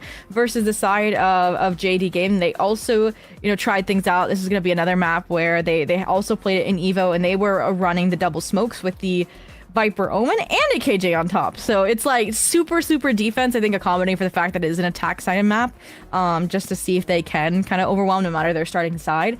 And they are starting on the defense as well, so they keep that comp. I think it'll look good. But what are you hoping for out of what I just spelled? Like which one's like tickled your fancy? Which one feels like it would be the most fun to watch? I mean, I almost I thought we would maybe already get a Skyin as well, but we haven't seen it so far Haven? from them. I feel like so far, seeing the Killjoy again would be pretty hype. I mean, JDG definitely one of these teams that are still holding on to that Sentinel role on a lot of maps. I mean, rightfully so for with great success. But it'll be interesting to see whether they stick with it going into this matchup against BLG or try to switch it up a bit. I mean, they previously lost on Haven during Evo versus BLG. So there might just be the slightest adaptation compared to what they previously showed. Absolutely, but still waiting on that agent select to see what we will get. I want to shout out the appreciation for the mascots there, the little hand in hand. They definitely I think have like spiced up the VCT China broadcast like tenfold, just like the wholesomeness, and it's always like a nice laugh on top of the seriousness of the players on stage when they're locked in again fighting for those 4 spots out of into playoffs, I should say. But here we go. Oh, you get your YU cage that you were hoping to see. And they are keeping their evil composition, but we have yet another adjustment on that Billy Gaming side, where we mentioned it's kind of that none of the above. They did like the double duelist with that they tried out prior with the Jet and the Neon, but they are opting instead for that Waylay. Maybe just wanting a bit more oppressive util the kit, or it has the same dive as the Jet, but that hinder just the extra layer. Or then even if you are refracting out, you've set up Eli hopefully for that success, considering he did have a rocky start to this stage and a debut, we can argue, in the actual mainstay circuit. Yeah, certainly. I mean, he is that Neon factor that they were hoping to get. Neon's certainly one of the strongest agents right now still. And also, keep in mind, this is pre-Waylay nerf, of course. So this is still the Waylay that's gonna dash in and throw your entire kit at you. And yeah, then you're dead, most likely. Because Neon comes by and kills you. But yeah, so, I mean, it's like the bread and butter double duelist comp that we've seen from a lot of teams internationally now, and it makes sense for them to pick it up. And it feels like it's also kind of designed or catered to me against this composition that JDG is running, because it does feel like this is a very hard anchor composition, right? You want your Viper to stay on site, you want your KJ to stay on site, but you really can't stay backside, especially on the A space, right? When there is a hinder coming through, when there is a Ridley bolt coming through, right? Like no amount of utility is going to save you. They're just disrespecting it, either walking through it or diving over it. And I think that's going to make it a little bit harder, because you don't look at this composition that JD Gaming's play and say, oh, this is a retake comp, right? Because you don't have a lot of util to retake with, aside from, again, the Recon and the Neon. So, again, heavy pressure on that regard in favor of Stu. And now, jumping into things, Billy Gaming starting out a bit slower towards A. The only player here, Coconut, plays contact and ends out there. Yeah, there is your anchor this time around. It is Coconut. Using the dart to maybe gather some information as players are trickling in onto site. He does use that smoke, though, to retain some space. Goes down versus YZ, though. Spike is being planted. The rest of JDG all coming through. A lobby already down short, down A long. Looking for these duels now is BLG as they find both players down on short. It looks like it's going to be all but over. Stu, last man standing, already down to 22 HP. But he gets another one. Neff. Great movement, though. Oh my god. He crossed over. So he did not spot him, and he finds the right timing. Beautiful play from Neff. He's got a little closer than expected, but in the end, BLG make it work. And there we go.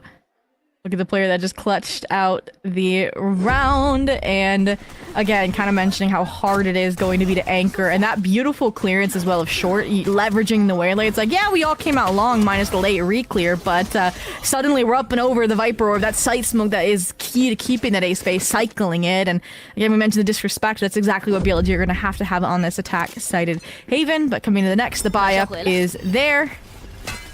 Looking for these early kills, and JD Gaming not really getting aggressive anywhere. Just the game will stack B so they can pivot really fast towards C or A off of either turret contact or off of Coconut getting pressured once again. Yeah, Coconut this time around after that initial contact immediately shifting over towards B. They're going for that heavy stack. Are BLG gonna run into that trap though? It looks like they're just gonna look for JDG to overstep somewhere.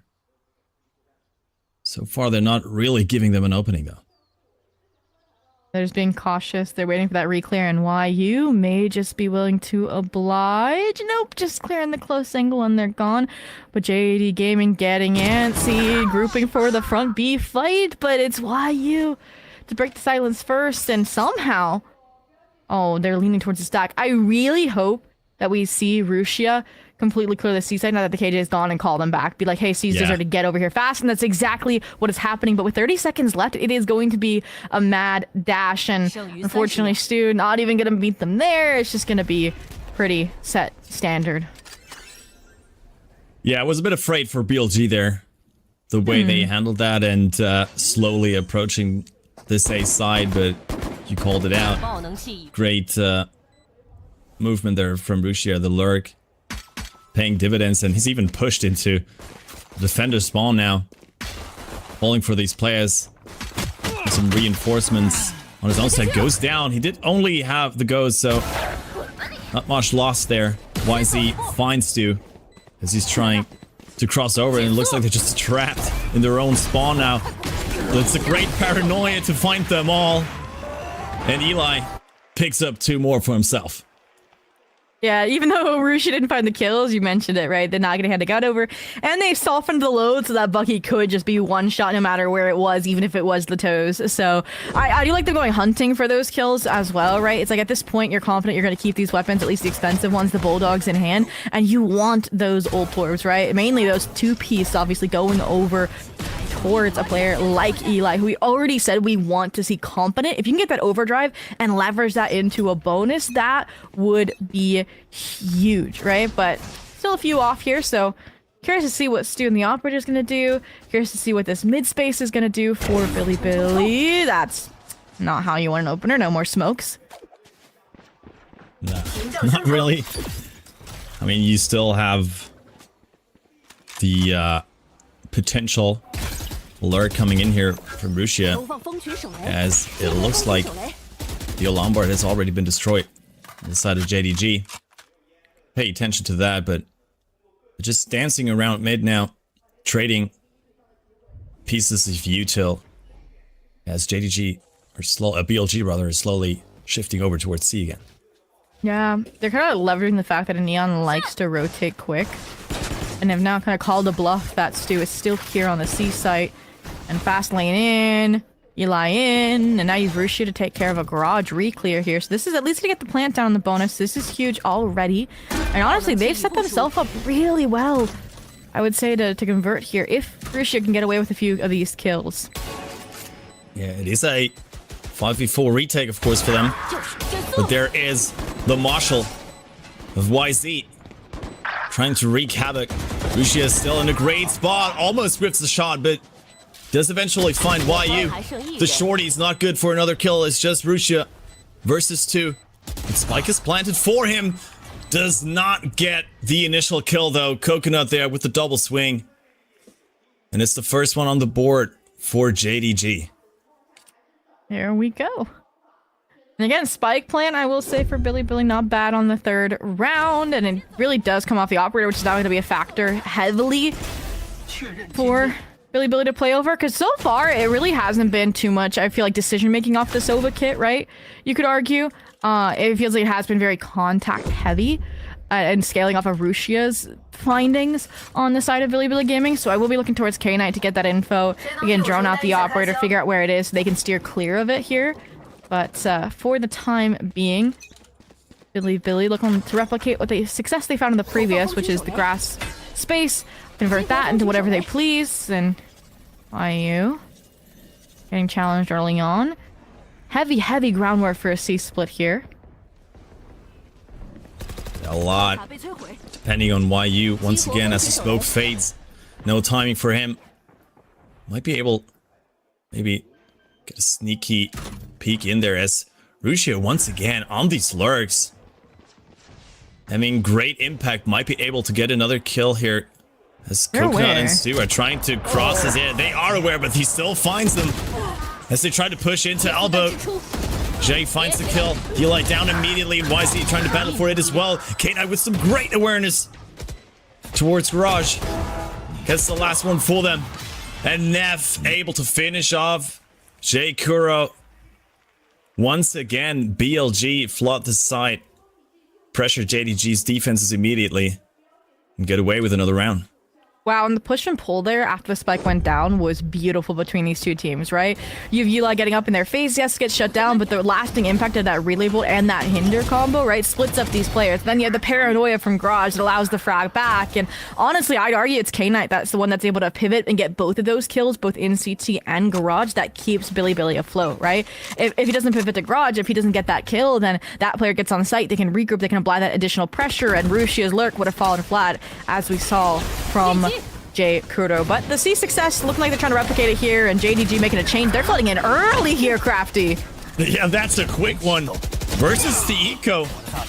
Most importantly, they're only able to trade one back on the side of JDG. 3 quick kills for BLG as they look like to have spot this C site. It's the major weakness of JDG right now. It's another planned, uncontested, and it looks like JDG are just trying to go for some exit frags. Yeah. I would argue it's not that bad to go for the kills here this round. Everybody really having their ult online, minus Rusia, who has somehow been the player to find Coconut here, and that should be your player sending forward to go hunting as well. Had just expended that neural theft to kind of lock in anti-eco there, but there we go. There it is. Yeah, they got both. Beautiful.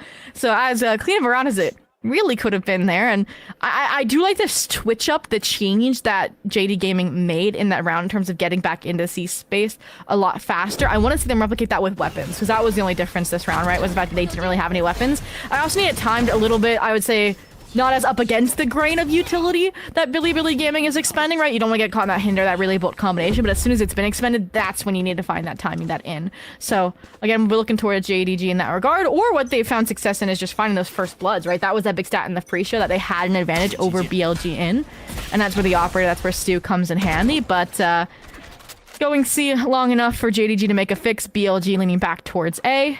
Deep smoke to challenge Coconut. Now they're late drone to force them even deeper and get a peek at what's happening deeper on the A site.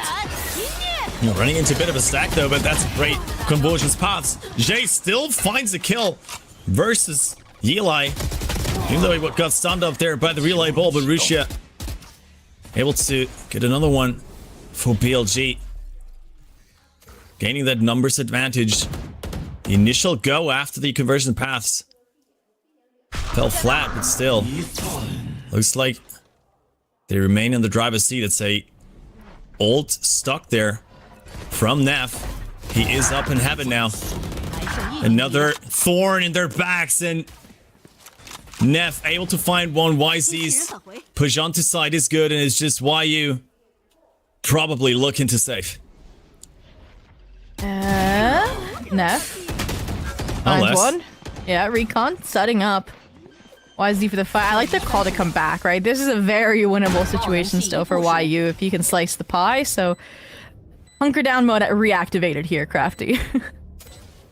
Yeah, but I mean, he's got the turret at his disposal, but he's already being looked at through the eyes of Russia's operator. What a round for BLG once again. I mean, they hit C 3 times in a row. Once they go back to A, find immediate success again. The defense of JDG looking rough right now. And that's the thing, though, is you say immediate success. I mean, yeah, with the round outcome, yes, but it was hard fought, right? And it almost felt like JDG were going to get away with the side anchor at first. And then it was that pause, that cut of noise, and that re-hit off of Neff and that from the shadows. That was a perfect conversion. They found the one opening there with an otherwise perfect defensive setup there on that A site. And I agree, that's where JDG think they have all their bases covered. And then suddenly a home run's hit through the outfield. So coming to the next, again, say it's a tax-sided map as much as you want, but it would be a difficult comeback if you only get one on the board and we're in another eco, so this should lead to a BLG 6th unless YU. Nasty little off angle here, can bait the util. Maybe. Nope, alright, they're gone. That's all they came for. Eli was toying with it, but not really any attempt there. Another B-stack, where did that... Oh, that kill was short. That initial entry going down. Luckily enough, they do have Eli, who could be that second entry. Uses the fast lane, but doesn't really follow up on it. Yeah. Rushi was hoping to get a little bit deeper of control here. G as well was holding that B line, but gave it up because of the reclear impending coming through. They're forcing them right into the killjoy with a judge in hand. It's fine for Eli to get through. That's a great one. Great execution once again towards that garage. Hunter's Fury invested now as well. During the EK, they find the kill onto Eli. Spike finally able to be planted. It's a 2v3 disadvantage for the side of BLG, but they do have the better weaponry, of course. As a drone is able to clear that backside. Neff just barely misses the first one, still gets the kill versus Shay. And it's good for another one. Great headshot. Able to make the cross. And all of a sudden, numbers advantage for BLG. Neff is just gonna do it by himself. The 4K for the IGL. And BLG are not letting loose. Wow, wow, wow. And just the quick pivots, right? The disengagement from A when they realize Coconut's hitting those sheriff shots. To then, okay, the Neon and the Omen are both stacked on B when that relay bolt, when that paranoia comes out. And yeah, no, Neff's balance of aggression here. And honestly, I'm scared for JD Gaming just because of, like you mentioned, the sheer ult investment that came into that, right? You had Neff shot down the overdrive that was meant to re-clear or scare them away from Garage. And then you even had that Hunter's Fury to try and deny Spike Plant. So yeah, if I'm Coach Bale as well, I'm not very happy about how that round went. Again, the delegation of resources is not great. They still don't have really a solve moving forward. The retakes are falling flat. The rotations feel a bit misguided. Like they haven't really hit, right? Like they've never correctly guessed exactly where BLG is going to end either. So I'm curious to see what part of that Bale can address in this short period. And I mean, they're all so in this economical downward spiral that you often find yourself in on the defender side if you keep losing round after round. So they basically have to run an eco every other round, which doesn't really help you on a map like Haven.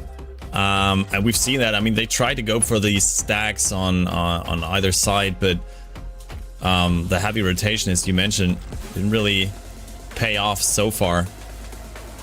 It's going to be interesting to see whether they can finally convert a buy round for them. Maybe even be able to get a follow-up. But so far, BLG looking like they got JDG's number as we head into round number 8. Once again, a piece that we haven't seen yet from JDG. It's aggression towards A lobby, but they scare off BLG immediately as they head over towards B.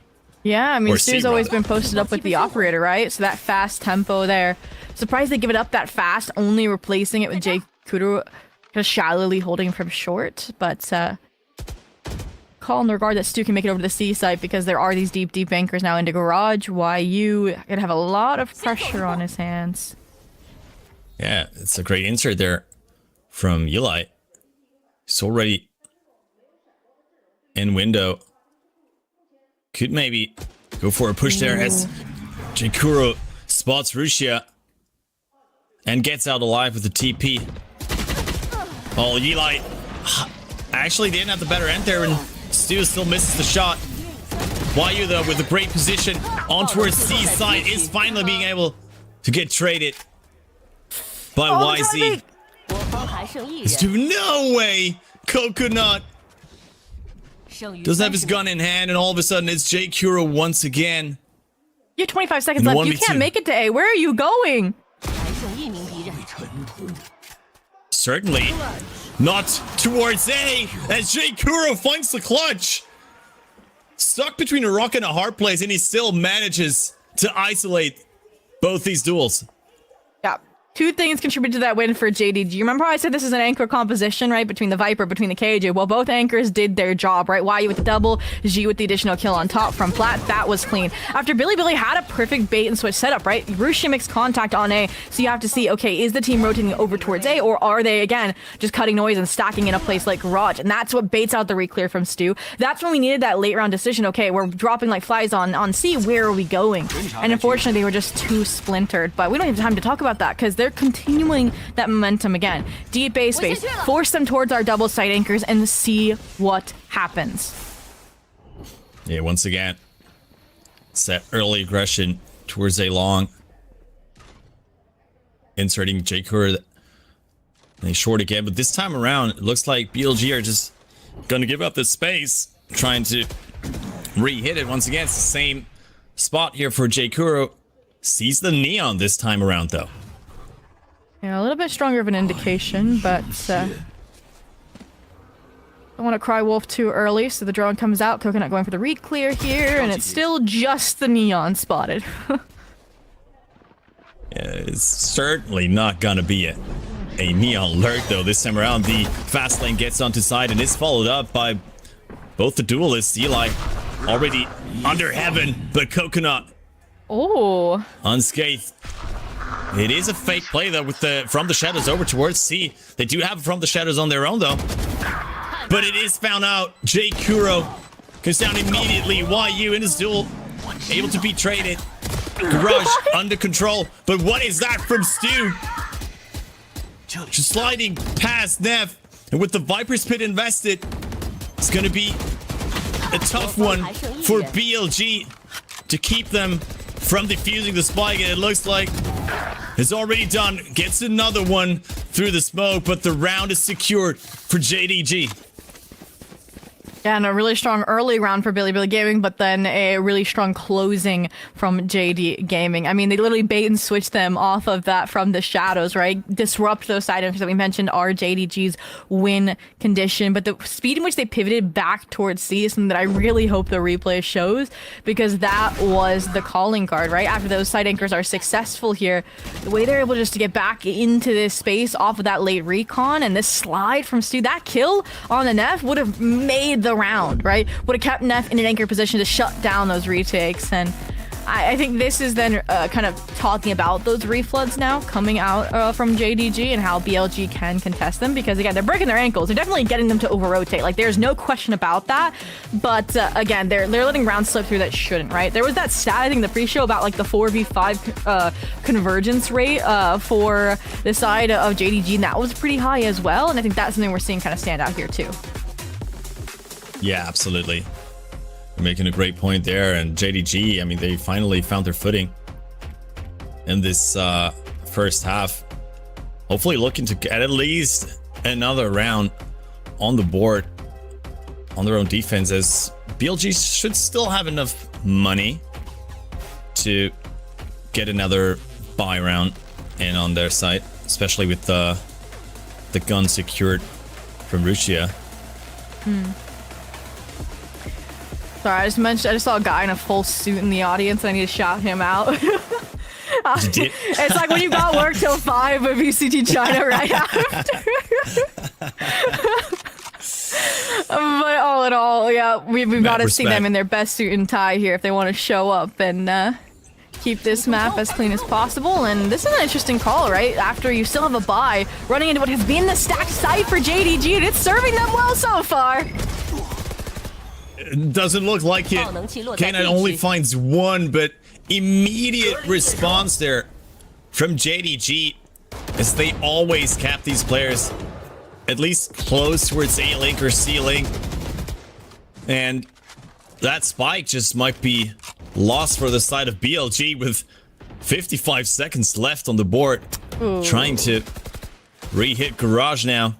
YZ staring down the barrel of a judge from J-Kuro. Tries to go for that, gets some damage in. Rugia falls. With that, YZ is just a formality. 3K for Stu, and JDG are locking down that B side. Yeah, that's the first time we've seen, again, Billy try to test the waters there, minus a late Rushio lurk. And where they started to see, okay, that was a mistake out of the timeout.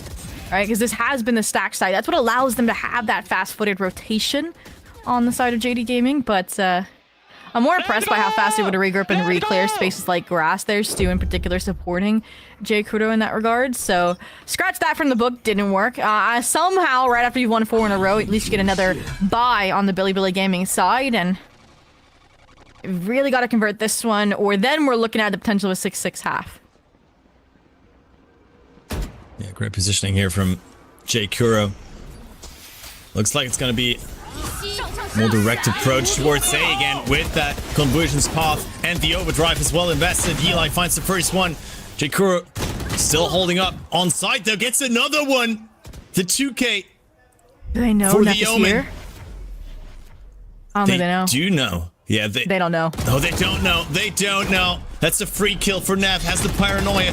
Probably able to get another one with the classic beautiful play from Neff. 3K found. Basically securing the round for his team on his own. The Omens. Not the one we expected to see, but the one we are happy to witness.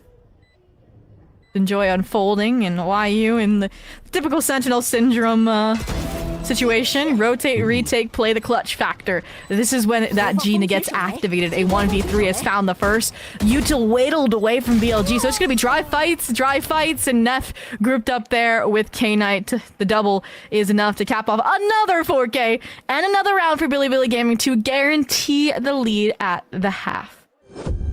I mean, and that's just that triple entry factor that you have with an Omen like that, right? You have the conversion paths, your Waylay dashing in, your Neon sliding in with the fast lane as well, and your Omen just TPing behind enemy lines.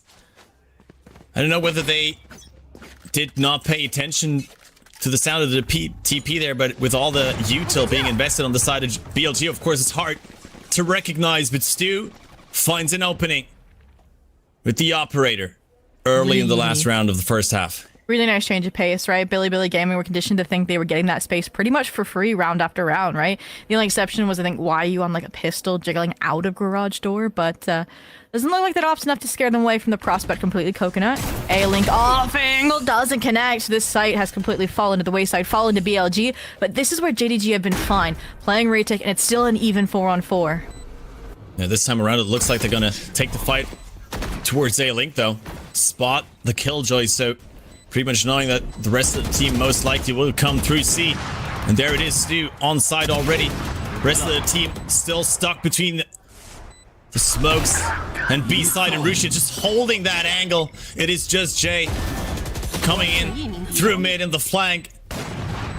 J Kuro gets another one with the operator. Has been spotted already though, and YZ is just a pre-fire. Free kill for him. 8-4 halftime lead for BLG on JDG's map pick. Very, very nice. They're seeing the 13-9 of Evo and say, we want more on the BLG side. Again, I saw a promise, I think, from JDG in terms of the team fights, in terms of how the retakes progressed over that half. But again, I think the rough start, again, how dominant it was in BLG's favor. If they played like they did in the late half from the start, it would have been a lot closer already than an 8-4. And honestly, even an 8-4 is not bad when you're looking at attacks to the map, but it does worry me when we talked about how defense side of this composition felt like it was catered towards Crafty. Yeah, and also looking at the Evo series, they went 6-6 at halftime with only 6 attack rounds for BLG, so they already have more improved the previous result with 2 more rounds. So this could very well spell disaster for JDG as we head into second half. I'm a big enjoyer of the BLG baseball jersey style jerseys. Those are looking clean. But yeah, there it is. Yeah, right. I'm also very fond of these colors. Yeah, halftime break though. Little breather, little words with the coaching staff. Let's see what you can do to get this pistol in tow. Stu has been stable as well, so now I hope to see him really in that driver's seat. Again, solo duelist, now on the entry. Difficult task, but one that I think he can fit the bill for. Neff deserves to be all smiles. Criminal 4K numbers up on the board. But, yeah, I feel like overall everyone's just been kind of quiet on the JDG side. We haven't seen that standout moment that actually defines the round, right? YU gets a few on the retake, right? J Kuro gets a few anchoring like we saw, but then it's just outshined by somebody else bringing the round back from utter destruction. It's always been very team, again, focused dominance on the rounds that they were able to win in that previous half, so maybe when they centralize that force on the attack, when they get to control the tempo and where it is, it'll be a stronger takeaway, but gotta jump into the pistol to see if that is the case here, Crafty. This could be another quick one, but it's just a turret invested in mid window. And looks like BLG are allowing that space early in the round. It has been brought to my attention that we just got a TMV raid, by the way. So welcome to everyone. Yeah, welcome to everyone coming over for some English VCT China coverage as we head into the pistol here. For the attacking side of JDG, it's a good execution. And even though everyone got hit by that paranoia, K9 still able to find 2. YU, though, answering with another one.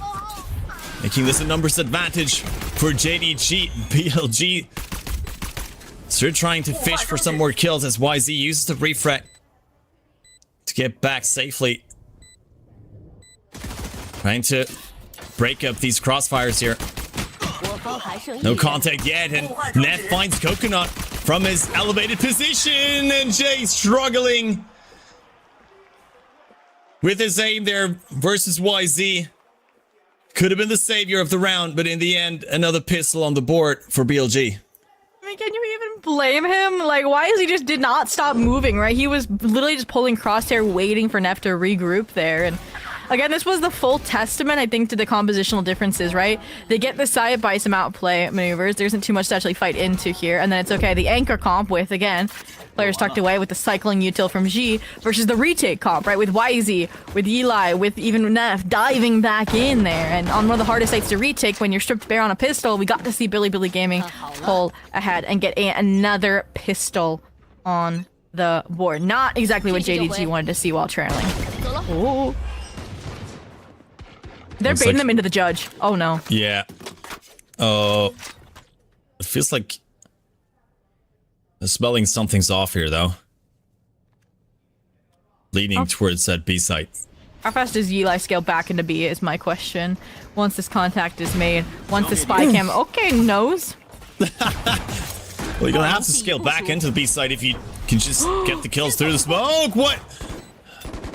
Almost thought Why are 4 going would garage catch after Eli off guard, but he just managed to get away and just decides to fight back. Re-clear that space. He's being traded by J Kura, though. Bit over-eager there. From the Neon, J Kura now has a judge in hand as well. Down to 18 HP, though, and the spike has been defused already. Never mind. It is another round for BLG. What is going on, So many Zoe? questions. Like, you plant on the B. I literally thought I was like playing tricks on myself, and I'm like, wait, is BLG on attack? Like, I was like, I see the entirety of BLG on B, and I see 4 players outside of garage for YD Gaming, and I'm like, or JD Gaming, and I'm like, what's going on here? Like, I guess the idea was to really quickly flip back through garage, but that's where that bait from the judge and it being in the dark really succeeded. Because then they suddenly second guess themselves. They're like, okay, abandon ship, abandon the plan, get back to B, and it's too late, right? And so Billy Gaming again break their ankles, keep the lead, get double digits here. Now, Neff playing off the one way. They know a judge is close corners, but no options open up all across the map just yet either. No real space taken yet for the side of JDG as they shift the judge back over into garage.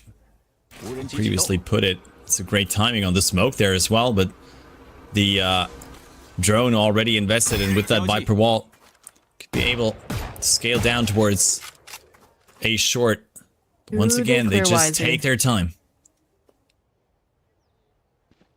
Okay. Stu. Imagine not having a lurking Neon in the last half for Billy Gaming, but JDG were about to. And that's their only duelist as well. And what's scaring me is that there's 40 seconds left. This is the BLG bonus round, right? And so JDG is not looking confident in where they want to end here. Questionable, but through all the strife, they are ending towards the weak side. But it also feels intentional at a BLG. It feels like they're going to be happy to play the 5v5 retake in this regard, and that's where I think JDG are truly going to be tested. But Neff did already find one, but the TP's slightly off. YU, this should have been a free kill for you. All of a sudden, it's a 5v3 for the side of BLG. Stu, however, able to claim one. That stun didn't go where it was supposed to go. Still, with the judge in hand, able to get on side the fast lane to split it in half, and YZ able to find the last kill. BLG convert the bonus. And it's looking dire for JDG. Yeah, thumbs up on terms of how that bonus round and that retake went for sure.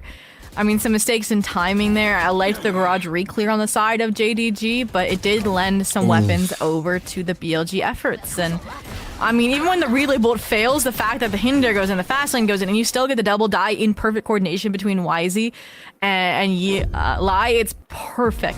And that's exactly what we wanted to see, and why I was thinking, like, I knew I was gonna like the YZ double duelist with the Eli a lot better than the chamber, but again, we'll see if I get swayed on Fracture or Lotus. Those are very strong chamber maps, but second timeout called now by JD Gaming here, and to me, it just goes back to the confidence, right, and the calls, and just like getting on these sites earlier, and maybe taking the fight to BLG before they can retake, because you know this is a retake heavy comp, or I mean, even just playing a little bit further off site, like when you have so many mollies and shock darts, like that's another option. I don't know. I feel like they're not tapping into what this composition entails. Yeah, it's also looking like they're unable to really replicate some of these individual performances that we've seen from them in the series versus FPX as well. BLG, however, we're looking locked in on this first map, and I mean we're probably getting another eco now for the side of JDG, so almost looking okay. It's not gonna be an eco. They're just gonna light shield across the board. Find some scrap bomb. Yeah, light shields across the board, I guess, is the way to go at this point. Otherwise, you would have been facing an 8 map point BLG. This round has to go their way, though. Otherwise, this map is basically over. 100%. No big ultimates on the table yet either. Try and tip the scales in favor of JD Gaming. Billy Gaming again. It's like they're so confident in their retakes that they can over or rotate versus JDG in the previous half, right? They would over rotate and then they would have difficulties with the retakes. So it's a big night and day difference, but cancellation of noise. Billy redisseminate. They are going back into the B space. When sleep pings come out, they haven't really re-cleared the long space, which is a problem in their book. But and we're already less than a minute left. No Cypher util's been destroyed. Spikes leaning into garage alongside this drone. It's like I feel like we're trying to end A here, but the pieces aren't there yet. It really depends on what Jay's going to be able to achieve here on his lurk. They use the From the Shadows not even to clear a lobby. So with that information gathered, they are finally heading over towards A, trying to sell that C-Go, but they still don't know that K-Knight is still anchoring.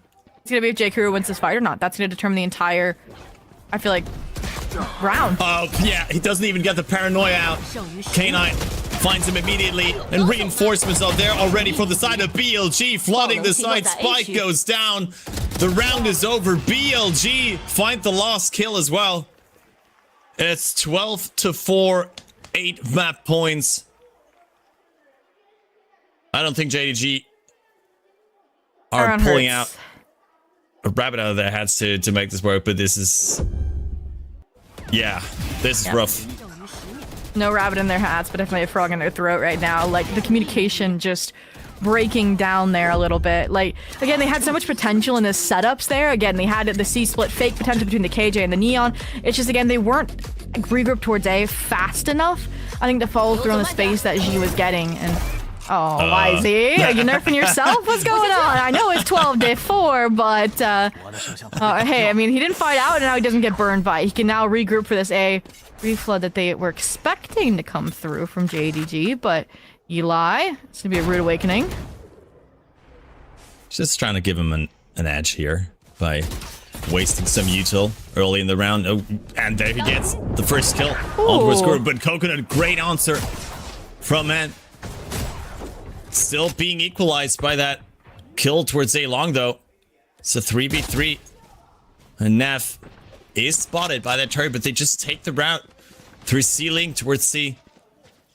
Should be successful in that. But do they know that Russia's already around the corner? No, they don't. YU goes down unaware. Spike has not been planted yet. They just split off, right? Take the one, lose the one, and suddenly numbers are right back in favor of BLG for this retake. And Spike hasn't even gone down yet. I was just waiting for that util. The arrow being invested from K-Knight. Spike finally planted, but it's not really planted for anything. Coconut gets one, but immediately traded by Russia, who finds a 3K on his own. With that, it's a 13-4 Haven for BLG. What a performance by them. And JDG still struggling, still looking to find that form of that series versus FPX. Well, I mean, you tried to rewrite the history books again. Another map they played up against Billy Gaming in that Evo, but now we're headed to maybe even footing again, a fresh restart in the map pool map, and neither have touched in terms of Fracture, despite it being BLG's map pick. I do think it could be a nice bounce back again when you're just playing your own game instead of maybe trying to overanalyze what the opponent is doing. But all in all, I mean, it's difficult when Haven again is one of the oldest in the book, and we're still seeing rough just decision making in the execs themselves on the attack side, right?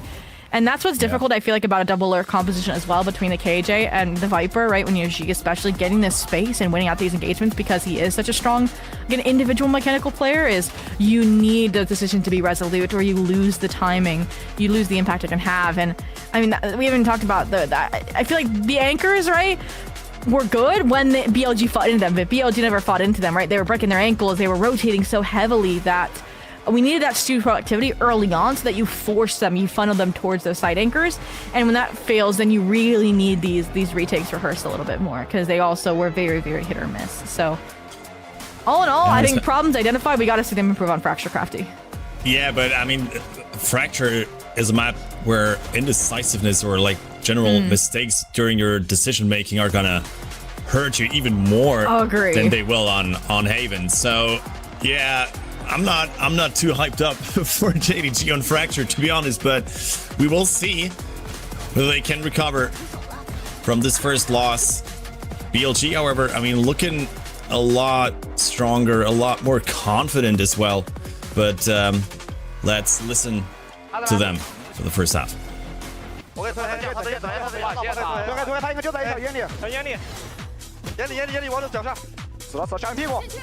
屁股人多，都来一小路下，屁股两个，我可以自己玩，我下 A 大小开 A 大 ，OK， 一小一个，别我两个小 ，A 大我能给你左边，A 大你红，两个 A 大，等我开枪，包点号，往左2打1，别漏了，好，我往右边，还剩1人。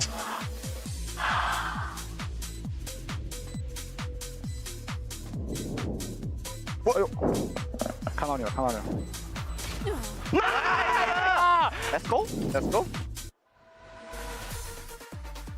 All right. Yeah, a pretty dominant performance from none other than the fragging IGL himself, Neff, who is MVP on Haven. And to be honest, it doesn't really come as a surprise to me. 4.7 KDA, cast at 94%. Insane. Couldn't get the 100, unfortunately, but you win some, you lose some. I guess. I mean, again, I think the calling to me, though, is what outshone anything, right? And that's, I think, going to make, you mentioned, a pretty big difference on Fracture, when I feel like there's even more to keep track of when there are so many access points to the site, when there can be so many, I feel like, lurk place set up really well. We already saw Rusia, I think, on top of that here. Even, I think, K-Knight had one really good lurk for Billy on Haven. So, again, it's going to be a challenge for JDG, but one I'm excited to see how they tackle. Yeah, I mean, he had multiple 4Ks as well in that game, just underlying that great IGLing, of course. But I mean, if you have a player like Neff that you can always count on, it's a lot. It's a lot more comfortable in these rounds, and he's gonna come in crucial. He's gonna be crucial again once we head over towards Fracture, where you need those mid-round adaptations. especially on defense. So it's going to be interesting to see how he's going to lead his team over there, but he was definitely having an impact on this first map. I mean, compared to the rest of his team, look at these stats. What is going on? 22 and 6 is crazy, right? Like everyone else having normal amounts of deaths, you could argue, but I do think that he was a bit enabled, I think, by, again, YZ and Eli being this really dynamic duo. And I think more teams are starting to realize that Neon Whaley is the current broken duo in this meta post Yoru. Again, it works on most maps without fail. It feels like, and it is really, really hard to play around. And it is, again, the perfect counter to hard anchor compositions like what JDG were running. It makes me wonder if they're going to keep something like that with, again, Rishi on the Cypher over on Fracture, if they do want to try and experiment back with Eli on the solo duelist with a chamber for YZ or not. Again, I think I would prefer the double duelist with, again, a Cypher, or even, can we put Rishi on chamber and see what happens? Hear me out. But all in all, for JDG, really no clue what they're going to go for here. I mean, you guess probably YU on the KJ works. You can also run him on the chamber. Maybe you put G back on a duelist for this map alongside Stu. Again, I feel like they have a lot to do with it and are a lot harder to read what they'll do compositionally, but all in all, yeah, there we get to highlight YZ again. Even though it wasn't MVP, was, again, looking really, really clean on that Waylay regardless. Yeah, compared to the rest of the players on the server, putting up some great numbers as well, of course. And yeah, you mentioned him already, together with Eli, who also looked a lot more confident compared to what he showed versus Tyloo. Yeah, where he was struggling a lot being that entry player, but this time working very well in unison with YZ. Always finding that distraction, at least, to then being followed up by either his second duelist or Neff, who had multiple occasions where he could just benefit off of his two duelists. Yeah, create this space for him. But yeah, it's going to be interesting to see. I mean, you hinted at some potential picks for Fracture, but I guess a lot of teams are still sort of finding their composition for this map that has been out of the pool for so long. So it's going to be interesting to see what they're going to come up with. But we are going to head into a quick break, and we'll be right back with the second map, Fracture, between JDG and BLG. So don't go anywhere.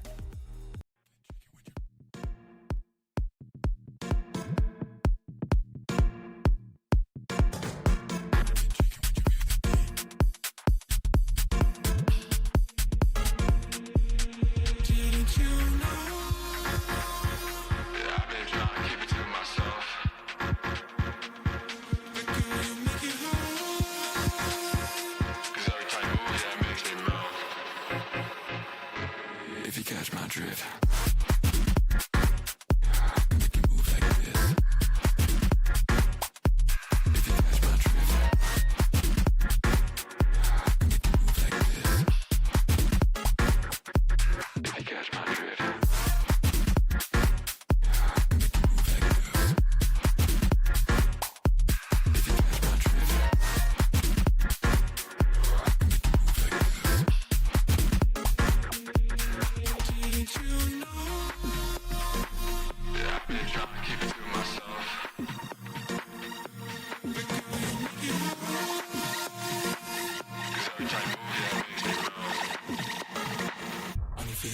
To me, come on.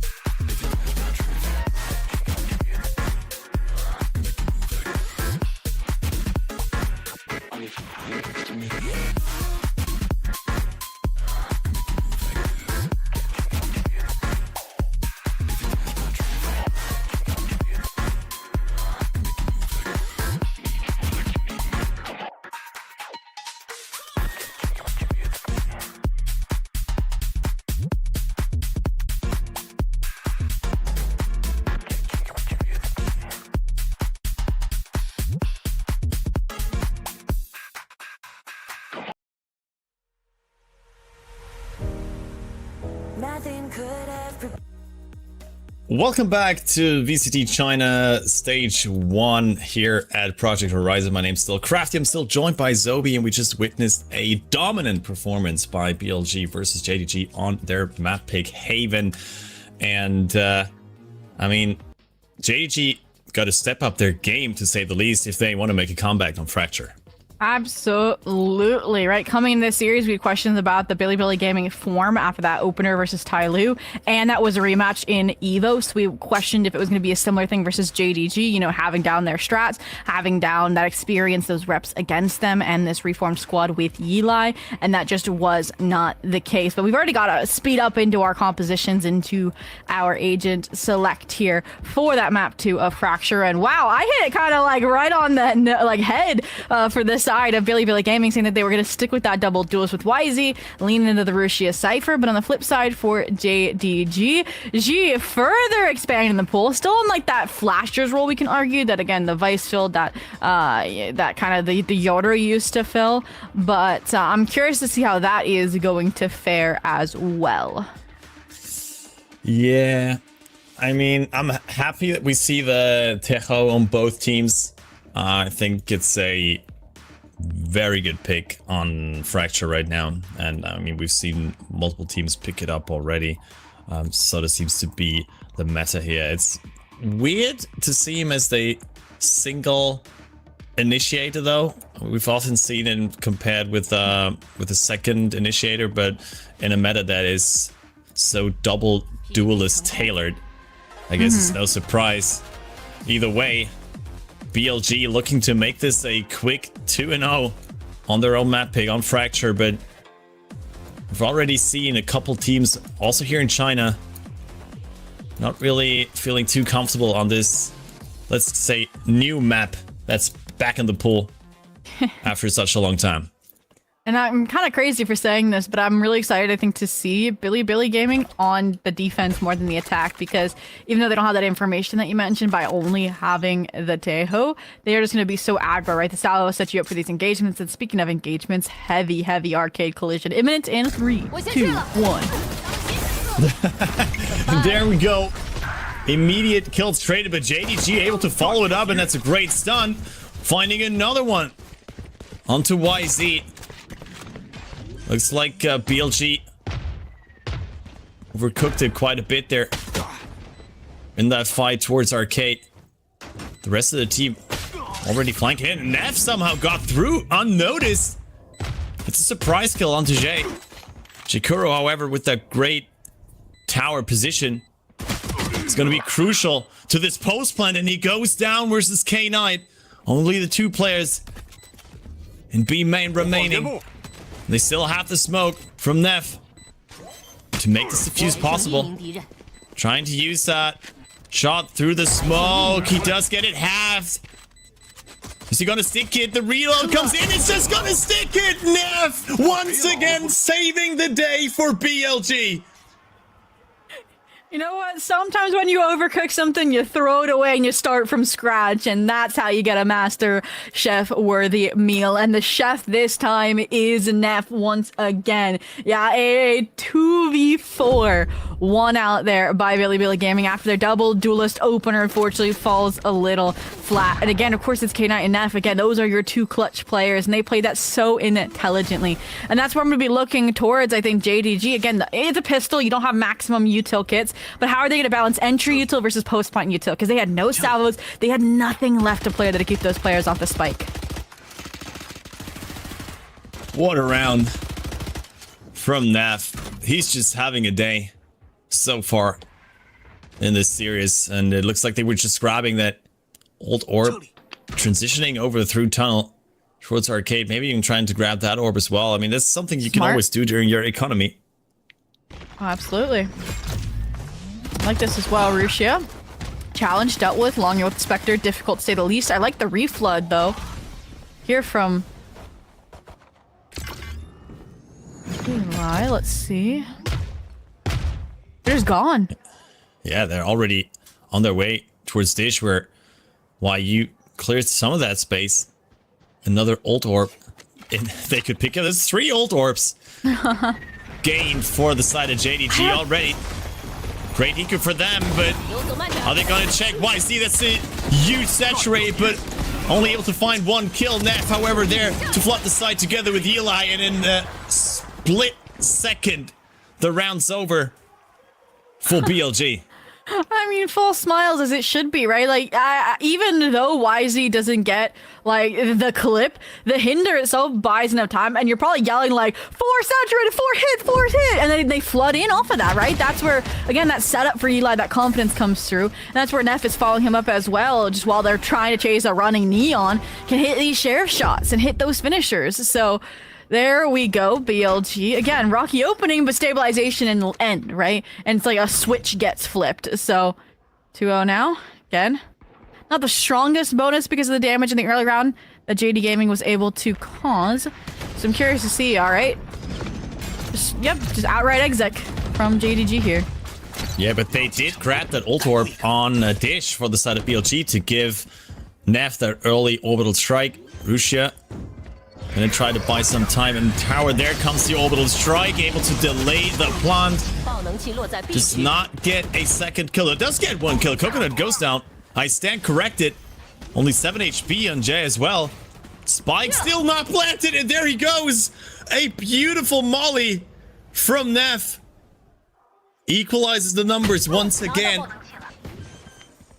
Are they finally gonna be able to plant this spike though? YU covering for his Neon.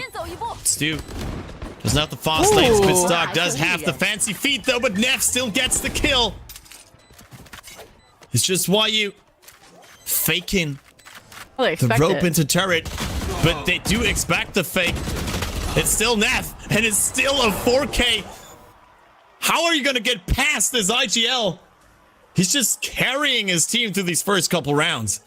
Like, at this point, it's like PC check, right? Like, nobody is looking towards heaven to see if YU didn't, in fact, fake it. They're just so confident that he was, in fact, re-wrapping there from arcade. Like, it's kind of crazy here. And I'm wondering if they were planning, like, wholeheartedly to use that orbital strike, or if it hinged on if Rusia got a Bucky kill in heaven or not. Either way, they came around the same time, and that is criminal that Neff gets that kill. But my Spectre long range doesn't do that. I'm sorry. Yeah. 10-0! 10-0! He's like 4.7 KDA. Not enough. No. I mean, you were talking about his 94 cast rating. He wants the 100, I guess. Yeah, he wants the 100. He knew there's something to improve. He's just gonna get every single kill, not die a single time. Ooh. This is arguably the weak point of this A defense. There's a spy cam to play contact here. Neff in quite the vulnerable position. I was gonna say they've slipped the net timing, but there it is. It's again just procedural. I mean, vulnerable to others, but not vulnerable to Neff. As it just hides in between the fast lane, gets another one, is fully stunned up, but unable to find a kill onto him. Is the side of JDG. During this eco, firepower not really there to work off of that invested util. Don't think they know that YU is snuck in towards that corner close to the A side already. But the spike is under their control, and I don't see a world where they're gonna recover it anytime soon. Not like this. Flawless round for BLG. I mean, aside from being a flawless round, just flawless space management there on the A site. Like, I am thoroughly impressed at the Cypher and the Brimstone balance and how they're able to re-clear the space off of Yili as well, right? Like, the smoke comes down dish, again, they're reflooding off of that. The trips are still in place, so they can, again, handle one zone, one section at a time. And to me, that makes it feel like A site is completely off limits right now. And timeout comes through, because obviously you're down to 4 on a map 2. A map that maybe you weren't expecting to play. I know you mentioned that they were both floated on both sides, but I think the best they've looked is, again, getting onto that B site really fast from B main, because that is where we're seeing Billy intentionally play retake. But then again, it kind of comes down to, okay, you are running a super aggro composition. Can G set Stu up to fight into spawn to try and kind of counteract players like Neff, who are just kind of having their way around Generator, right? Can, again, spray the shots down main, can, again, set up the teammates without really much care, retaliation, right? Not much disrespect coming from JD Gaming. Yeah, I mean, especially when you have Neff finding his footing this early in the map. His Brimstone is looking insane. Like, the way he's been using his util, also dancing in and out of his own smokes there on the onto A side. This is just prime Neff that we're seeing right now. 12-0-2. He's not really sharing a lot of these kills with the rest of his team. You gotta get like a 14-3, like an inverse pie, right? Okay, this is a different look. Yeah, there is some more attention towards A main now for the side of BLG. So try to clear that with the drone. They need to fall back. It's JDG are already on site through drop, and this time around they do find the kills. Also the one towards Sand. Yili trying to get in, but is killed immediately. And a bit of a timing issue there for Rusia, as well as Neff once again finds an insane kill on towards Stu, but is already down to 16 HP. He'll finally get his first death. Yeah, I mean, he probably should just save the gun and play for KDA, but he doesn't. They're rich. Yeah, 3K for J Kuro, and the first round on the board for JDG after that timeout. And what's crazy to me about that round in particular, number one, JDG, very coordinated, very synchronized. I liked the dish dive. That was brilliant out of the fast lane here. Again, some players isolated before that Teo util comes out, but also that's the first round we saw Billy make a change, right? Like, they perfectly switched the Cypher to B because they expected the change out of the timeout to be B-sided. That's what I called and expected, right? Was JDG to go B, just improve the post plant, right? And now I'm surprised they're keeping the Cypher B, because I just expected them to go back to what was working, right? Put the Cypher, the Brim A, play for retake B. And they haven't, because YZ Op can find first blood in that regard, I guess. It is just the Cypher he saw, though. So, a lot of information gathered there for BLG, and Neff's push and dish is being punished by J Kuro. It's another opening for them now, as they shift the operator. Oh no. Way towards tree, and YZ unaware. Rusia, good trade towards Coconut. Good neural theft. Yeah, this is a great neural theft.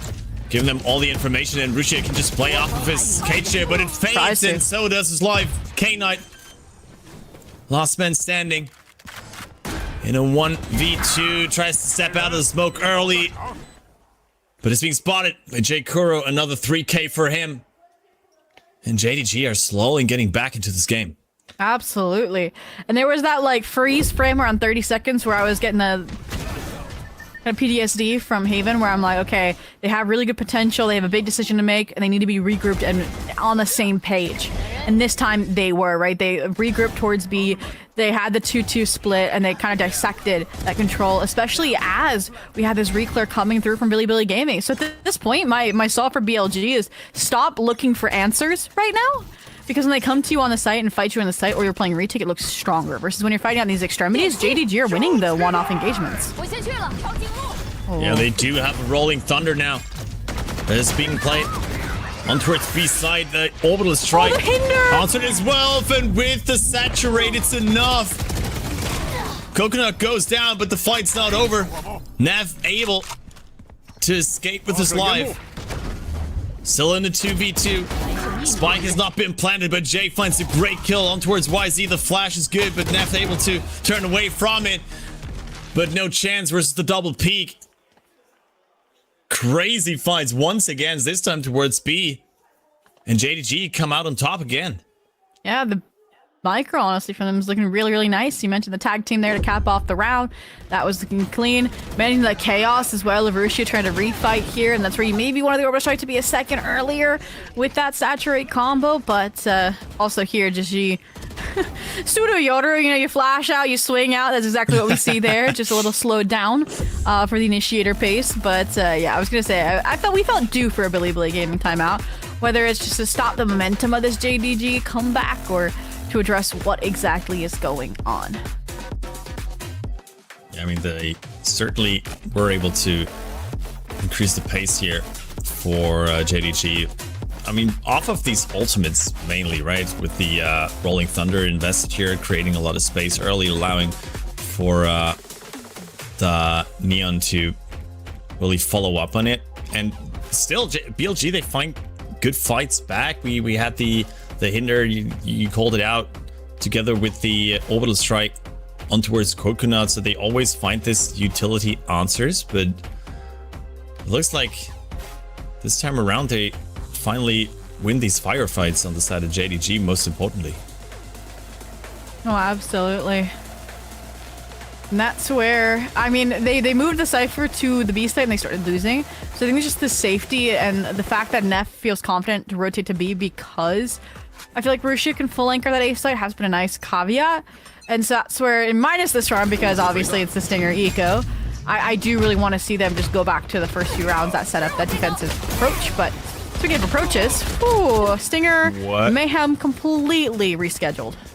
Yeah, it is an eco for BLG, and even though Neff finally finds one towards YU, this round is already done and dusted. JDG looking to plant, and with just a Bucky and a classic in hand, Rusia probably not gonna go for a retake here. Alright, Rusia died to anybody but G in this situation, alright?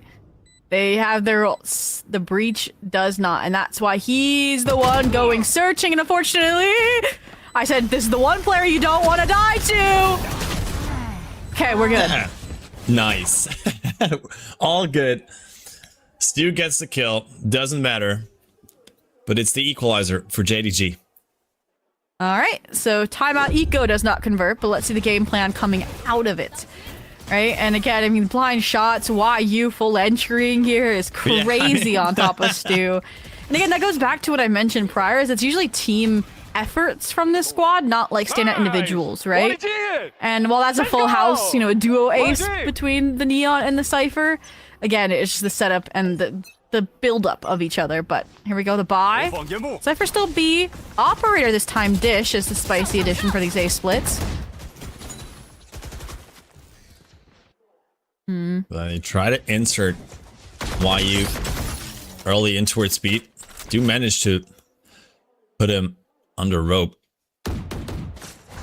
but he should be checked. Well, they realized that there was some movement. I like this call. You got a deep deposit of YU here into Arcade. You realized, okay, if we're overwhelming K-Knight trying to fight out a Dish and Armageddon's in our future, so it's timing. Okay, yeah. Ooh. Armageddon just to clear tower, but that gives them a lot of security on towards the side. The stun does hit Eli, and he goes down. Stu able to claim that kill. Did use the overdrive as well. It's a great camera that still has not been spotted. To give them some information at least, and Russia still able to survive here, dance it out, but finally goes down. The trade for Neff is there though. Spike still not planted, as it's a 2v3 disadvantage for JDG. Stu already low, but J Kuro able to find another one. Neff, however, is relentless once again, and with the special delivery, this should have been a kill, I say, but it is not. K-Knight in the end still able to convert on it, and finally another round for BLG. Whew, a close one at that. The 1v1. It kind of feels like it'll decide the course of the half there. I mean, that was just ult Armageddon, right? This is every observer's nightmare, right? Salvos, orbital strikes, double Armageddon, you name it, it was invested. And that's, again, kind of a throwback to the Haven, the push and pull that these two teams can have when at their peaks, right? Because that perfectly countered the reflood that was set up off that fast lane from Billy Gaming, but I think it was JDG's inability to regroup and collectively fight that A-main presence when it was double stacked that left BLG on top, but not gonna slow down JDG to any degree, is it, Crafty? No, they're still heading straight for Santio over towards A, but it is a stack for the side of BLG. Do they know what they're running into? Doesn't seem like it. 2 kills found. 1 traded only for YU. K-Knight goes down. Their spike is still in sand. Does YZ want to advance with the operator in hand here? It does look like it. He should get the kill here, and he has the coverage from Nev. Does use the dash to gather some more information. Last player, I think, has been spotted already. It is just Coconut with the spike in hand. Baits out a reclear here from Rooshia to see if they in fact did recoil, but no. YZ 3K with the operator there. I mean, I don't think they saw the full vision of that stack, right? I think I saw a judge in A main at one point that was never unearthed, right? And it goes back to BLG's, again, ability, and what I've asked for JDG is their ability to regroup and fight spaces together, right? And that's kind of what we see here. And K-Knight led the helm on the main refight. YZ led the helm on the sand refight. So BLG lock in with a safety net of a 6th round. We'll be looking for another lead here at the half. Crafty, I'll put it on you. 7-5 or 8-4? The way this map's been going so far, I'm going with the 8-4. Back to back, let's see it. YZ? Never mind. J. Cruz said I want the 7-5. I don't know. They want the 6-6 maybe. Oh, true. I didn't put that one on the board. Oh, Rashia gets a sneaky kill there onto Stu. It is only a half buy there for the side of JDG. Nev trying to fish outside his own smoke there. But can they make this retake work this time around? Want some more time? Oh, that's a great rolling thunder to immediately stop the advance, but there's no real follow-up on it when it hit Yukao even. And J. Kura and his position spotted already. Can't really make anything work from that all-in position. It's just the stinger in hand there for K-Knight and J. Coconut and J, that is. And the 3K with the overdrive for Eli. He's finally able to grab some multi-kills as well. BLG get the lead. From the fingertips into the audience, right? Gotta feel the vibes as a new player on this team, but that is another heartbreaking round, right? Yeah, you mentioned the half buy for JDG, but I feel like everything was going their way.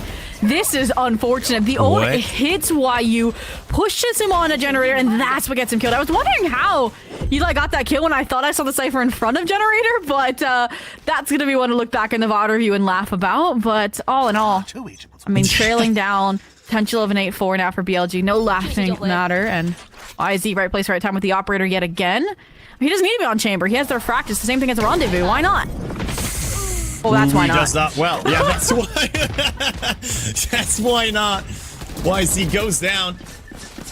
K-Knight's still able to find a kill through the smoke here. Rushi is still tucked in already. And immediately as he's trying to plant the spike, the flood comes in from the side of BLG. 2 quick kills for Rushi. It goes down to Stu.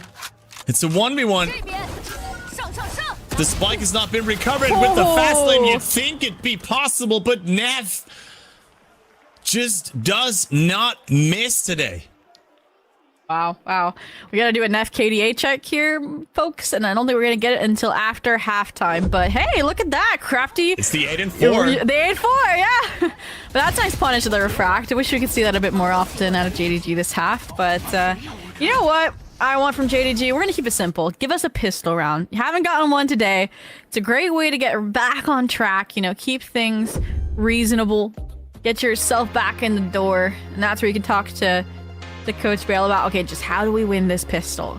Because again, the difficulty here to me was I was excited to see the defense there out of Billy and how they were going to play this again. Taeho, this double duelist on top of each other, because it does set them up very well for, again, taking and keeping this space. And now they're on attack, which to me is just going to be like break ankle central. It's going to be even more difficult to play against. It's like a confidence killer, you know? Yeah. Yeah, absolutely. I mean, it will depend on how far they're going to push it, of course. I mean, I do expect some proactivity from JDG as well on their defensive side, but BLG, the way they're looking right now, the way Neff is looking especially, this could very well be a quick 2-0 for the side of BLG. Something I certainly did not expect after their first games in Stage 1 went completely different ways. Yeah, honestly, sometimes you have an off-form day, sometimes even on-form day. That's kind of the tale of two teams when it comes to the openers between Bilibili Gaming and between JD Gaming. But I don't know, I expected it to, I think, be a similar outcome to EVO. I expected it to be a little bit closer to what we're seeing here, right? If it was from an 8-4 to a 13-4, right, for Bilibili once the side swap, right? It was flawless after the fact.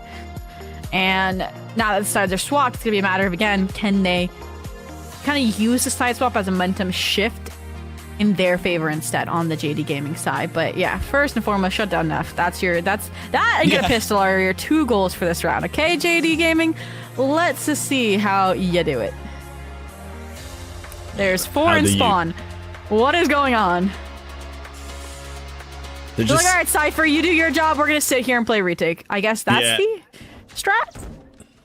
They're probably expecting fast push somewhere. Did not happen as BLG is just contacting their way on towards A. Now exploding into sand.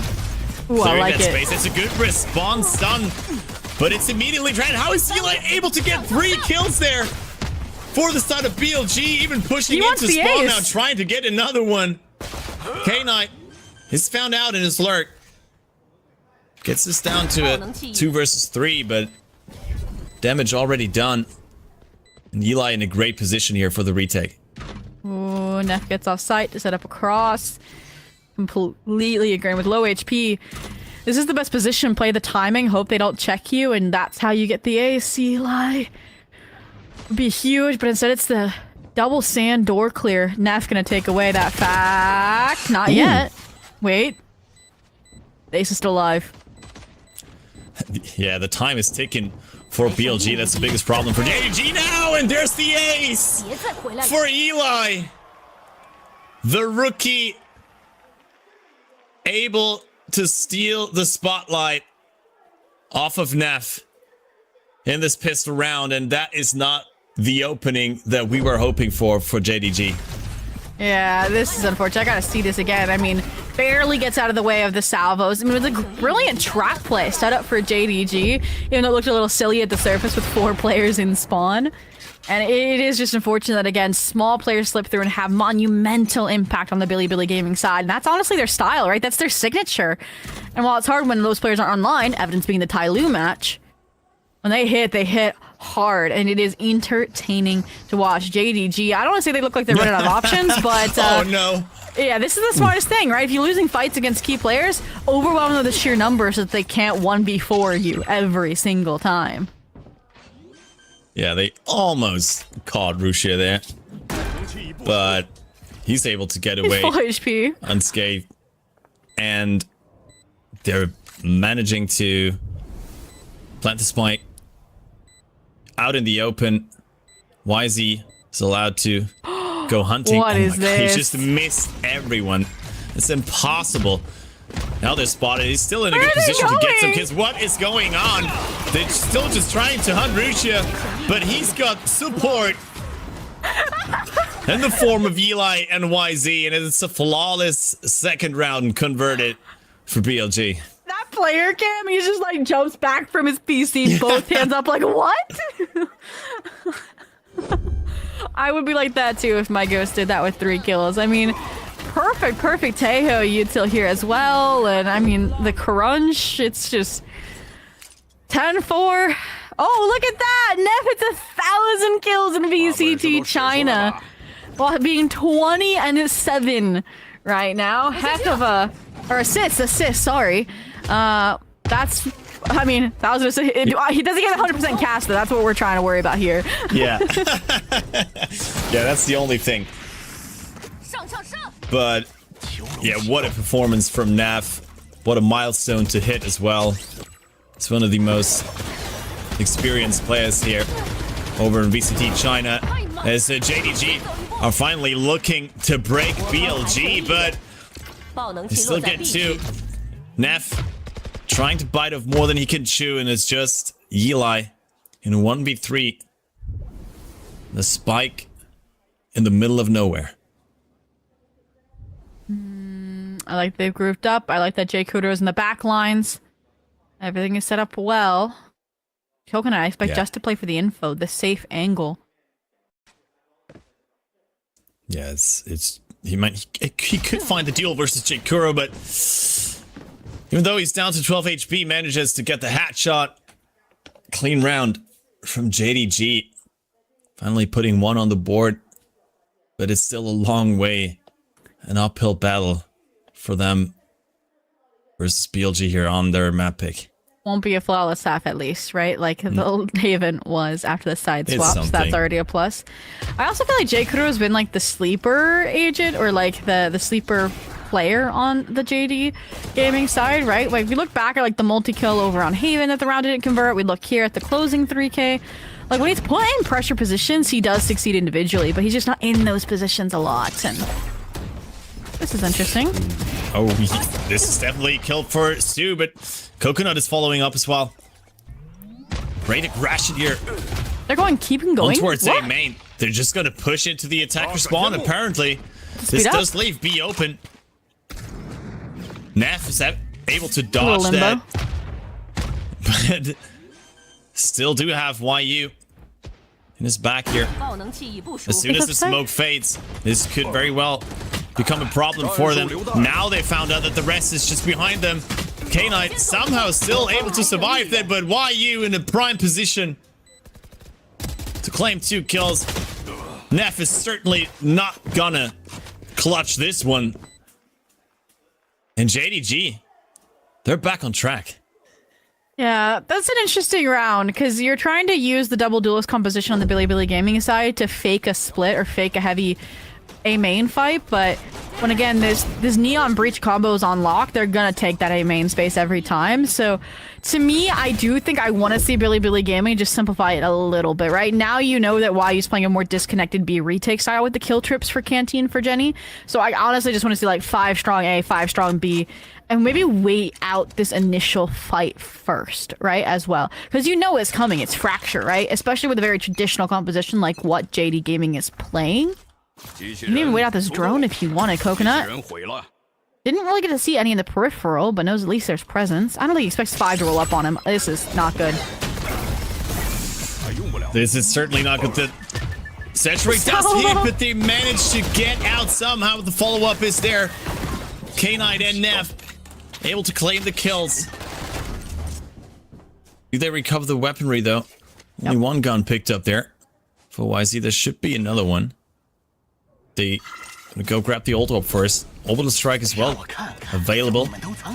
And with that, neural theft, they do gather enough information that should secure them a plant here.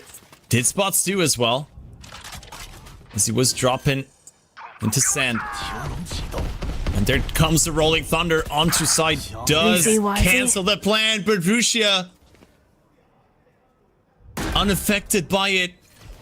Only 9 bullets left, but it's all he needs. YZ gets to. With that, it's at 1v2. Neural theft for YU as well online. Ping. Probably not able to get anything off of it. What is going on? He's waiting for Nef. Just all waiting. He's just waiting. He knows the orbital strike's in play. He has to hunt down this brimstone, and he's running out of time to do so. He's so far away. And he only has 10 HP. Yeah, he's just deciding to go for the fight versus Naf. But with that, he's just handing over another gun. A thrifty for BLG. Couldn't have come at a worse time for JDG. Wow, wow, wow. And I really like that Bilibili Gaming didn't back down even after losing lie in that situation, right? They just dump the salvos in. They punish those players that are trying to get out. And there was a decision as well to peel off from Rusia and not finish that fight as well, made by Stu. And I liked it in the at first, but then I realized you get the orb, you get the neural theft, and that just set up BLG perfectly to continue and solidify A was the site to go to. But oh no, we're gonna end this fast. It's another quick one for BLG this time around. No! Eli leading the charge with another a 3K. ace. Almost another ace if it wasn't for YZ. What a stomp right now from BLG. And this is the kind of game that you want, and you wanted your opener to be like, right? Versus Tyloo. Because then Eli will feel confident in their skin, in their neon. Because they're on neon almost every single map, right? And whew, right now, again, I think though the way like neon is the best look I've seen from a lot of VCT China teams right now. And there it is, that match point here for Billy Gaming. On their map pick, 1 round away, 6 needed in a row for JD Gaming to get to that overtime. And I mean, money, not the greatest. They're solo anchor on the B site, having to resort to just the sheriff means, but I expect this to be the main space take, to have heavy flank presence. And we saw this work out last time for them. I could see it working again. Yeah, they were trying to get rid of the Cypher utility there with the guided salvos. Did not work out in their favor. Still online, but with that flank, doesn't really matter. But YZ in quick succession finds 2. Gets rid of 2 of Lemonades only. Coconut, J. Kuro. As Russia is already pushing into these smokes. Coconut all by themselves. The orbital strike just thrown in for good measure. And I don't think Coconut is going to pull out a miracle here. Russia ends it 13-6. BLG are so back in their second game. This is the performance we expected them to have coming into this stage. Again, focused, committed, confident, and setting their sights not on the group alpha, but on playoffs on the global stage, on VCT Masters London here. And honestly, I think it's going to take some time just to unlock that final form with, again, Eli, I think, coming into his final form individually. And it's, again, what can this master level team do to elevate him as a player to get to where everybody else is experience-wise? Because now we've seen, okay, the good, the bad, the ugly, the pretty, and honestly, JDG, again, they're that team that we're expecting, I think, to be like make or break there, because this is the group of death, in my opinion, for who makes it to playoffs. But if they make it to playoffs, they could be deadly. Again, they made it on a decent run in that lower bracket in kickoff, and they kept the 5 together. Again, today it just felt like, I don't know, Haven, they need to be more confident in themselves, and they were confident on Fraction. I think that's why this was a little bit closer. Like, those duels head on were smart. Yeah, it did look like they could actually give BLG a run for their money, but it just wasn't enough. BLG, especially Neff, with an incredible performance. I would have loved to see him go to 30 kills there, but it just the map was over too quick. So, did he get 100% cast though? We'll have to see. Yeah, we'll have to see. He's certainly gonna get the map MVP once again, but yeah, incredible performance by the entire team. We're talking about Eli as well, who had a lot better showing today than versus Tyloo in the opening series, and BLG finally looking like, yeah, maybe the team to beat in this group once again. Yep, got an ace, almost a second one there for Eli. Definitely looking better with the multi-kills on map 2 versus Neff was the master of that on map 1. Again, this team in maximum form is deadly, and it's just gonna be a matter of if they can maintain that form day to day. Yeah. We do have an interview, so let's toss it over to beat us. 获得了本场比赛的胜利，我们也是邀请到了 Nep 来接受我们的赛后采访。你好，比赛的胜利，我们也是邀请到了 Nep 来接受我们的赛后采访。你好 ，Nep。Hello， 大家好，我是歹夫。欢迎 Nep， 今天图一你们选择到了主动变阵，可能从杰锋变成了幻龙，包括说幻龙他现在在我们这个版本的登场率是非常高的。 Why do you think Whaley is so good for every comp? 几乎每一张地图的原因是为什么呢？就是可能他有点像耶路那种，可以白标很多地图控制权嘛。然后对面也知道，如果没有换龙，也不敢站那种很前面的位置，就因为他的缓速啊，就瞬间能就是突发出去，然后就。并且当时你在主一，就选了换龙。对，他的容错率是非常高的，并且当时你在转了战局，当时在2楼下的位置连接3人，最后换枪拿下自杀。能不能分享当时在2楼下的位置？ So the basketball is insane, like 4K judge play. 他们我在楼下。那分我就有那种心灵感觉吧，他们对面不知道我在楼下，所以我就等于。I just really caught the timing. They were like on the side to me. They didn't really know I was there, and it just jumped out. 对，今天你真的是大心脏般的存在，来到了图尔，来到了手枪局，你延续了图一火热的手感。那从我们之前可能比较熟悉的先锋位置， You like swap roles from like initiator to like controller, being the IGL so smoothly. 就跟以前就是因为现在我们有多一个决斗选手嘛，然后我们也尝试了用更多的双决斗，然后这个烟味的指挥，小黑也是很厉害的一个先锋选手，有点区别吧？如果我在先锋指挥位置，然后说实话有点区别吧？如果我在先锋指挥的情况下，但。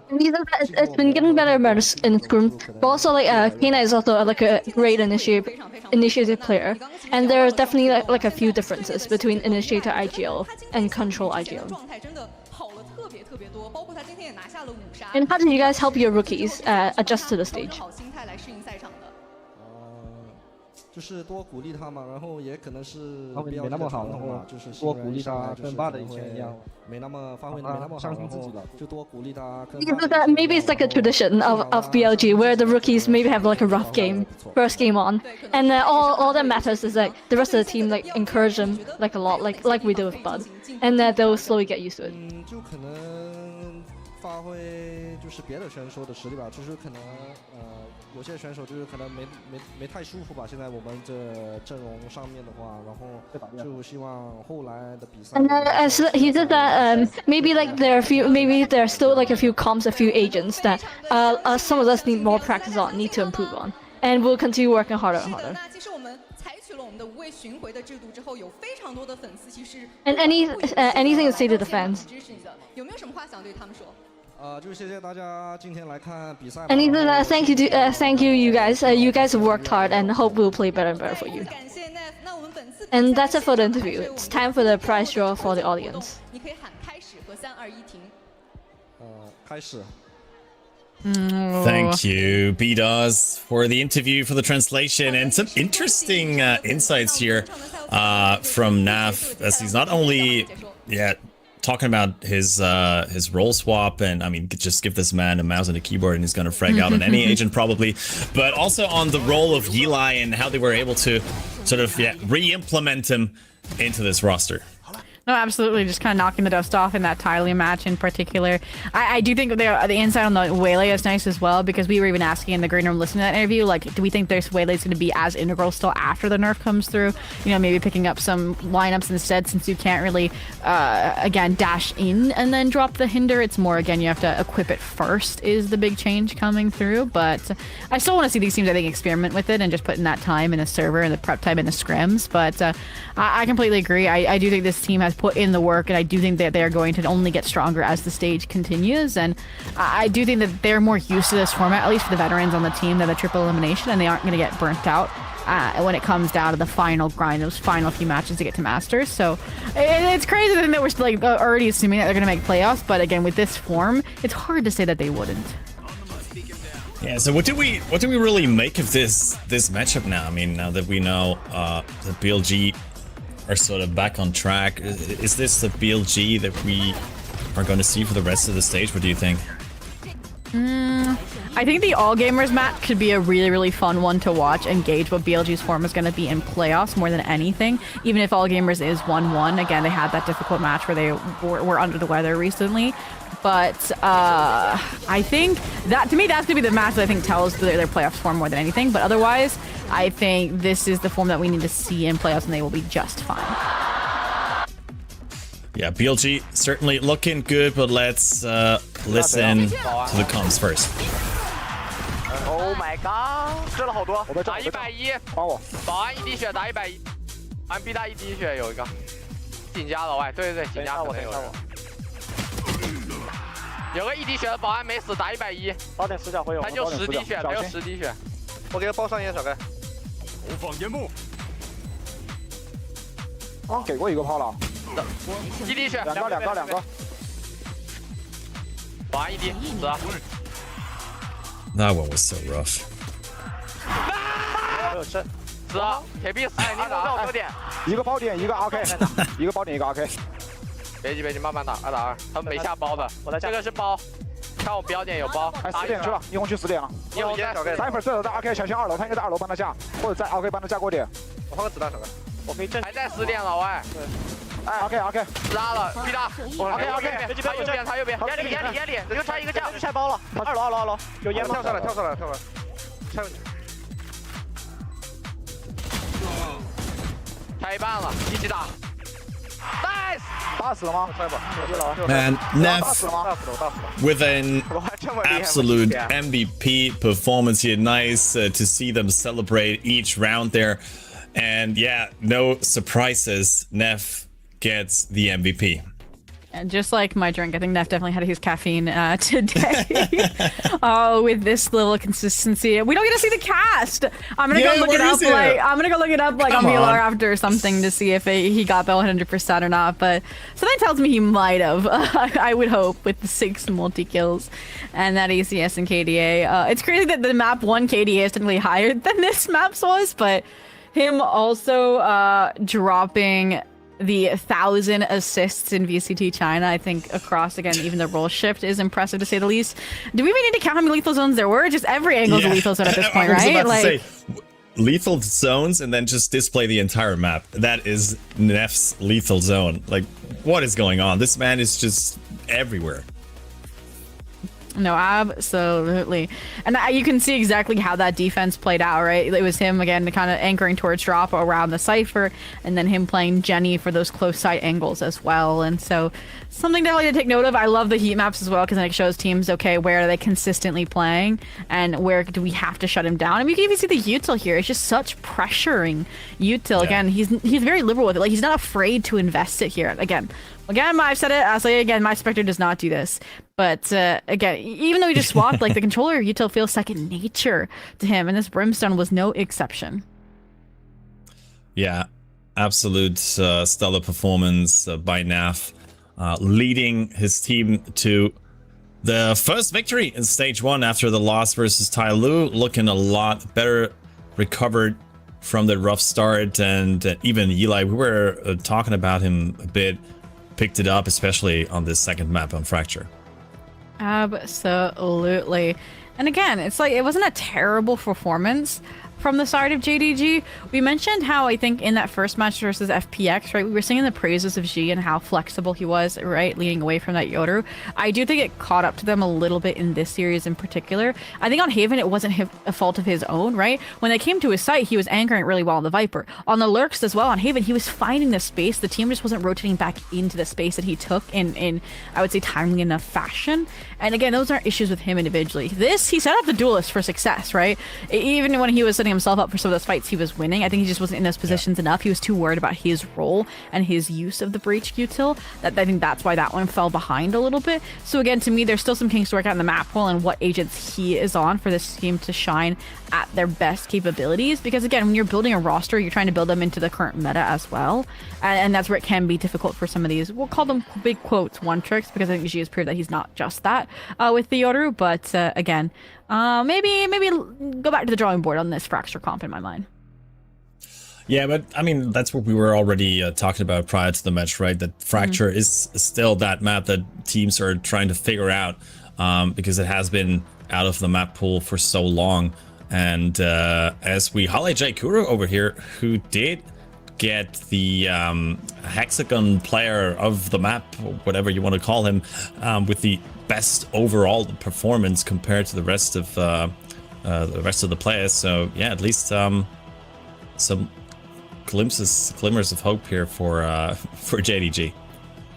Absolutely. And I said it, he was that kind of sleeper player, right? You like even look at Haven, there was that one round where I think he got like an insane 3k from Graffiti, and then that's when I think Neff just stole the spotlight, right? With like an insane clutch from hell, right? Like it's difficult again when you're being outshined by your opponent, but you can still point out who were the strength players on your side that you can lean into, you can tap into in subsequent matches. But again, we go back to the map veto, and to me, I think JDG winning the skirmish was nice. I'm more surprised that they picked that team A, went for the sides instead of the ban preferences, because then maybe they would have found a bit more success. I also think I would have wanted to see their Pearl again over this Haven pick. I know we mentioned, again, them banning that out was going to be like, okay, because they don't want to see BLG on it, but I feel like they had more recent footage on BLG's Pearl that they could have utilized.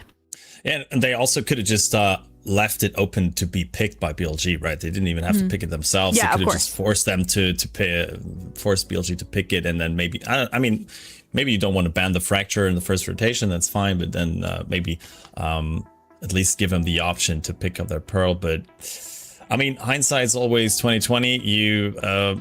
They will definitely have something to work on, but it's where do you put JDG right now in this Group A compared to the rest of the teams, now that we know that they had a strong showing on their first series and now they looked kind of off? Is it just the off day? Which of the two series was a fraud now? Which series was a fraud? I think this one was a fraud. I think, again, to me, it would have been a little bit... I don't think it was going to be like a 3-mapper by any means, but I thought it was going to be like double digits, kind of 2-0 territory for BLG. So to me, where do I put them in this group? I think their win over FPX could be what decides them going to playoffs, actually, even though it was like the first matchup, their first win, right? Because you look at the list that they're up against, right? You have Tyloo, you have All Gamers, you have BLG. Those are like my top 3, right? Shoo-ins, kind of. And then that means, okay, FPX and JDG are the ones right below there, with also TEC, who could make a comeback. We don't know. Be kind of crazy, right? And that's where it's like, okay, these really close round differentials are going to matter, right? As many rounds as you can get are going to matter, and that's where we're going to be looking at the long run, how they do in these last few matches. Yeah, I mean, let's hope for them to at least pick it up. As we look at today's matches once more, we had an interesting series between Trace and Sheila Gaming. That was entertaining. Fully delivered. Yeah, fully delivered. Went all the way. Sheila with a great comeback on Bind to close out that series, and then it was over in Group Alpha, a pretty dominant performance by BLG, as some might have expected. Me, I certainly didn't, but there we go. BLG back on track, 2-0, and the current standings in Group Alpha look pretty interesting to me. I mean, I don't think I would have expected Tyloo to top the group after 2 days. No, absolutely. I think we already knew that they were going to be close up against Billy in that opener just from the EVO Grand Finals themselves, but definitely stand out in that regard. I mean, you look at the players and what they were able to achieve, right? Scales 54 and 39, like, and slowly as well, I feel like was super impressive. So those two players alone, and that's still while Neff is going positive somehow as well as your top of today, and was even a top frag for Billy in that opener. But then they went up against TEC right after, so it's like you went from like hard mode to like easy mode kind of difficulty in your mind if you're Tyloo. So all in all, but looking back at today, again, Neff at the top, no surprise there. It's more interesting to me that despite the loss, your second is a Trace player, right? Yeah. I mean, they were having an intense series versus Sheila Gaming. I mean, we have players from all teams in the top 5 because it was just so back and forth. I mean, we were hinting on Jay Kuro with a great performance on Fracture as well. But yeah, in the end, a lot of individual players stepping up for their team in today's matches, but in the end, Neff most certainly the one to look at. By the way, I just checked it. He did not have a 100% cast. It was only an 89% cast on Fracture. He got worse. No! Man, that's so come sad. on, Neff. That's disappointing. Oh, this is an interesting schedule. All right, FPX versus Tyloo could be fun. Obviously, it leans Tyloo's favor, but it's like a must-win for FPX with what we mentioned about FPX versus... Or yeah, this will be Tuesday, obviously, but next day of matches. FPX, again, kind of hanging the balance because of that loss versus JDG in my mind. TEC versus BLG, a very, very upset potential for TEC if they could do it, but it feels like BLG's game to win as well. So, surprises and more so to be had in the first match than the second, but, who knows? Again, when teams are pushed at the bottom, the only way you can go is up. Yeah, certainly going to be interesting matches to follow on Tuesday, so you should definitely make sure to tune in once again, because yeah, that's been it so far from us. It's been a great time with you, Zobi. Thank you for casting alongside me. I hope you had fun too. And, I did. Yeah, we were having fun, most certainly, as is tradition in VCT China. It's always entertaining matches, so make sure to follow Project Horizon on all channels and be up to date whenever we go live. Next match will be, as said, on Tuesday, so be ready to tune in, and until then, take care and have a good rest of your day, night, morning, wherever you are right now. That's been it from Project Horizon. My name's Crafty, and I was joined by Zobi. So thank you and goodbye.